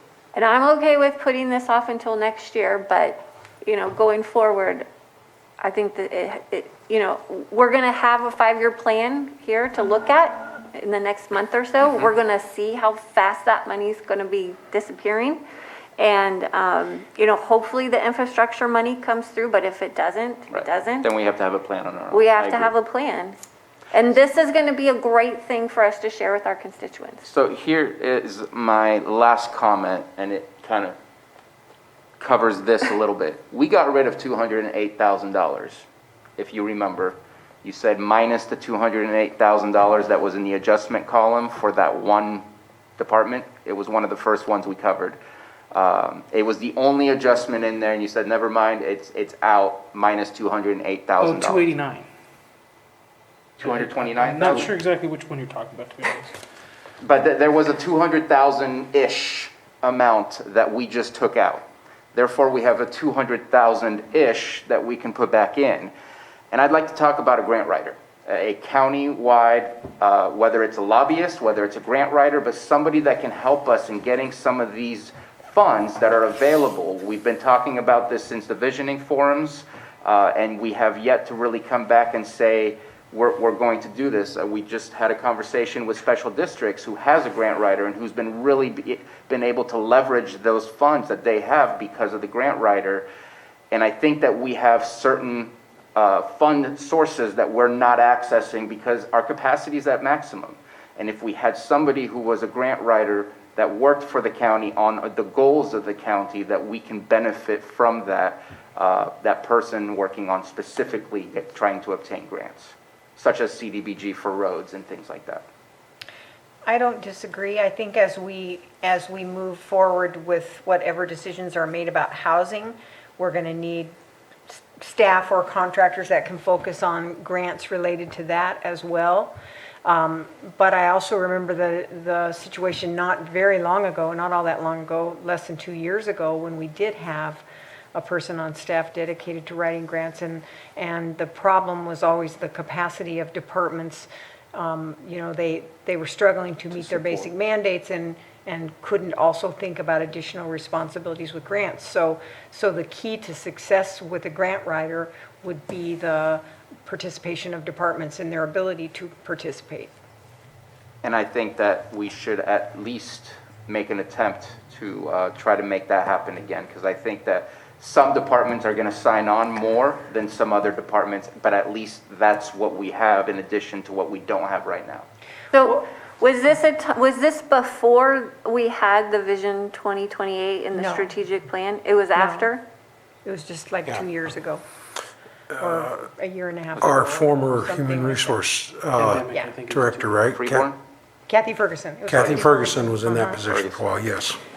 And I agree with Carol, it was a challenge at that point. We were looking at grants and other opportunities, but the capacity there. So I think in the future, I think we're moving in the right direction to capitalize on those, but I would agree with that because we did experience it. So what I think I would suggest along these lines is that you let us take the time between now and final budgets to explore what might be the best way to do that. If it would make, because there's also grant writing consultants out there. What you said, I like the sound of it, somebody that works for the county and knows what we need and where the direction we're going, that's also appealing. But it's also possible that a contractor could serve that as well. But I think we all agree that there are opportunities we're not going to be able to avail if we don't develop some capacity in this area. So I would agree with bringing that back at final budget. I definitely would agree with that. And do we have a consensus on the changes on the allocation of cannabis taxes Yes, for me. for the 2 years worth of discretionary funds and the higher level of percent for the youth? We're getting thumbs up. Okay. Patrick, do you have it for a future agenda item? Do you understand? Well, I did. The one point I just wanted to be sure to share with your board regarding youth programming is that is the primary grant funding source that the state provides. And Lake County is specifically designated as being eligible. And we did not get local organizations or departments to apply last year. Only a few have. So the state puts about 60% of its cannabis-related discretionary spending into that category. So just so your board's aware, that was part of the concern, is that there's very limited state funding in the other categories. This one has considerable access, but we just haven't been able to get our community partners to apply, unfortunately. What did you want to raise it up to, the percentage? Like something like 10% or whatever the 12.5. percentage was that they said. Currently 2.5 and the can grant 10% over. So there, I think the point Patrick is making is there's considerable opportunity for local agencies to apply to the state, and they're just not availing that. And the state, of course, has many more resources than what the county has. So perhaps encouragement to local agencies to apply for what's already available. And maybe it's it's a matter of capacity on their end where we can help them be able to do better things to benefit our community because now we have the money directly. I'm still interested in being a part of what they're doing. If we can, I'm not saying it in a rude way, if we can make the excuse that we don't have the capacity, then it's very possible that they don't have that capacity either to access those types of things. I think we should have those discussions with them to make sure that they're aware that that's available to them. But at the same time, I think we should take part. I know we're not a educational agency, but at the same time, education is the foundation of economic development as well. And so that's why I want us to have a little bit more of a hand in that pie. So would that be an appropriate task for the Cannabis Tax Committee to have a webinar or Zoom meeting with local community-based organizations? Patrick could present on what options are out there and sort of get a sense of what the barriers might be to them applying. And I would leave it to the committee to make the decision if they feel that's that's a task they can take on. But I'd be perfectly fine with that if they were okay with taking on that task. And then based on the conversation, bringing back to us in September saying they're reaching out and able to obtain these funds. We don't need to change this amount. Let's bring it back to the cannabis grant. I'm okay with that. well, Eddie's one member of the committee. Are you good, Eddie? Yeah, I'm with it. So we'd just be having like seminars, right, webinars? Just to make sure Probably they're just- aware. Just a Zoom meeting. And Patrick, would you be able to give an overview of what is available out there? Okay. Yeah, I have the information on each of the grants that are targeted towards youth, so I could provide them all the materials. Okay, sounds good. He definitely is our cannabis grant manager. You think? He knows all of them. I just have He is one from other. Mendocino. I just have one other comment on the cannabis revenue, and that's, we heard earlier about the Parks and Trails Master Plan, and I know that there's a funding, he's got a shortfall to complete that, and so where would that fall in the existing allocations? Well, I don't know what kind of a shortfall he has, to what extent, but it could conceivably fall into canned grants if it wasn't Okay. a large amount. I think he said the overall cost was 200,000, but I think he has some funding. I can't quite remember. I think you said 250 for the overall Right. full feasibility study or study that he was talking about. But I think he did have some funds he could put towards that, so.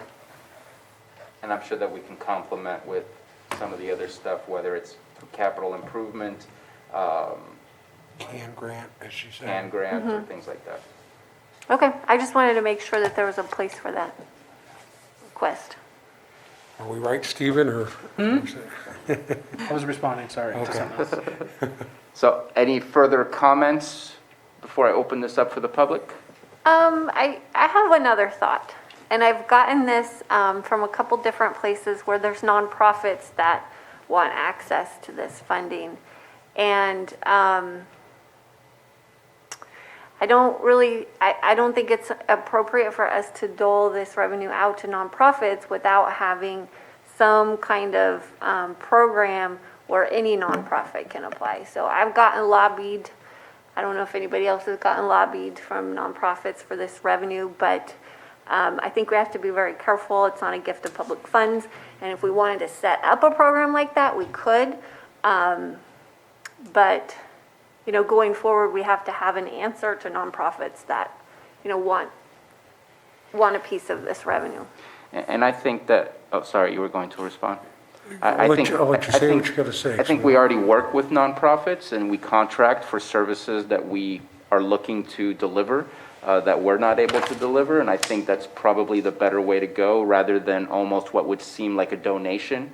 I'd hate to make our CAN grants look like a donation center where we start receiving all these things. But if we're looking for, putting out an RFP and looking for a specific service to get done in our community, then at that point, we're already working with nonprofits. And that's the way that I would look at it, that's the best way to move forward. Agreed. I've gotten, it's not just you. I've heard from other groups that wanted some access, So perhaps these groups could be invited to this Zoom meeting we'll have with the Cannabis Tax Committee and to make them aware of other grant opportunities they can apply for to the state. I mean, if we're talking about agencies that serve youth, they would certainly be part of that group. Patrick, wouldn't that website also have other grants, not just youth? Yeah, unfortunately, the state doesn't really have a central clearinghouse that provides great descriptions of all these. But you are correct. Some of these provide more than just youth. There's multiple cannabis grants. The other important point is that some of these include carve-outs for community organizations and tribal government. So in some of these grants, they're holding 50% of funding for tribal government or community groups. So, and some of them you can also co-sponsor. A government agency can partner with a nonprofit in order to get a higher grant amount if they're willing to sign on together. And it strengthens your application. So there's actually there's a lot of different options. I probably need to dig into that a little bit more. I didn't go that deep. would there be options for like art installations and art nonprofits? Because that seems like a more appropriate place for them to be applying. That would be outside the purview of cannabis. I think those would be other state grants, and that's something I'm not too familiar with. And Supervisor Simon, were you going to say something? No, my thought was the same as Carol's. When we're looking at these opportunities, when we talk about youth opportunities, I think the art industry does work with you, so I think there may be a tie there. That would be my thought. If you're talking about arts or you're talking about other stuff that's going to engage that youth opportunities through the cannabis grants, that's where I would say for the nonprofits, because I'm in complete support of it. And I think the committee, we could do that groundwork, and then we could have another conversation coming up in September if we can't make those nexus. So anyway, that's my thought on it. I really look at that being the collaboration point over the next few months with the committee to really flesh out those situations and opportunities right now. And I do know that for example, the Cannabis Alliance has carbon copied the Wine Alliance grant program so that communities, nonprofits can attempt to get grants directly from them rather than having to go through the county itself. And just like any nonprofit, I would say reach out and ask, because closed mouths don't get fed. Well, I'm glad you brought that up, because that is along the lines of what I was thinking. Is we have a whole new industry in our county with a lot of profits being made, and that's an untapped market for nonprofits to really be aggressive and assertive with their funding wants and desires from these new partners. Sorry if I let the cat out of the bag too early for them. They're going to get bombarded all of a sudden. But if we welcome can to the club. help, but we can help facilitate those relationships too. I'm happy to do that. Yeah, I've been able to facilitate that relationship with the Rural Arts Initiative, with cannabis growers. That's how we're getting some fish sculptures in the city of Clear Lake right now. Just saw one was installed this morning. So I mean, it's also we're here to connect the dots for those nonprofits to be able to access funds wherever it's possible. So. Right. Most of the time when they meet or with a community or whatever the case may be, that's one of the comments is they want to give money to the community is what they say. So let's put their money where their mouth is what I think I hear you saying, and I appreciate that. That's what they're saying. I've heard it too. Any further comments before we open it up for the public? We've had somebody very patient with us, Elizabeth Larson from Lake County News.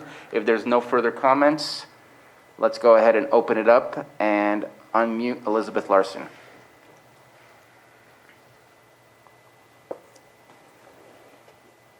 Welcome to our dinner side chat.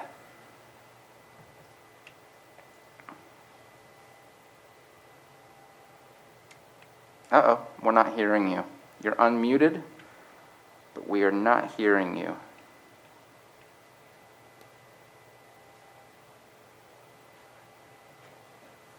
Still not hearing you. I'm not seeing your microphone moving, so it doesn't seem like your microphone is on or it's not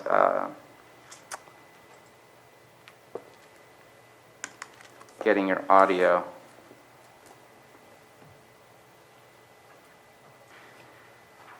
And I believe Matthew is still on here with us since he is the pilot. I do see him. Is it possible for you to provide Elizabeth Larson with the phone number to call into this meeting? That way maybe through her cell phone she can call in. Yeah, absolutely. Just one moment. It's our only public comment of the day. I'd hate to miss it.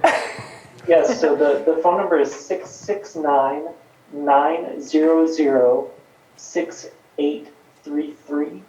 Again, that is 669-900-6833. And once you're connected to that number, you'll enter the webinar ID and passcode for the current board agenda. The webinar ID is 952-9577-3063, 952-9577-3063. The passcode is 570411.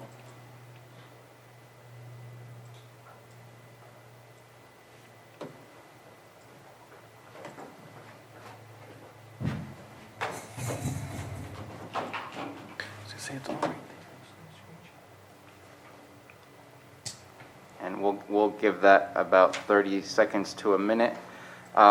Just to not wait, real quick, looking at what is next on our requirements to move forward. We have some resolutions to, well, obviously first we need to finalize these budget items.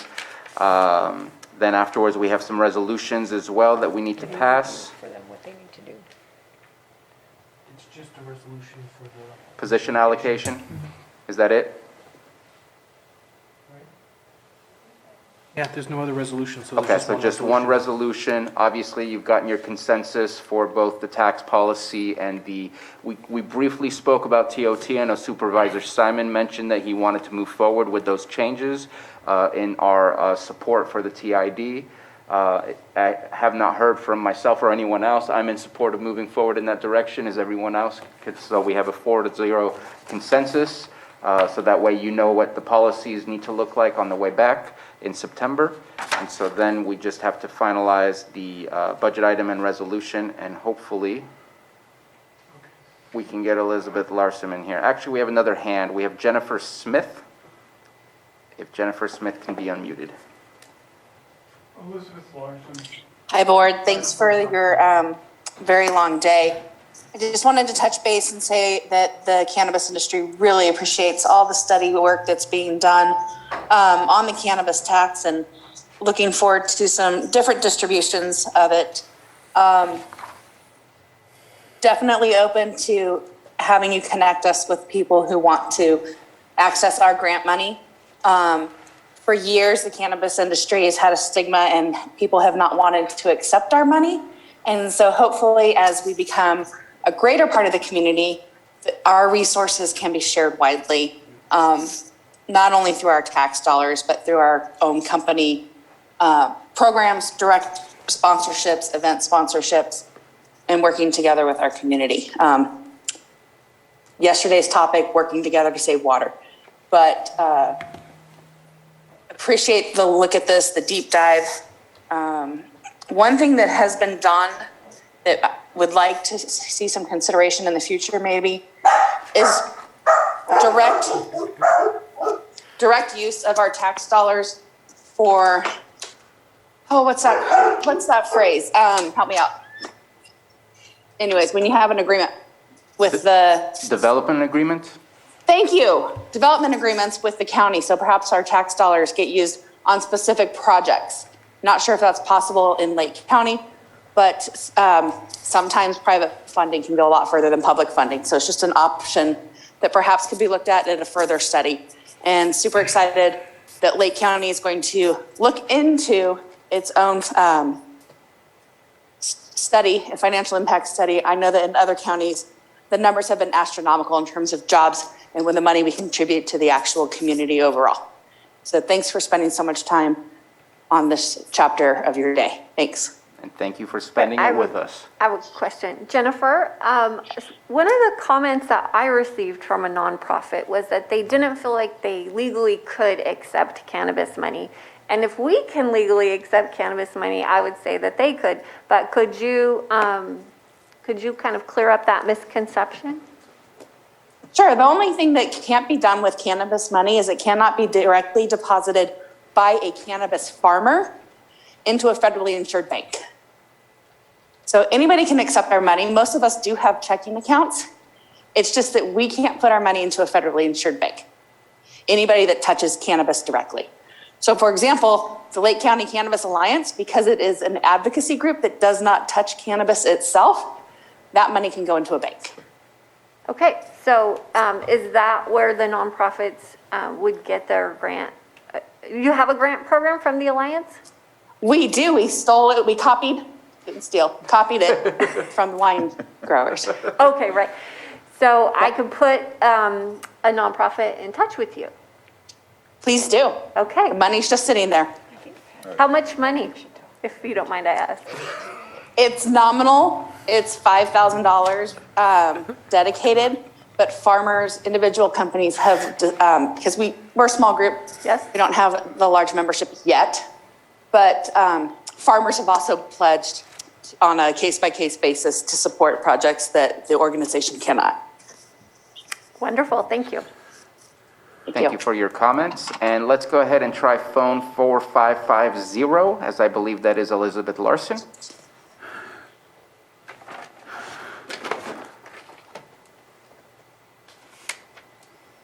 Okay, can you hear me? We can hear you now.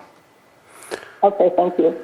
I had some questions going back to the human resources section of the administrative office's presentation. It was mentioned that there's going to be a second phase of the class comp study, and I'm curious about what that involves. And also in comparison, I'm also curious about the first phase of the class comp study and if that improves recruitment. I thought I heard your HR director say you hired 167 employees, but also lost 167 this year. I could have misheard that. I'm also curious about whether or not the first phase of the class comp resulted in raises for deputies. Last I understood is the deputies were still in negotiation, but I was curious if they've gotten any raises yet. And I will let our CAO Hutchinson respond to that. So to answer your first question, the next phase is still in development. So we don't have that information yet. We're just getting back to the bargaining table with the deputy sheriffs. We meet with them this week. We are actively bargaining with the correctional officers. And then the question of whether or not the study implementation at the level it was implemented has made a difference in our recruitment outcomes. Pam, you may want to add to this in a more statistical manner, but what I'll say informally is not yet, because we've had a pandemic in the middle of it. And so Pam, do you want to add to that? That's what my comment was going to be. It's very hard to tell, and that 167 includes our extra help positions. So those kind of ebb and flow throughout the year. So I think time will tell as we ease out of this pandemic. And so then I think the last question was, have the deputy sheriffs gotten anything yet? No, because we're just starting to bargain with them again. Now, just a quick follow-up on the ebb and flow that Pam mentioned. As part of your recruitment, does your budget this year have anything in it for either developing policies or whatever would be needed to support continuing work at home as a benefit or as a recruitment tool? We've made our remote working policy a permanent one. And so county department heads have the option to manage that with their employees and determine what works and what doesn't, depending on the nature of the work. And so there is continuing to be a lot of that. In fact, some department heads talked about how well it's working earlier today for their departments. So we haven't used it specifically yet as a marketing tool, but our departments are using it quite a lot still. Do you think there's openness to using it as a marketing tool just to make the county a competitive recruiter? Well, we would have to have direction from the department heads relative to the recruitments for specific positions because it would vary from position type and department. And so if the department heads wanted that used as a recruitment tool, it could be. I don't believe they've requested that specifically, have they, Pam, to like put that on job flyers and such? No, not as of yet. I think it will be a benefit for those positions that are able to telecommute, as it works. But, generally as a new position, it's not going to come in straight telecommuting because you need to get through the training process. But I think it is a benefit, definitely. Okay, thank you. Thanks. Thank you very much. All right, so that does it for our public comments. And let's go back to the approvals of the budget items that we just went over. Mr. Chair, I'll make a motion to approve Budget Unit 10011, 10012, 10014, 1072, 1120, 1124, 1341, 1778, 1781, 1794, 1796, 1892, 1918, 2101, 2106, 2111, 2115, 2305, 799, 8826, 8894, 9917, and 9918. Second. We have a motion from Supervisor Simon and a second from Supervisor Pyska. I think we're all tired. Johanna, thank you for hanging in there with us. Roll call, please. Okay, Supervisor Simon, Yes. Supervisor Crandall, Yes. Supervisor Pyska, Yes. and Supervisor Sabatier. Aye.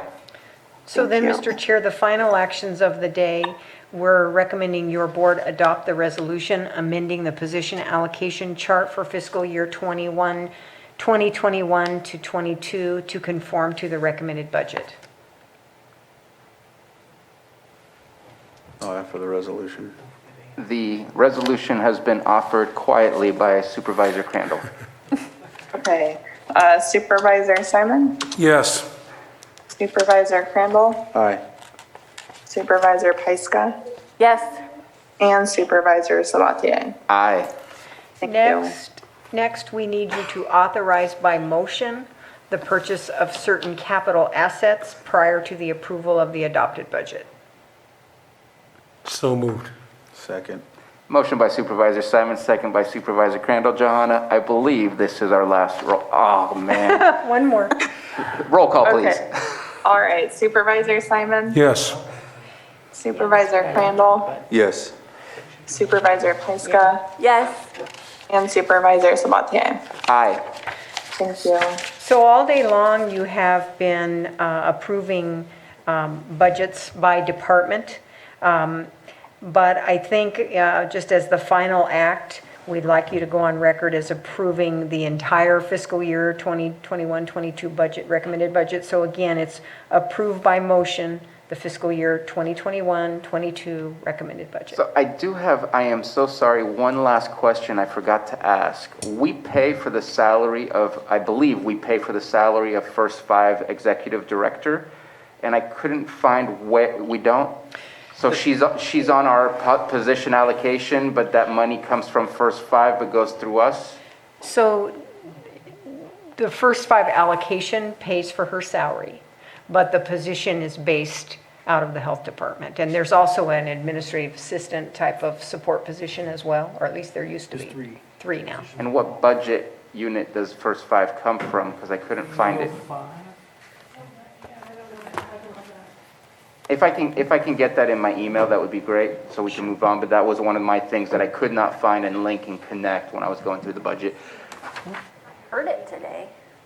Okay, so while they may have that by the time you're done Yeah. taking your final action. So again, we're asking that you approve by motion The full budget. the full budget, fiscal year 2021-22 recommended budget. So moved. Second. Motion by Supervisor Simon. Does this change With it? the change to the overall Okay. budget of 307, 498, 431, please. Thank you, Stephen. So moved with the revision, Amended amount. amended amount. As amended. As amended. And still second by Second, Supervisor yes. Crandall. All right. Again, it was a motion by Supervisor Thank you, Simon, Kathy. second by Supervisor Crandall. Caught it all. Roll call, please, Johanna. Okay, Supervisor Simon, Yes. Supervisor Crandall, Yes. Supervisor Pyska, Yes. and Supervisor Sabatier. Aye. Thank you. And Johanna, Stephen will follow up with you to make sure you got all of that last minute detail. Yes, thank you. So I'm more than happy to say thank you very much. Meeting adjourned. Thank you very much, everyone. Ooh. Thank you, Sam.